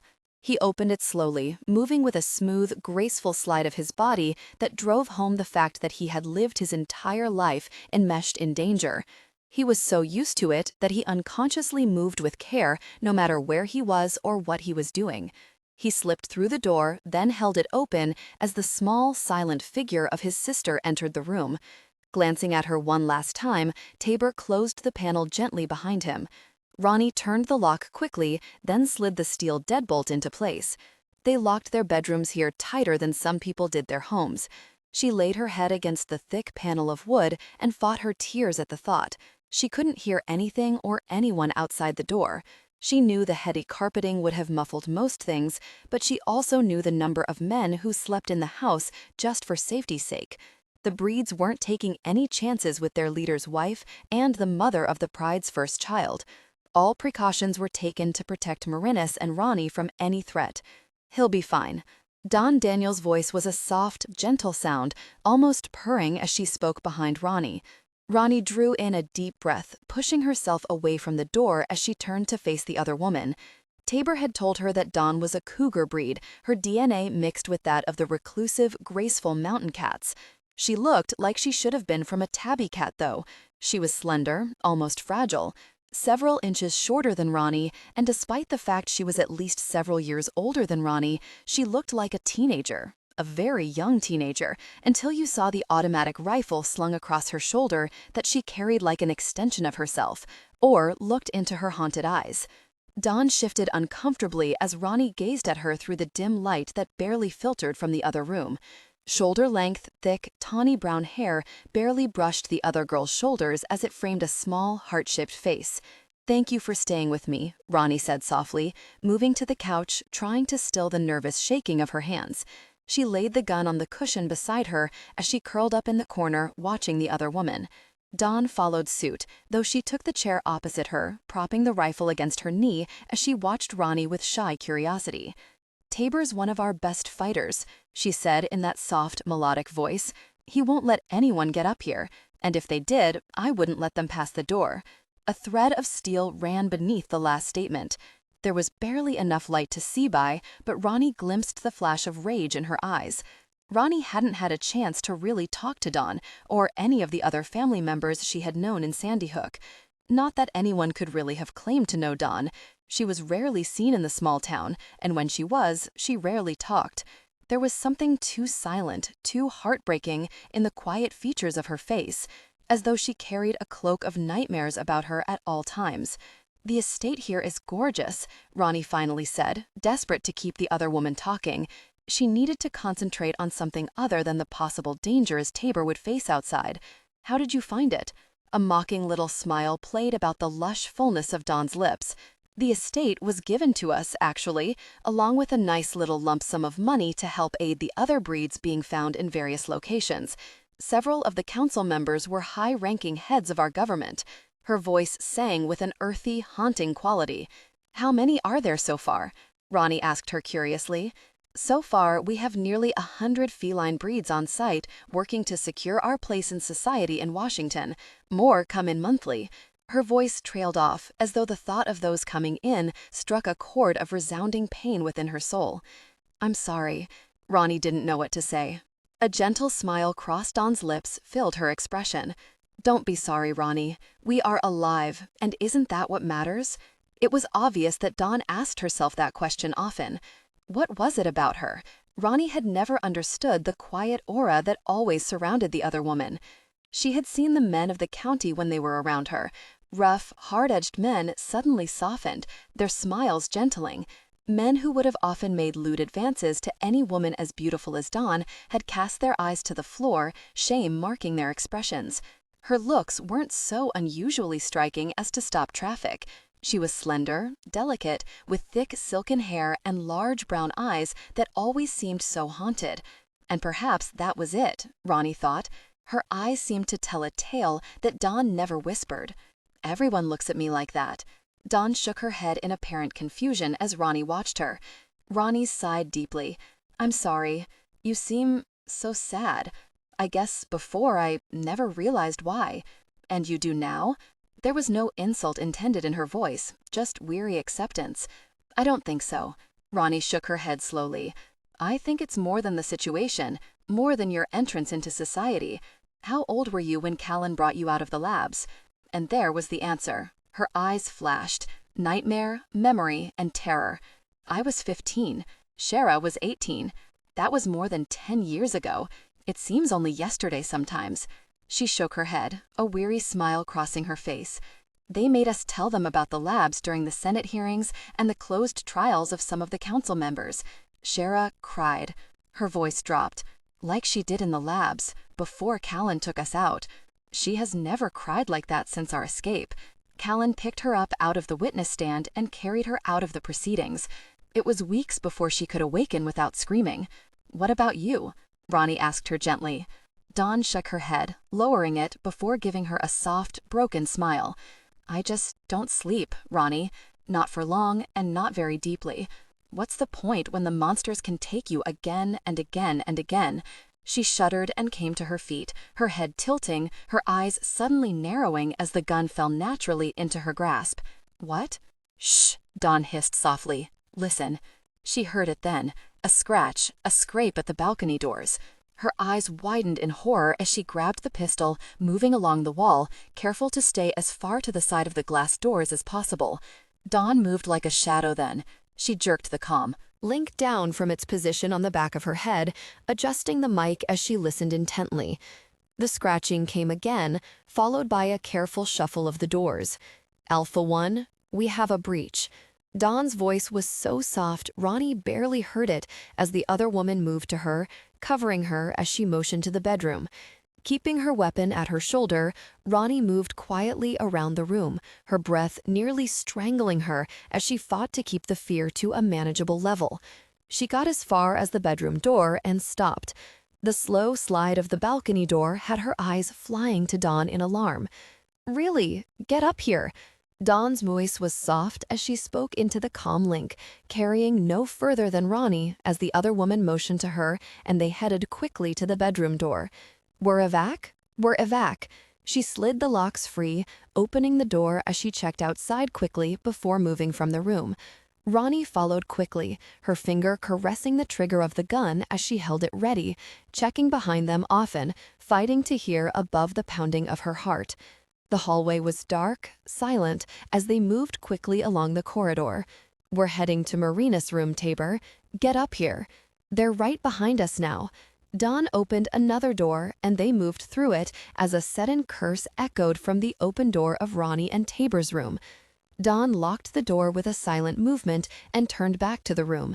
Marinus and Shara were waiting, both armed, both watching the darkness from the side of the balcony doors that room held as well. But Marinus and Callan's room wasn't a suite. It was one large bedroom and completely open except for the attached bathroom. They're moving toward us, Shara hissed into her own mic as she and Marinus moved into the center of the room. They know the location of the bedrooms and were sitting ducks. Gosh, Kane, get me some help up here. Tabor and Callan are on their way, Dawn reported, as they all moved quickly for the only shelter left to them. The bathroom was as large as Tabor's, but still, it afforded few places that could be used to stop a bullet. Roni placed herself in front of Marinus instinctively. Dawn and Shara pressed them back, though, shielding them from anyone who would attempt to come through the doorway. Priorities, Roni thought sadly. Shara and Dawn considered themselves expendable in the place of the only two mates to the brothers they had fought beside for so many years, just as Roni considered herself expendable against the life of the child Marinus carried. And yet, they were all pawns as well, because someone knew the breed's weaknesses and they had found a way to strike. Tabor had promised Roni she would be safe. He had told her to lock the door, not to leave the room.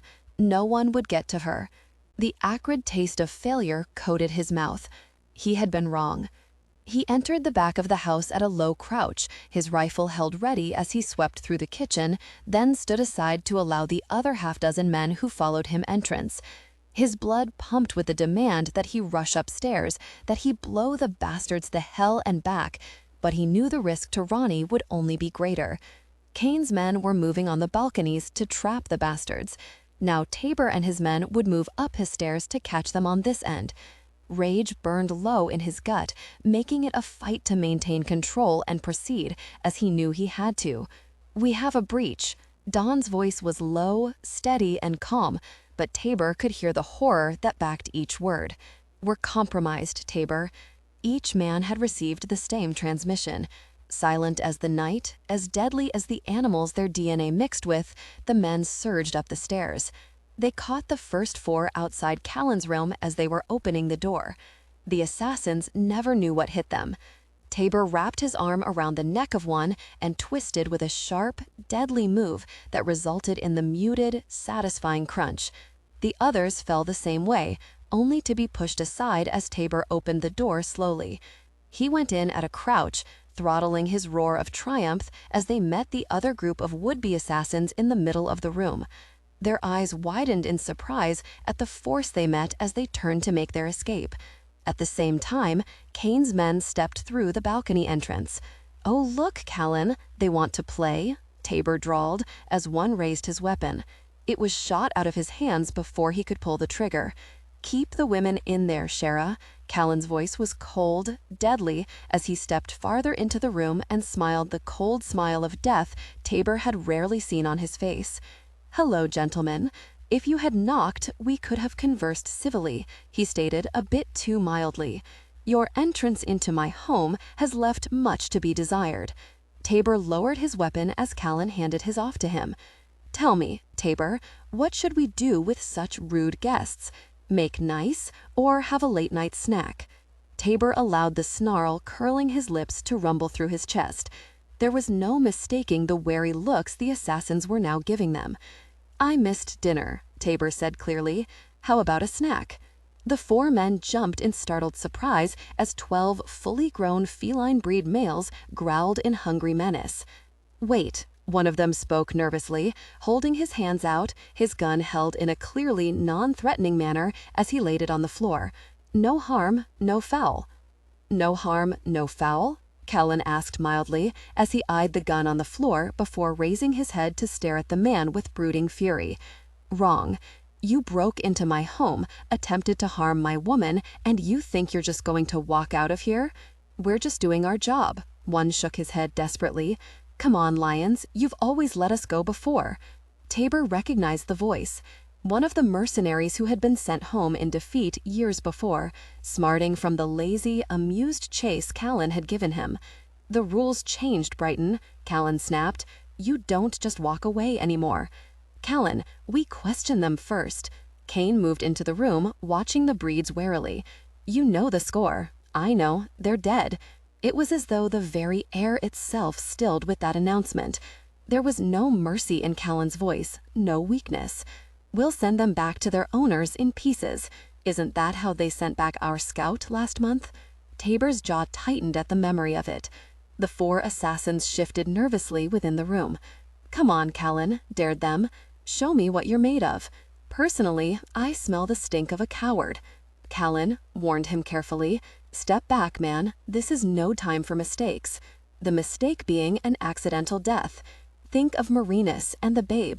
She would have to go on without you." "Callan," her voice was faint, frightened. "Kane, get this mess out of here. Lock them up with the other individual you're holding until the garbage runs. We'll send them out then, maybe in pieces." It was a threat that pushed the intruders into action. A flare of brilliant light pierced the darkness, blinding them as the assassins made their bid for freedom.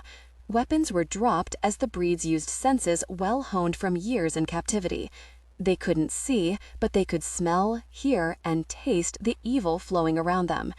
Tabor's knife cleared its sheath at his side as he reached the first man. The weapon sliced through flesh, severing the jugular vein. Blood sprayed around him as he dropped his enemy to the floor and turned for another. The brilliancy of the light had dissipated, and he came face to face with Roni's horror-filled expression. Rage and grief filled him because he knew what he looked like. He knew because he had seen Callan in a similar rage. His canines were bared, blood covering the lower part of his face, his chest. Another man's blood. The animal gloried in the scent of it, the feel of his enemy's defeat, the knowledge that this time Tabor had been victorious. But the man he was screamed out in rage against the fates, the cruelties, and the single instant that his mate had seen the carnage and the animal within. The agonized roar that echoed through the house was one of rage, pain, and a protest against the realities of a life never asked for, never imagined. A protest against the loss of innocence he glimpsed in Roni's eyes. The roar was unlike anything Roni had ever seen or heard. She stared at Tabor in shock as his head went back, his chest expanded, and the primal sound of rage and anguish ripped from his throat. Everyone stilled. The assassins lay dead. There had been no mercy. Roni hadn't expected any, but neither had she expected to see the bitter, raging pain in Tabor's eyes as he dropped the assailant either. Blood covered him, staining his cheek, his neck, the black cloth of his shirt, and running in a rivulet along the hardwood floor beneath his feet. God help her. How was she to ease so much pain? She wanted to run to him, to clean the blood from him, and whisper how thankful she was that he lived. But she was held rooted to the floor, tears whispering down her cheeks as she witnessed the one thing she knew Tabor would not have wanted her to see. As the sound of his fury echoed around them, his head lowered, his green eyes glittering with an intensity she had never witnessed before, and an expression that terrified her. His legs ate the distance between them as he moved to her, gripping her wrist and jerking her along behind him as he headed for the door.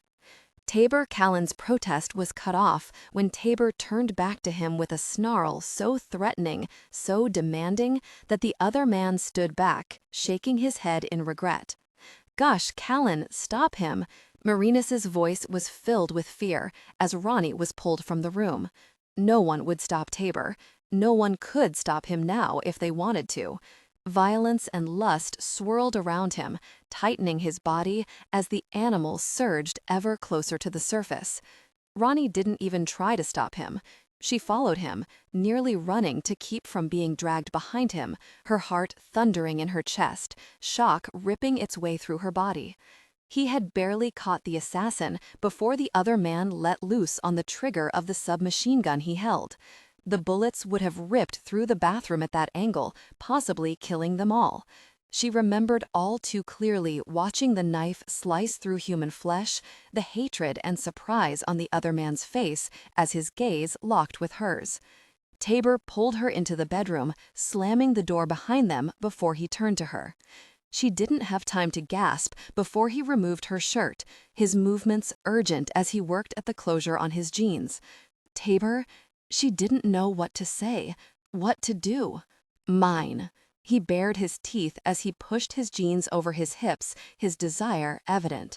She whimpered as he reached for her. The sweatpants were stripped from her, the legs ripping as he managed to free her from the material. He braced her against the padded arm of the couch, lifted her leg, and they came together intimately. Roni arched in his arms, a strangled cry tearing from her throat as pleasure seared her body, even as pain lashed at her heart. Her gaze was locked with his, and in it she saw the bitter fury and anguish no man should have to bear. Blood stained his face, his neck. His eyes glittered with remorse, with hunger. "Roni," his voice was strangled as he paused, deeply connected with her, a small measure of sanity replacing the bleak horror in his eyes. "Roni," he covered his lips, her fingers trembling. "Feel my desire for you," she whispered with a sad smile. "How much I love being with you, however you need me, whenever you need me." Tears filled her eyes as he blinked down at her. Part of the feral intensity had faded, leaving instead an overwhelming sadness. He would have killed me, and possibly Marinus as well, she whispered a second before he moved. His hips moved convulsively, connecting deeply with her. I love you, Tabor. All of you, she cried out then. I love you. He groaned, a low, heavy sound filled with remorse, with thankfulness. He gathered her against him, cushioning her head on the unsoiled shoulder as his hands gripped her buttocks, their bodies moving together. Long, slow movements caressed her inner heat as he kissed her throat, her neck. His thighs bunched, his back tensed, but still the deliberately careful movements never slowed. Mine, he whispered again, my woman, my love. His movements increased then, his breath coming hard and heavy, his hips driving them together as deep, as hard as he could, as she clenched his shoulders, her legs wrapping around his hips, holding on for dear life as she felt her peak begin breaking over her. Seconds later, she felt their connection deepen, heard his groan, his hungry little growl, then the powerful release of his passion within her. I'm sorry, he whispered against her neck, his face damp, though with tears or his own sweat, she wasn't certain. I am so sorry you had to see what I am. No, Tabor. Her hands smoothed over his hair, his shoulders. Never be sorry. I love everything you are, all of you.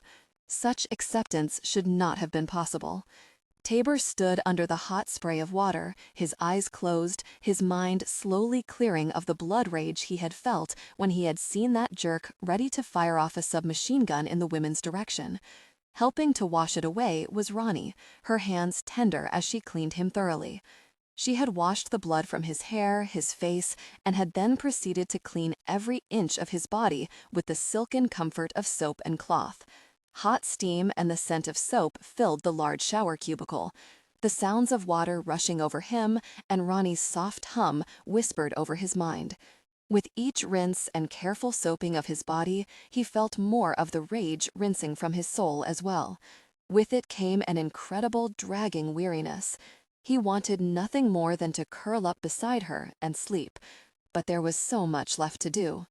All done, she whispered gently as she kissed his shoulder, her hands smoothing over his wet flesh, a gentle touch as the involuntary purr began to sound in his chest. He flinched at the sound. Shh. She cuddled against his chest, kissing it, her soft kisses immeasurably tender. Do you know how much I love that sound? How much I love knowing I pleasure you, comfort you? His eyes were closed against the melting pleasure seeping through him. He had never been taken care of, ever. And here she was, so small and gentle, her voice whispering over him, her hands soothing him, taking away almost 30 years of pain as she whispered her love for him. They can't take you, he suddenly groaned, as emotion tore from him, his arms contracting around her, holding her close to his chest. I couldn't live without your touch, without your heat and passion, Roni. His throat felt tight from the feelings sweeping over him. I would rather die than face such a thing. We won't let them take me, Tabor. Together, we'll be okay. She pushed his hair back from his face as he opened his eyes, staring down at her, aching with the beauty he saw in her. I won't let them. He shook his head. I will have to kill again. And I will be right beside you when you do. She laid her fingers over his lips. I will always be here, Tabor, and we'll face the aftermath together, just as we are now. Did he deserve her? Gosh, no, he knew he didn't, but he knew there wasn't a chance he was going to let her get away from him either. He cleared his throat as he leaned back from her, groaning at the sudden arousal straining between them. I have to talk to Callan, he sighed. Then we'll take care of other things. He glanced down at his stubborn desire once again. Roni moved to turn off the shower, then grabbed the large towels she had laid out before leading him beneath the spray of water. He watched her in bemusement as she dried him like a babe. You would make an excellent mother, he whispered, imagining her bathing their child, caring for it as tenderly as she was caring for him, or more so. A soft flush stained her cheeks. I love children. She moved behind him, stroking the towel over his flesh as it soaked up the last of the water. Will you be upset when you conceive? He finally asked her as he cleared his throat uncomfortably. I should have thought before forcing my first kiss on you, before binding you so effectively. I should have... wouldn't have changed anything. She came back around, grabbed another towel, and dried herself. I would have wanted you anyway. He stilled, almost uncomprehendingly. Are you certain, Roni?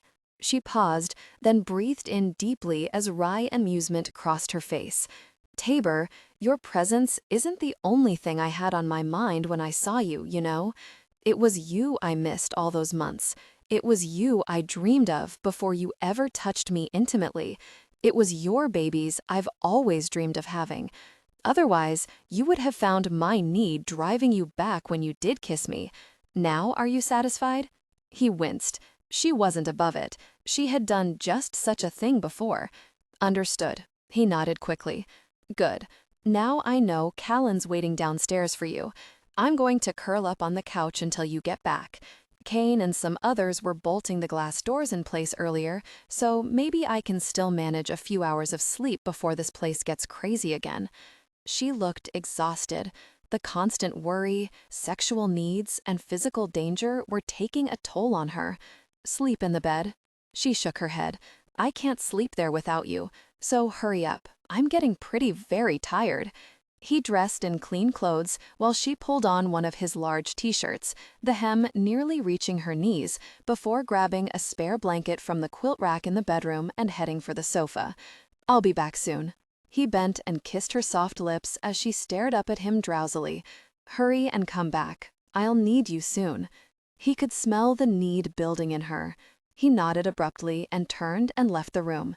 She couldn't live like this much longer, he thought. She was becoming exhausted, worn down. If she didn't conceive soon, then he worried that her health would suffer. But what, he wondered, would happen when she did conceive? Roni was starved the next morning. She had awakened late, showered and dressed, and headed immediately to the kitchen as she followed the scents of bacon, eggs, and biscuits. When she entered the sunlit room, it was to find the three women talking softly over heaping plates and steaming coffee. Her mouth watered violently. On the stove, Shara grinned at her as she eyed the plates with starving desperation. I feel like someone cut a hole in my stomach, Roni sighed. Tabor is going to have to install a kitchen in that very apartment he calls a bedroom if he insists on spending all his time up there. It won't be much longer. Dawn's soft, melodic voice had Roni stilling in surprise as she turned to look at the other woman. Excuse me? She said, confused. Dawn shrugged. You'll conceive soon. And you know this how? Roni asked as she lifted a plate from the center island and moved to the stove. Because I can smell it. Dawn? Shara spoke up warningly. Roni glanced over as the other woman shrugged and lowered her head to her food. So what does it smell like? She frowned, poured a cup of coffee, and carried it and her plate to the table. We aren't certain. Shara avoided her gaze. Dawn sounded certain enough. Is it information that can only be given if you kill me later? Marinus smothered her laughter, though Shara frowned disapprovingly. No, but maybe something you don't want to hear yet. Roni glanced back over at Dawn. Give me a timeline, and we'll see how good you are. She shoved a forkful of eggs in her mouth as Dawn turned to her in surprise. Within the next 72 hours, she finally said, and as soft as it was, her voice was more than confident. I noticed it with Marinus, right before she and Callan were forced to run from the council. I saw her perhaps 3 days later, and she had already conceived. Your scent is similar. So how does this scent thing work? Roni swallowed the eggs and stared back at the other women. It was intriguing how easily the breeds could pick up such senses. They were completely human, no matter the propaganda Roni was certain was being spread. But the gifts their animal DNA gave them were amazing. It's just a change in the pheromones, Dawn shrugged, as though a special, delicate fruit is slowly ripening. It seems whatever change is being made to the ovaries and the eggs, it produces this scent as it progresses. Roni looked to Marinus. Ovary change? Her stomach dropped with a sudden, overriding fear. The baby is completely normal, Marinus laughed. We've had several sonograms done, and all the prenatal tests show everything is fine. You'll conceive a normal baby, boy or girl. I promise. No kittens, as Cain is wont to tease us with. Fury flashed in Shara's eyes. Excuse me, I have work to do. Roni watched her in surprise, almost missing the regret that flickered across Marina's face as Shara rose to her feet and deposited her plate in the sink. Tell Callan I'll be on patrol if he needs me, she told Marinus as she walked from the room. Tell Cain to get... Roni winced. That's his problem, Marinus sighed as she glanced at Dawn. She won't let him touch her. I don't blame her. And it's time for me to go as well. I have detail on Mr. Andrews in just a few minutes. We don't need him getting any more transmissions out. Roni stilled, her coffee cup poised at her lips as her eyes widened. She set the cup down carefully as the ramifications of those few words hit her like a fist to the stomach. He's the reason they knew which room we were in, she realized painfully, swallowing tightly as the food she had eaten threatened to come back up. He told them where we were. Marina sighed heavily. We can't be certain, Roni. They're still tracking the transmission. He sent a transmission out yesterday, and last night we were attacked. The men found every weakness in security the estate possessed by sheer luck, I guess, she snapped bitterly as she rose to her feet. He nearly got us all killed, and he's still here, given the chance to try again. Rage roiled through her chest. Dear God, what would it take to neutralize the threat her father had always been within her life? He was only growing more determined now to destroy her than he had been in the years before. Roni, Callan and Tabor are taking care of it, Marina said gently. Let them do what they have to do. Roni speared her with a hard, vengeful look. I don't think so, Marinus. Not this time. Not again. Roni was none too pleased with Tabor.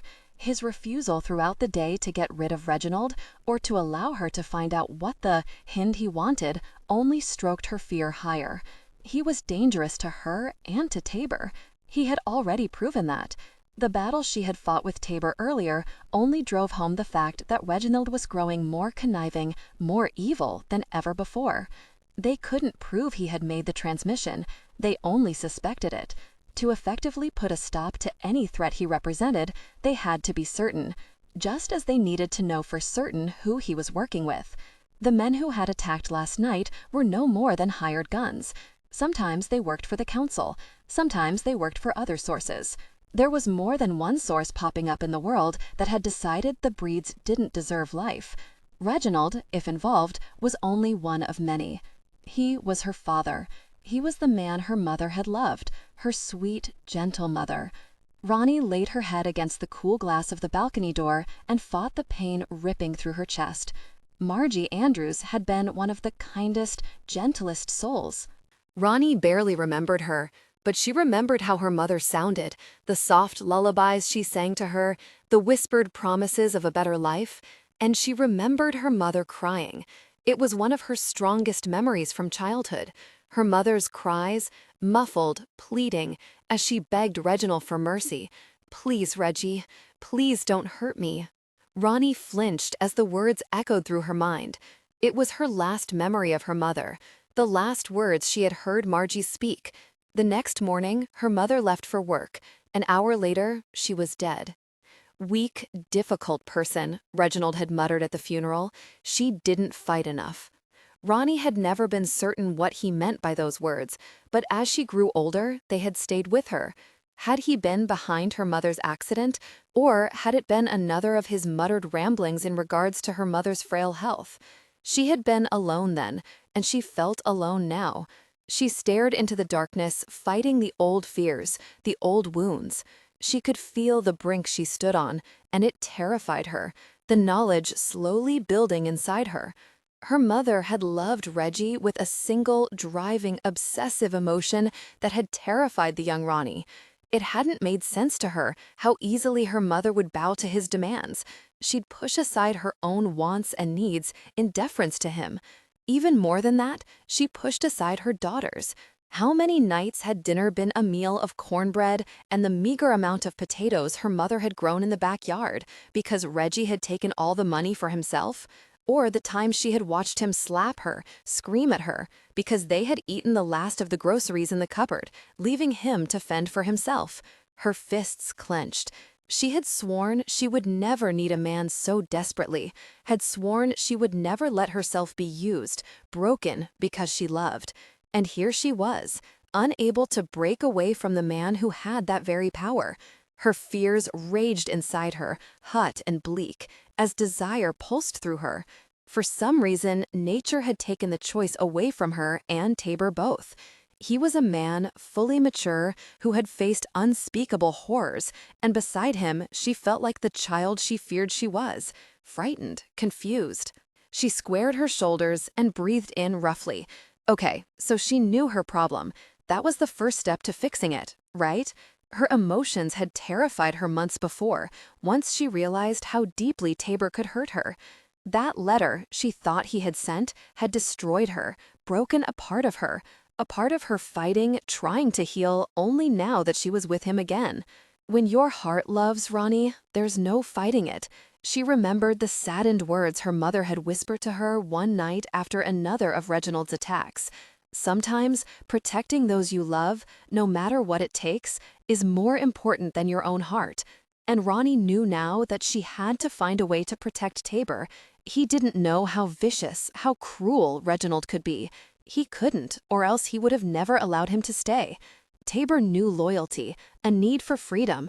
He could never believe her father would do anything it took to achieve his own aims, even destroy his daughter. And Roni knew her destruction would bring Reginald a wealth of satisfaction. Finally, he had a weapon against her, and soon, she knew, he would use it. Roni, Tabor's voice, as dark as midnight, wrapped around her senses as he stepped into the room. Immediately, the pulsing arousal that flowed through her body intensified. She turned from the window, pulling the gun from her waistband and laying it on a nearby table as she approached him. She reached for the hem of her shirt and stripped it quickly over her head. He was hers, very him, very Reginald and her fears. She tossed the shirt to the floor and toed off her sneakers. Son of a difficult person. His hands went to his jeans. "Take me," she challenged him as she pushed her own jeans from her hips and stepped out of them quickly. "I dare you." There was a fever rising in her body. She didn't want the bed. She didn't want gentle, mindless sex. She wanted to still the volcanic sparks of heat flaring inside her as she tore aside his control. She wanted to soothe him, enrage him, stroke and flail at him. His eyes narrowed on her. She loved it when he did that. The jade green color sparkled dangerously, giving him a primal, predatory appearance. He growled, a feline rumble of warning as she smiled back at him in sensual challenge. "I could," he told her softly, watching as she moved around him, keeping her within sight at all times. "I could claim you in a second, Roni." She trembled at the dark warning. Her body responded with intense desire.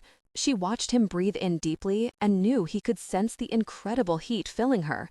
He tensed as he did, the muscles of his abdomen rippling with anticipation. "Do you know what you're tempting, Roni?" he asked her, his voice silky as she moved behind him, stepped closer, then smoothed her hands down the bunched contours of his back. Like rough silk, the soft pelt that covered his body tickled her palms as she stroked him. He shuddered beneath her hands. "I thought cats liked to be stroked." She leaned forward, catching her breath as the hard pinpoints of her nipples brushed against his back. The rumbling growl that vibrated in his chest caused her to shiver in delight. It erotically stroked her senses, her arousal. Her hands moved around his waist, sliding across the clenched muscles of his stomach. "I used to dream of touching you," she whispered, as her lips smoothed over the striking tattoo on his left shoulder. The snarling jaguar, its eyes narrowed in fury, ears laid back warningly. "I dreamed of making you moan, of hearing you whisper how desperately you wanted me. I want you until I feel broken inside from it, Roni." He stayed still, tense, as her hands moved over him. "Can I heal you?" She laid her cheek against his shoulder, hearing the loneliness in his voice, the same dark emotion she had felt herself for so long. He shuddered under her hands as they caressed over his own straining nipples. "You heal me with every touch." His arms were bunched, his body vibrating with the tight leash he had on his lust. Roni smiled slowly. Could she break the control? Could she remake them both in the fires that would explode from it? If they survived it, her hands moved lower, tickling over the washboard stomach, heading unerringly for the powerful center of his desire. Roni. The word held immeasurable warning. Yes, Tabor? She swallowed tightly as her hands caressed the crease of his thighs. He was close, so very close. She felt him prepare to move and jumped back. She laughed low and deep at the primitive growl coming from his throat as he reached for her and missed. She had a feeling the missing part was deliberate when she turned back and realized he was slowly stalking her. She moved along the room, watching him carefully, more than aware of the tension filling the room with a sexual awareness so thick it wrapped around her like gossamer threads of need. "I'm going to take you down," he whispered as she skirted the couch, placing its width between them. Tension broke. They gave in to desire, connecting deeply. Roni would have preferred to clear her mind, to drift within the safety of the world Tabor was trying to build around her. At least she had thought that was what she preferred. Until hours later, after their night together and sanity began to return, it was then she knew it was time to face her own life. She was only 22 to Tabor's 30. But even more than the 8 years difference in their ages, there was a whole world of experience as well. He had lived with fear, unspeakable cruelty, and death, even before he had become a man. He had known the evil that filled the minds of the council, the men who created him, who trained him. He had been decades older than she, even when he was a teenager. Roni knew her own experiences in growing up didn't even come close to the pain he had known. She was a baby in comparison, but she was also his mate. She wanted to be more. She wanted to be strong enough to stand by his side, strong enough to fight with him. She couldn't do that if she allowed either of them to hide from the truth. She would let him protect her to an extent, but after that, she needed to stand beside him, to ease the man who fought for supremacy over his DNA, the man who needed to love, to find at least a safe haven for his soul. He hadn't told her he loved her, but she would deal with that later.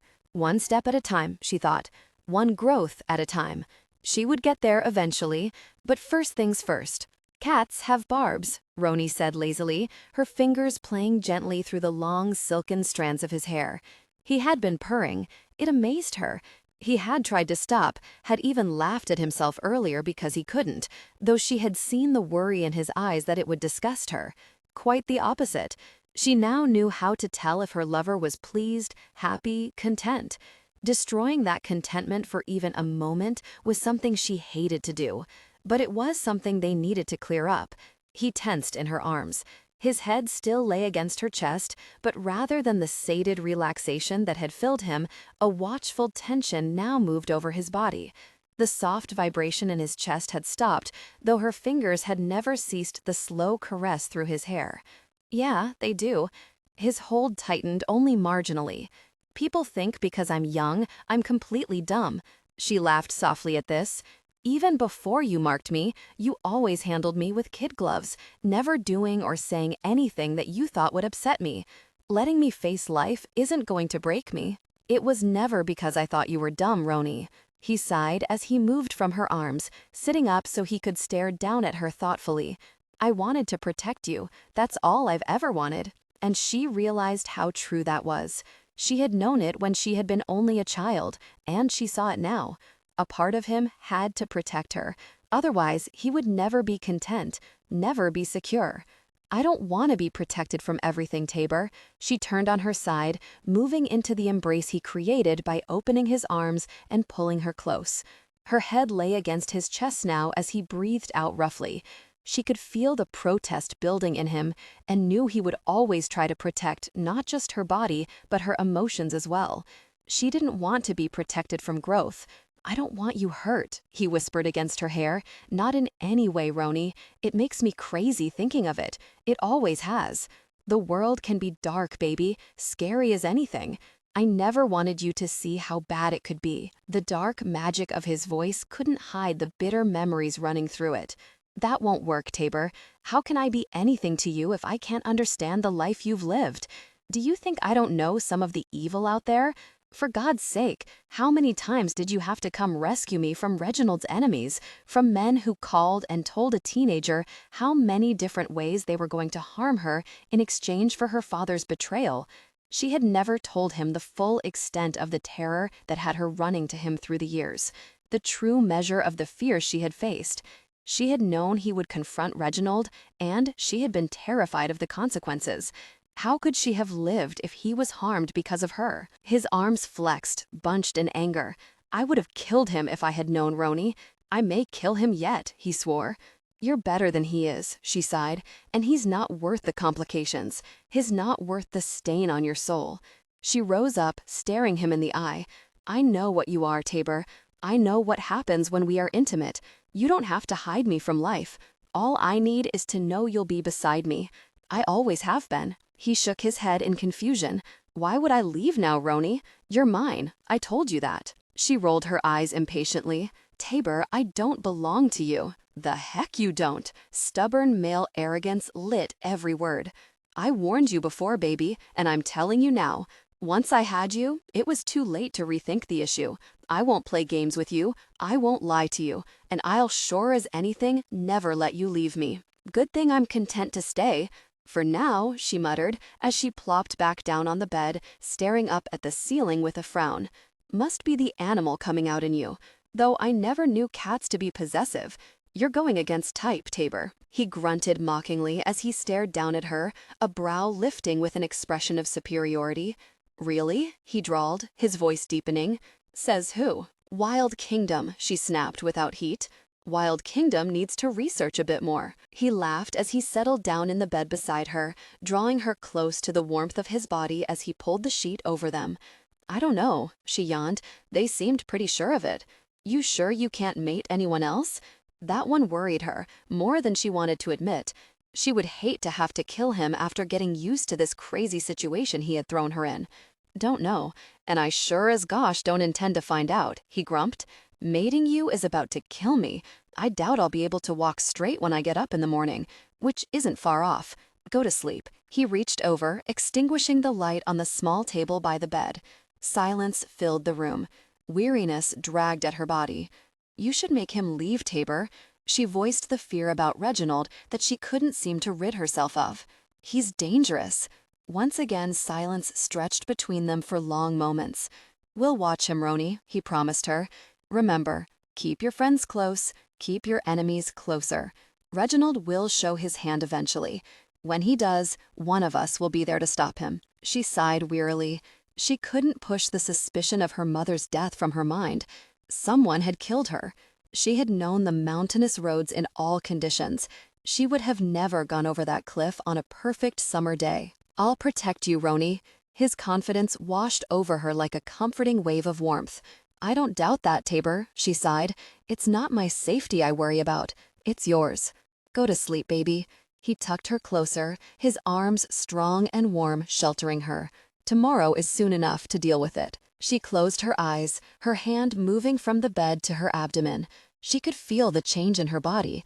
The desperate heat was cooling, leaving only a more natural desire now, a comforting warmth. Would it happen so soon, she wondered? Sleep.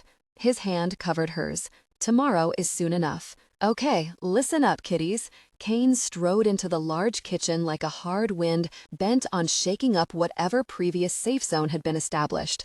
Get your noses out of the cream, we have problems here. The morning routine of after-breakfast coffee had run smoothly the few days Roni had been there, but it wasn't a ritual Kane had partaken of until now.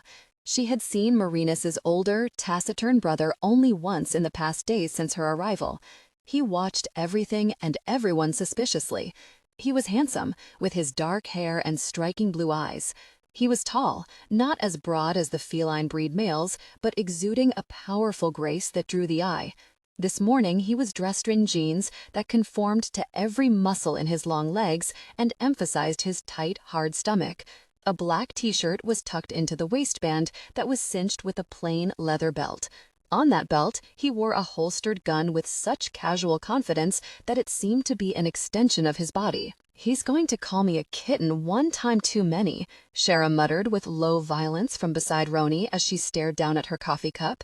The interactions among the small pride of feline breeds fascinated Roni. They were completely loyal to each other, and the other breeds who had slowly been making their way to the estate set up for them, like a large extended family. They fussed and grumbled with each other, but they fought tenaciously for each other as well. Kane, as always, your entrances leave much to be desired. Marinus sighed as Callan chuckled in amusement. Marinus watched her brother and the slender feline female, Shara, with wary concern. He takes some getting used to, Tabor told Roni as she glanced over at the tall, eagle-eyed man holding several reports in his hand as he poured his own coffee. Kane was dangerous. There was no other word for it. His eyes were deep pools of blue ice, suspicious and surging with an inner energy that made Roni nervous. Evidently, it made Shara nervous as well. She shifted in her seat, casting the man a look of simmering anger. Marinus, keep yourself in the house, period. You and Miss Andrews. I don't know how the gosh those snipers got into the compound, but the one left living doesn't want to play with us yet and give the information out. A cruel slash of a smile curved his lips as he leaned back against the counter, lifting the coffee cup for a tentative sip. It assured those watching that soon the sniper left alive would be more than happy to play whatever game Kane suggested. She would have shivered at the thought if the situation weren't so dangerous. "So, what have you managed to find out?" Callan asked quietly as he leaned back in his chair at the head of the table and watched the other man intently. "Other than the fact that our new friend is temporarily antisocial," Kane grunted, scratching his cheek absently with the hand that still held several wrinkled pages of paper. "There's a possibility this isn't a council job." His voice turned decidedly more dangerous. "I'm not sure who is behind it yet, but we're getting close. From what I've managed to gather, it's leaning closer to a small, select group who believes the world is better off without your particular brand of genetics mixing into the soup pot." Roni glanced at the expressions of the breeds gathered around the large kitchen table. Their expressions varied between contempt and anger. Wonder if they have nice, accessible daughters. Roni's eyes widened as she looked down the table to Tanner. The sexual threat inherent in his voice had surprised her. He was a Bengal breed, Tabor had told her, and he looked it. His thick, long black hair was lit with several shades of gold and framed his dark, intent face. He looked like a fallen angel, oozing sex appeal and lusty excesses. His amber gaze glittered angrily beneath his long, sooty lashes as his eyes narrowed dangerously. Roni had known Tanner as long as she had Tabor, and the young man, though friendly and flirtatious, had always held that cutting edge of perilous intent, as though he saw into the soul and often judged it harshly. "Tanner," Callan grumbled, a hard-edged warning. "Come on, Cal. I could mix the soup up for them right good," the younger man snorted. "I won't hurt anyone." "We don't have time for catfights," Kane snapped. He was rewarded by more than one growl and several animalistic snarls in response. The grin that crossed his lips was amused and easy, despite the threats that lay thick and unvoiced in the sound. "Get to the point, Kane," Callan told him softly, but the very silkiness of his warning told Roni much more. The older feline breed was growing tired of the little digs Marinus' brother was directing their way. The sniping didn't make sense. The easy familiarity she had seen him display with the breeds on other occasions had suggested he both respected and cared for the members of Callan's pride. Yet his actions now hinted at a deeper tension. Point is, Kane set his coffee down and glanced down at the papers he held. Several radical members of previous race groups have decided to band together. They call themselves liberators. Their main agenda is the death of any and all genetically altered humans. They don't have a lot of money backing them, but they have firepower and several ex-military members. Looks like it's hunting season, boys and girls. And guess who's the catch of the day? Silence reigned for long, tension-filled moments. We expected this. Despite his words, Callan's voice was weary, saddened. "How close are we to finishing the security measures?" "Close," Kane shrugged. "But no system is perfect, Callan. We have a lot of ground to cover, and our perimeters are being tested from every angle. They're quiet for the most part, not tipping their hands, but they're watching. And rumor has it, they're attempting to put a spy in place.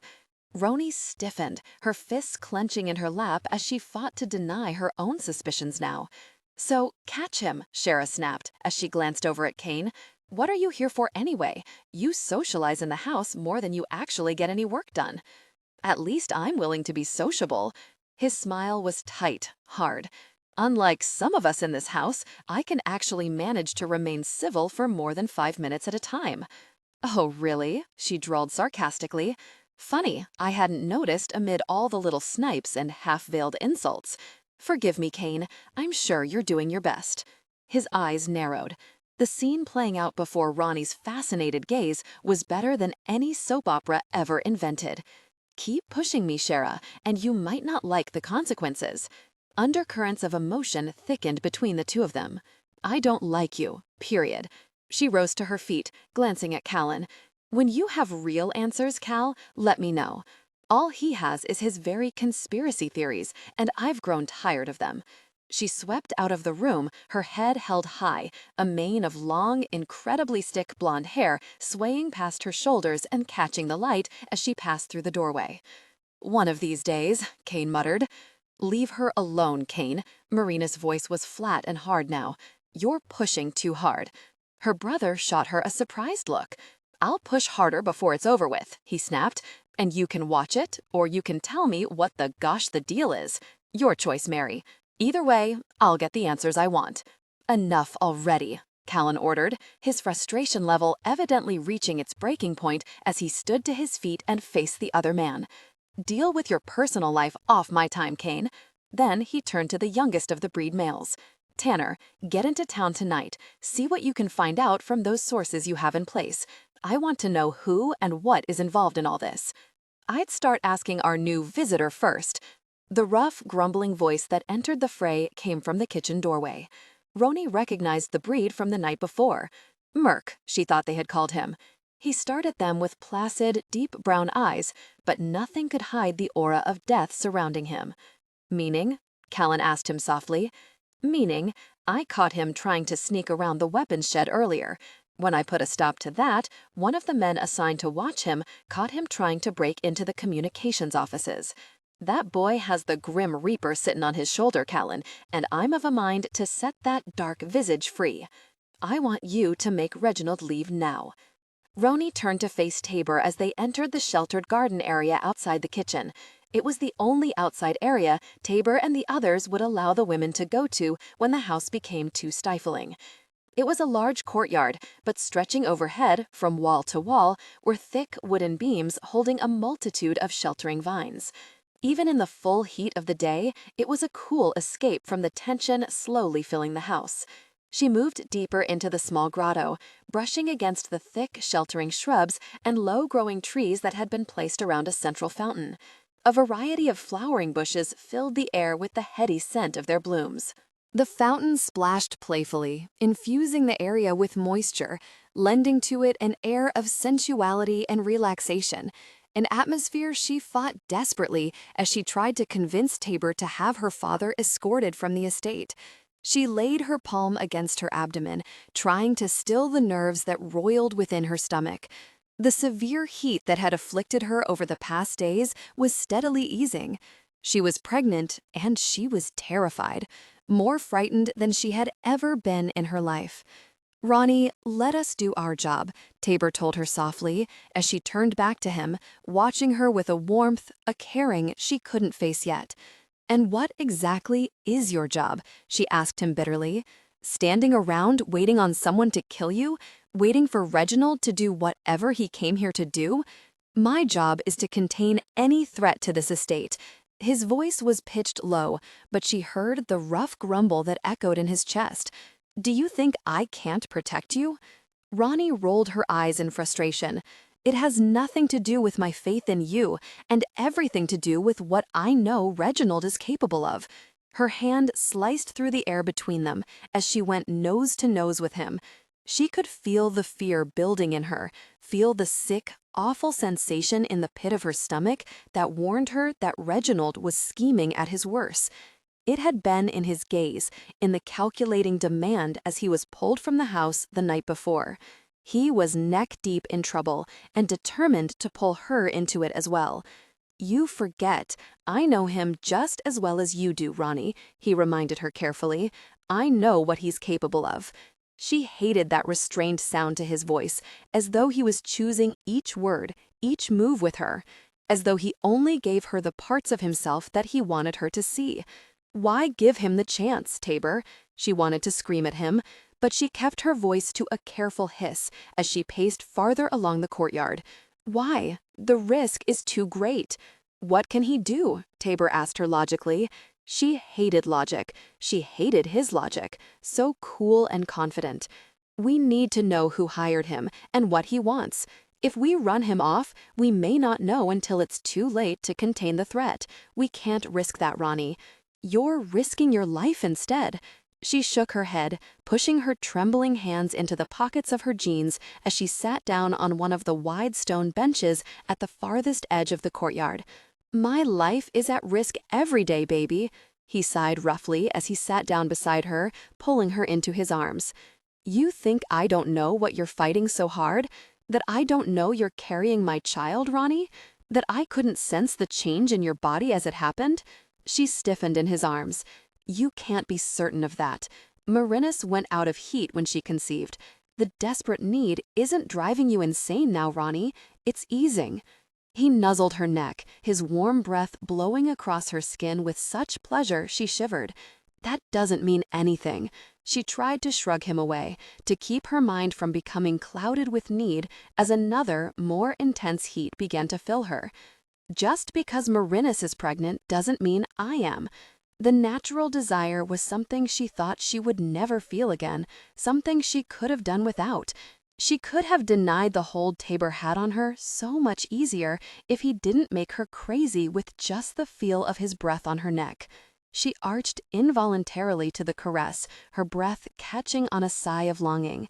The shaded grotto-like atmosphere suddenly turned heated, sensitizing her, drawing her into the intense desire that always shook her at the mere sight of him. He chuckled. The sound was low, heated, as he lifted her against him, turning her until she sat draped across his lap. "Let me up." She struggled against him, but knew her heart wasn't in being released. His arms held her easily as he looked at her, his eyes narrowing, becoming darker, more intense. Roni shivered under the look. "I still want you intensely. Right here, Roni," he whispered wickedly, as his hand moved intimately, touching her. Roni felt her body respond with intense desire. Her every cell yearned for his touch, anticipating their intimacy. "Someone will see us." She fought not to pant. "Besides, we were arguing." "You were arguing. I was disagreeing," he pointed out, his voice less than patient. "And I have finished disagreeing, and will now begin our intimacy." Her body responded to his presence, her desire growing as his head lowered. Roni watched, seeing the sudden, sensual fullness of his lips as they opened, and felt an intense pleasure as he began to caress her. Oh God, Tabor. She couldn't stop her desperate moan as their intimacy deepened. His touch was intimate, drawing her further into the moment. Roni couldn't help but watch. It was the most sinfully sensual sight she had ever seen. His dark face flushed with arousal, for her. It was for her. His attention solely on the pleasure he gave, which was nearly overwhelming. They shared intimacy, eyes darkened, afterwards breathless. "Tabor, I need you back in here if you have time." Callan's voice called through the courtyard. "We'll be waiting for you in the office." The intrusion was like a bucket of ice water, sweeping over Roni as she stiffened in Tabor's arms, her eyes widening in alarm. She couldn't believe she had forgotten about the inhabitants of the house. How easily they could step outside and be witness to their intimate moment behind the shelter of the thickened foliage surrounding them. "Gosh, he left me really alone while you were in heat," he muttered. "Now he'll be interrupting me every very chance he gets." "What?" She shook her head as she moved quickly from his lap, jerking her shirt back over her breasts. "Why?" Tabor winced as he stood, his body still responding intensely. I did it to him. He shrugged with an unapologetic grin. We all did, really, still do if we get the chance. He gets irritated. There was a shrug to his powerful shoulders, an almost light-hearted grin that tugged at her heart. How often had she seen such a smile on his face? His eyes were almost glowing with humor, his lips tipped into a comfortable smile. Boyish. Amazement washed over Roni as she realized what was so different about this smile, this look. She had never seen it on his face before, had never known him to relax enough to allow any playfulness out. I wish he had just kicked you, instead of waiting to punish me as well, she sighed roughly. Go on, do whatever you were going to do. I want to sit here for a while. She sat back down on the bench, her knees weak, her heart beating roughly as she stared up at him. God help her, he was too handsome for words, and she was terrified of losing him again. Maybe this time, permanently. I'll be back soon.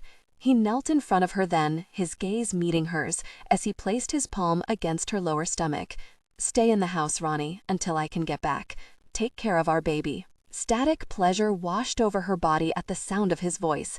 It was husky, deep, caressing her nerve endings like a physical touch. But even more than the husky throb of his words was the unvoiced emotion behind them. You can't be sure. She shook her head, confused by the shifting awareness that she felt. It wasn't just the lessening of the unnatural arousal, it was the acceptance within herself. She was learning it wasn't so much her body that couldn't stand life without Tabor, it was her heart, her soul. How bleak and empty her life had been before he made her live again, made her fight, made her learn to be who she was. In a few short days, he had given her the very things she had longed for. His heart to nurture, his soul to protect, his body to enjoy and love to her heart's content, and a family. With Tabor and the child they had created, she had all she had ever dreamed of. I can smell the changes in your body, he whispered. Just as I could smell your heat, I can smell our child. Do you have any idea the pleasure that brings me, Roni? I, who had nothing, no one to call my own in all the years of my life, now have not only you, but the child we've created together? She could see the hopes and the fears that filled him at that moment. He stared at her, everything he was, everything he dreamed, reflected in the brilliance of his eyes. His brows lowered, his expression becoming intent, fierce. Then he lowered his head, his body bending further until he could place his lips where his hands had been. Roni gasped as her fingers gripped his shoulders, his arms going around her, holding her close as he pressed his face into her lower stomach. He was so strong and sure in her arms, bending to her, his attention on the child he knew was forming within her. I love you, Roni. The words could only barely be heard, but they nearly stopped her heart with emotion. Know that. For years I have longed for you, loved you. You complete me. He didn't give her time to answer him, no time to accept the emotion he whispered against her flesh. He rose quickly to his feet and stalked away from her. No kiss, no touch, no chance for her to reject what he had given her. As though she could ever reject him. Roni lowered her head as she fought her tears, fought her own steadily rising emotions. No matter how much she feared the consequences, she loved him, had always loved him, but if he wasn't too stubborn for words. Did you think you could hide from me forever, girlie? Reginald's voice was a serrated intrusion into the peaceful atmosphere of the mansion's living room. Roni knew she should have expected Reginald to do something stupid. He had never been the smartest man she had ever known, but she hadn't expected him to be one of the dumbest either. Actually, she hadn't thought he would be inventive enough to slip past the Feline Breeds on guard while Tabor was out of the house. But he did. One minute, she was alone in the living room, watching the arrival of several wounded breed males outside. The next second, she was jerked around roughly to face the father she had always loathed. "What are you doing here?" She jerked away from him, her eyes going to the open door of the room. "Do you think someone won't know you're here, Reginald?" The look in his eyes made her stomach pitch in nervous awareness of the danger he could represent. "Doesn't matter if they do find out," he sneered angrily. I'm just here visiting my little girl. Or did you forget you had a father? Every chance I get, she snapped back. What the gosh are you up to here? Don't you have any more sense than to anger these men, Reggie? His smile was terrifying, confident, assured, stretching lewdly across his face as his blue eyes glittered with malice. What have you done, Reggie? Roni could feel the last thread of hope she ever possessed where her father was concerned snap. Listen to me, Roni. They aren't natural. They aren't human, he hissed with a fanatical fervor that terrified her. I know he put that mark on you. All I need is for you to leave with me, just for a little while, girl, and let my friends have some blood work. Just some little tests, that's all. You can't be serious. She shook her head slowly, edging away from him, suddenly more terrified of him than anything else she had ever faced in her life. I'm not going anywhere with you. If this is why you came here, then you may as well give it up now. He frowned, a dark, sinister lowering of his brow that had her heart rate picking up nervously. He had never looked at her like that. She had never seen such hatred, such utter contempt in another human's eyes before, and she had never imagined it would be directed at her. You will come with me, Roni, he snapped, watching her with a feral intensity that bordered on the insane. There's no telling what he's planted in your belly while you've been in his bed. Do you think I'm going to allow the world to know a kid of mine is a dirty animal person? She flinched at the disgust, the terrible fury in his voice. You're insane, she whispered. They have as much right to live as anyone else, Reginald. More so. Spare me your pretty little speeches, he spat contemptuously. Tell me, girl, how long have you been intimate with that person anyway? Was that why he threatened to kill me if I let any of my friends around you? Wanted his partner all to himself, did he? Roni backed up as he edged closer to her. She could feel the hatred, black and vile, pouring from him. I won't answer that, she snapped, refusing to allow her fear of him to show. How old were you when he first found you anyway, hiding like a snot-nosed brat in those hills? 10? 11? Was he involved with you then, Roni? Is that why you followed after him every chance you got? She shook her head desperately, wondering where the gosh the men who were supposed to be in the house were. I won't qualify that with an answer. She fought to put as much space between them as possible. Not everyone has the perversions your friends do, Reggie. If I had known that was your fascination for him, I'd have shared intimacy with you myself, he sneered. I could have used a little excitement in my bed after that stupid, difficult person mother of yours died. Stop. Roni shook her head desperately. Leave Mom out of this, Reggie. Her frail, weary mother. Roni trembled at the memory of her. She rarely allowed herself to remember her mother. The memories were bleak, painful. Marjorie Andrews had been too delicate, too gentle for the life Reginald had dragged her into. Leave Mom out of this, he mocked her cruelly. Sign, we'll leave dear old Mom out of it. Get yourself out the door and in my car so we can take our little trip. Why? The couch was between them, but her way to the open doorway was still blocked. Do you really think I'm stupid enough to go with you? To let you or anyone you know touch me, Reggie? It's not going to happen. How about a trade then? He paused, watching her intently, his expression triumphant. What? He was insane. Roni could only blink at him in astonishment that he could even consider she would trade her own soul for anything he had. A trade, he repeated softly. You come with me, Roni, and let the boys do their tests, and I'll tell you why your mama fought so hard to stay hidden on that mountain. I'll tell you why she let me treat her as I wished, and my associates treat her as they wished. I'll tell you, girl, who your father really is. Time seemed to stand still for Roni. She watched Reginald with a sense of fascinated horror, and yet a grain of thankfulness. A thankfulness that went so deep it nearly made her knees weak. You're not my father. I can see that just breaks your heart, he snapped dangerously. What, you think you're too good to be my girl? I think a snake would be too good to be a child of yours, but that's just my opinion. She needed to distract him, to get him to shift position just enough for her to sprint over the couch and run for the door. As long as he faced her from the other side, though, she was trapped. So tell me, Reggie, why would I care who my father is? He can't be too important, or you would have sold the information already. Would I? He cackled. God, he actually cackled like some old crone. Weren't crones women? Course you would, Reggie. She kept her voice soothing, hoping to keep him from becoming too insistent on grabbing her. She could see the intent creeping into his expression, his body bunching in preparation. Nah, I wouldn't tell you this, Roni. Not for all the land in Texas, little girl. Not without a reason, 'cause it would have meant my own life.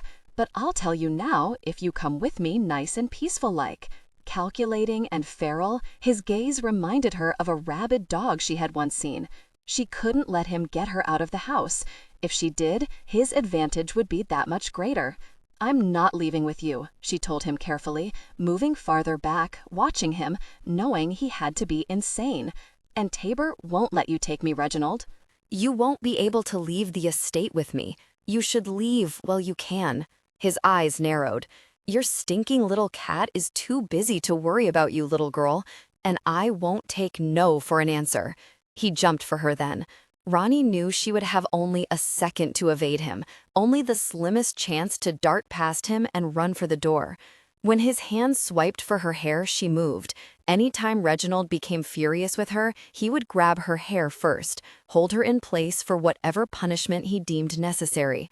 She felt his fingers brush by her head as she sprinted over the couch, screaming Tabor's name. Where the gosh was everyone anyway? Difficult person. She almost made it.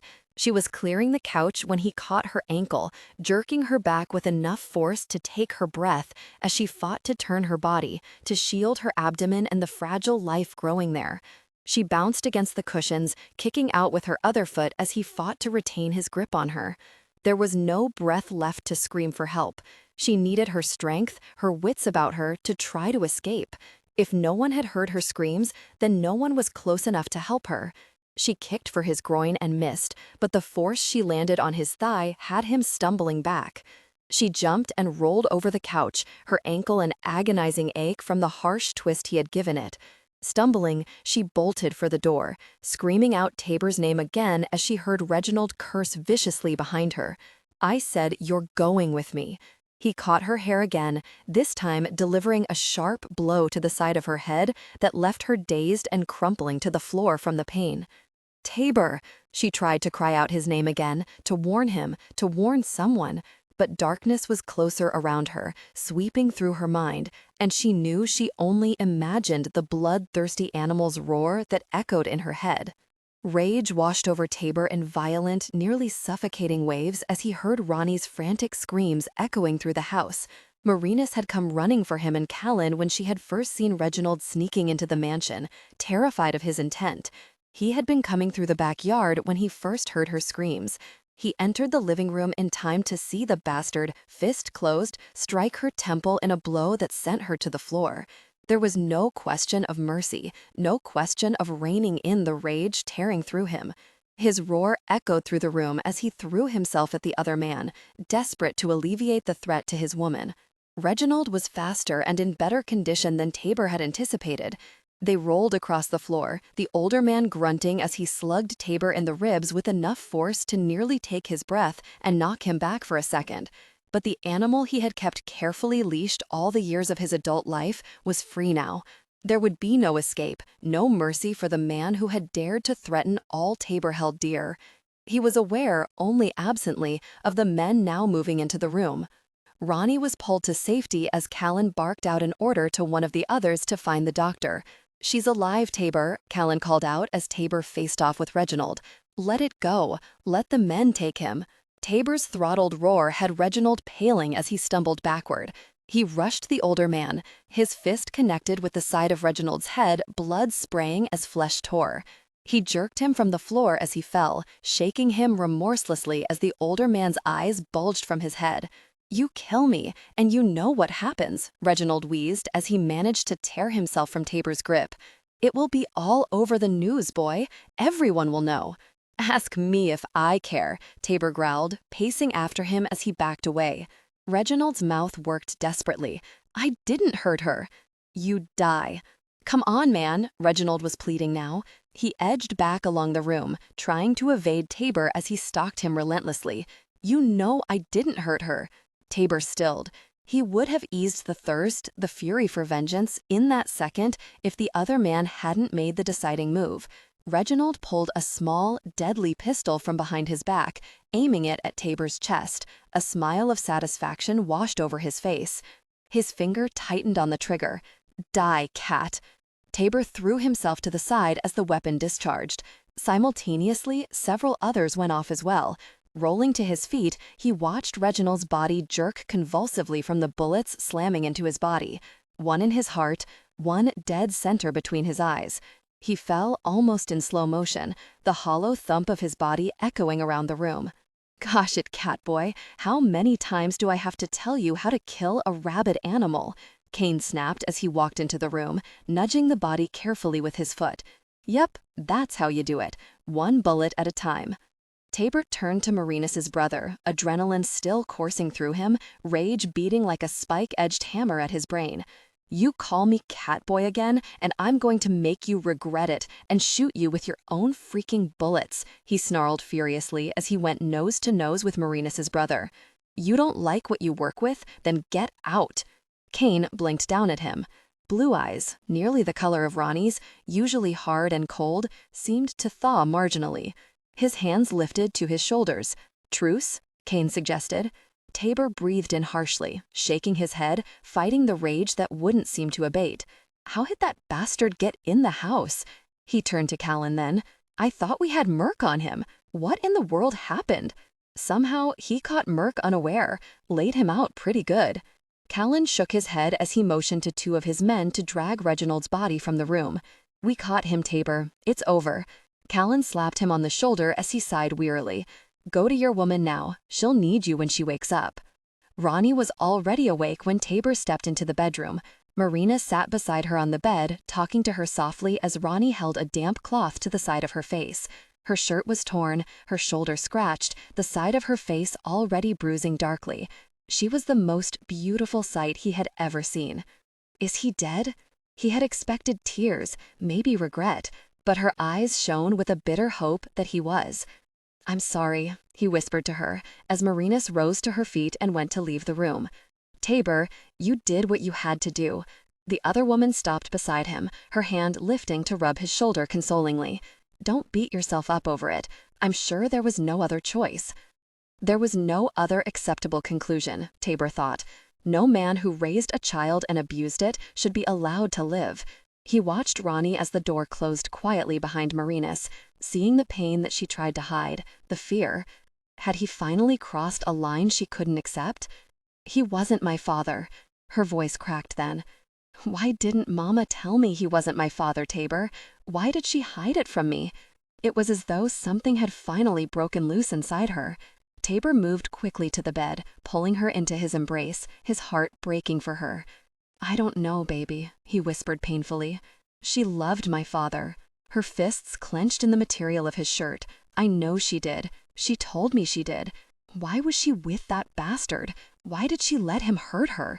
He could feel the rage pulsing inside her, the pain of years of neglect and emotional abuse. He hadn't been able to protect her from everything, no matter how hard he had tried. And even now, he couldn't protect her from the full knowledge of the life she faced, the life their child would face. He could only hold her and pray. I would give everything I am to take this hurt from you. He moved back, staring down at her, his heart hurting for her, even as his soul relished the knowledge that he held her heart. She didn't hate him. She didn't fear that animal that sometimes broke free. She accepted all of him. And if he could, he would give all he had to save her from this pain. Her eyes were dark pools of confusion, of hurt, but he could see her trust in him, her need for him. I wouldn't, she finally sighed. I wouldn't change anything, Tabor. None of it, if it meant I couldn't have all of you. The rest of it doesn't matter, other than a footnote to the brutality Reginald was. I can live with it. I can't live without you. How could she do this thing to him, make his chest fill with pride with such simple words? Make him feel as though he could conquer the world with only her smile to back him? "You will always have me," he swore, his voice husky, the emotion filling it, surprising even him. She filled every part of him. "Always, Roni, always you have me." She touched his cheek. Almost convulsively, his hand rose to hers, gripping it, bringing it to his mouth as he placed a heated, soul-giving kiss into her palm. "Then I'm happy," she sighed, a tired, weary little sigh. "Hold me, Tabor. Lie beside me and just hold me. Rest with me." He lowered her to the bed, pulling her into his arms, holding her tightly to his chest as her head tucked beneath his chin.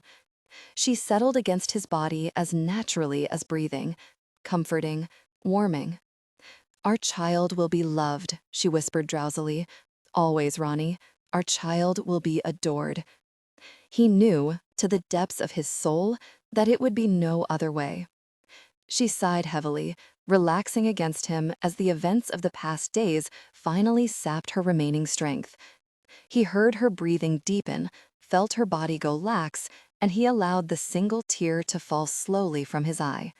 She was his gift, his soul. In her, salvation had come to the man who struggled daily with the animal that lurked inside him. With her, he had finally found his peace. Aaron Lawrence sat still, frozen, his eyes glued to the television screen, the past rushing over him with the force of a tidal wave. The words filtering through his numb mind held little meaning. All he saw was her face, a face he had thought he would never glimpse. Veronica Andrews, daughter of Reginald and Margaret Andrews. His soul screamed out in protest. She was nothing to the bastard who had betrayed him. She was his child, the last connection he had to the woman who had completed his soul, the woman who had run in horror from the crimes she believed he had committed. His daughter. He fought back his tears, his grief. She looked so much like her mother. The same gentle curve of her brow, the dark blue eyes, the curve of her cheek. The fear that whitened her face.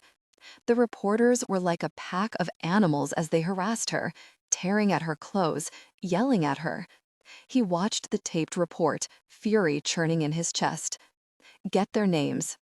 He didn't look at his son. Seth would take care of everything. He would know what to do now.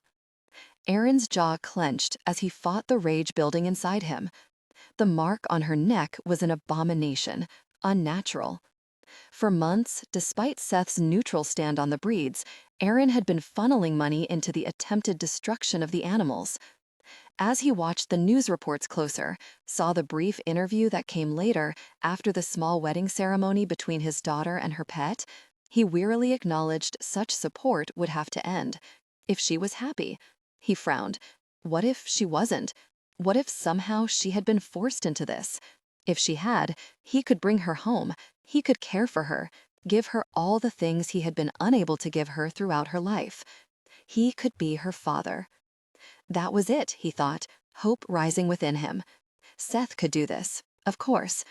Aaron knew he would have to convince his son to do this his way. Seth was too direct, too very honest. There were days he would have suspected that boy was sired by another if it weren't for the fact he looked so very much like Aaron. The same dark brown hair and steel gray eyes. The same patrician features. It was like looking into the mirror of the past when he looked at his son. But he was a good boy, Aaron reminded himself. Strong, tough. He was big enough and smart enough to get what he wanted when he wanted it. He didn't have to cheat, not like his dad had. You can't tell her. Aaron turned to Seth now, seeing the hard purpose that lined his son's face. Promise me, Seth. I swear, if you don't tell her the truth, I'll never deceive you again. A cynical smile crossed Seth's face, though he didn't look over at his father. He was staring at the television, another of the rare interviews with the full pride. You'll always lie to me, Aaron. Seth shrugged his broad shoulders in resignation. Aaron winced. He hadn't called him Dad in so long. Aaron had forgotten the sound of it. You can't tell her, Seth. Grief whipped at his heart. If Seth told her the truth, she would never forgive him, never call him Dad. Seth sighed deeply. I won't tell her. We'll have to be careful, Aaron, warned him. We'll have to watch things first. Let your boys check it out good, real good. Make sure she's happy. Seth did glance at him then, his eyes narrowing thoughtfully. We can stay in that town, Aaron gestured to the television report. Let your boys check it out. I can get the answers. Please, Seth. Aaron put everything he had into the plea. I swear, I won't do anything. Just let me be sure. Just this one time. Let me be sure, my way. Seth watched him closely. Aaron was more than aware of what his son saw. The old man, broken, wheelchair-bound, slowly dying. And he was dying. He was paying for his sins in the worst possible way. A slow, painful death. Aaron knew it, and he wasn't above using it.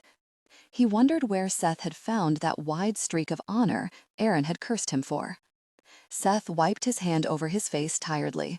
We'll see, Aaron. We'll see. He would weaken. Aaron sat back in his wheelchair, turning back to the report, his heart clenching. Pretty Veronica, his daughter, his sweet, perfect little girl. She would be home soon, he promised himself. Very, very soon.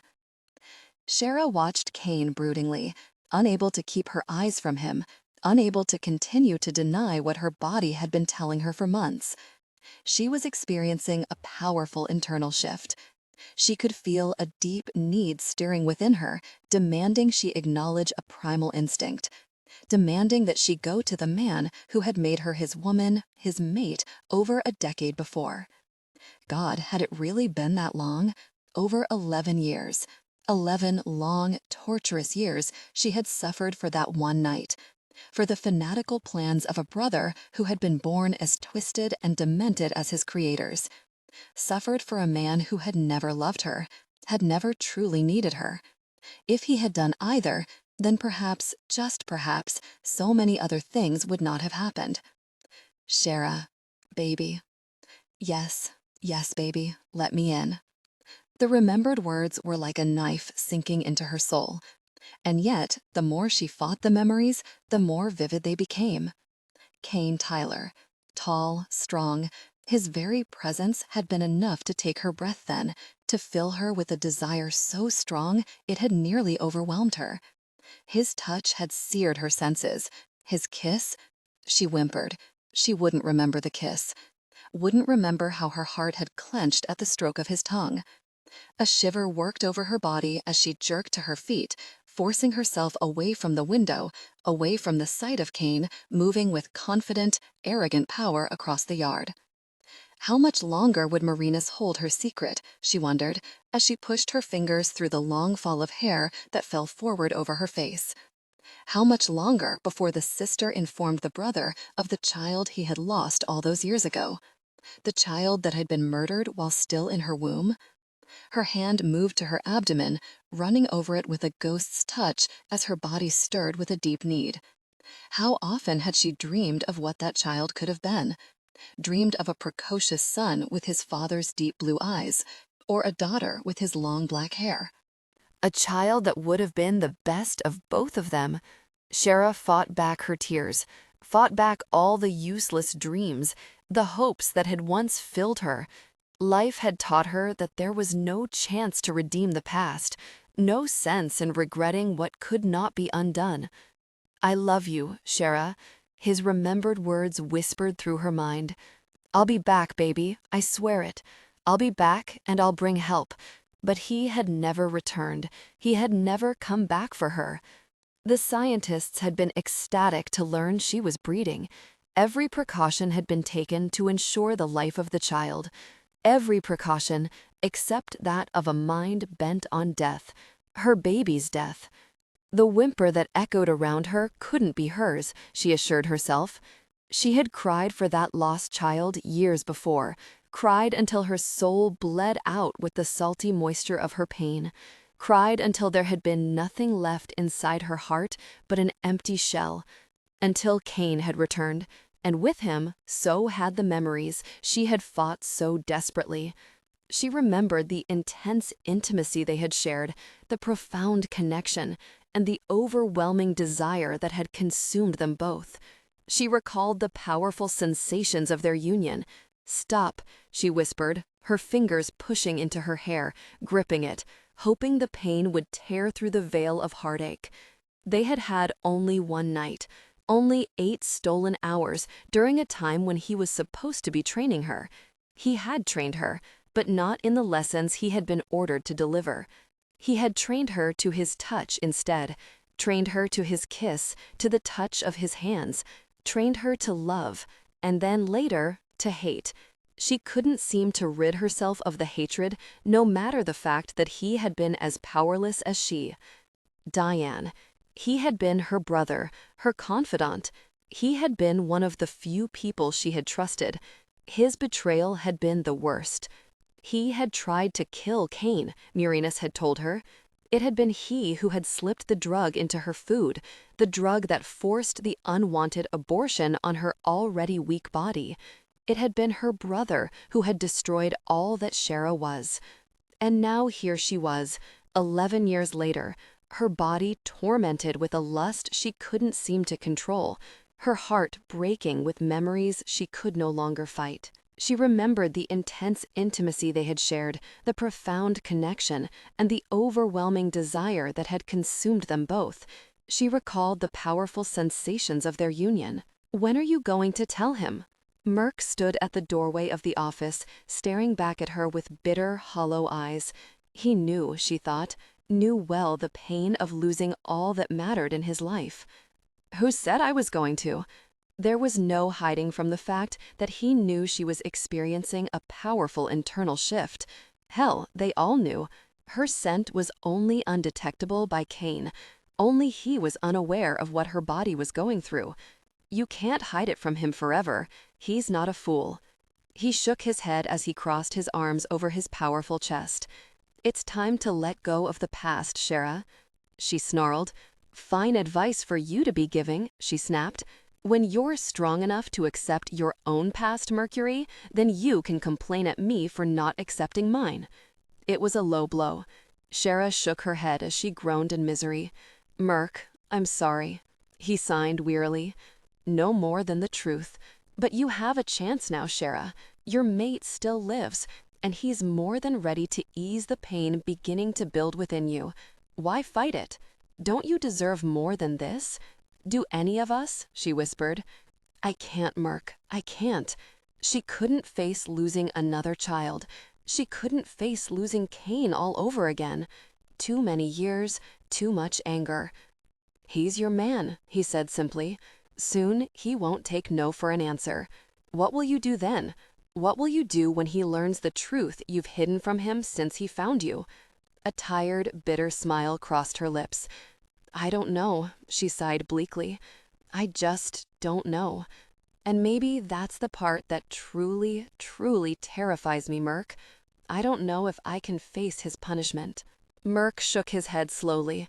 "Start counting the days, Shara, because soon, very soon, there won't be any more hiding. He'll know, and when he does, he'll show you why he's your man. Maybe then you'll realize the futility in fighting."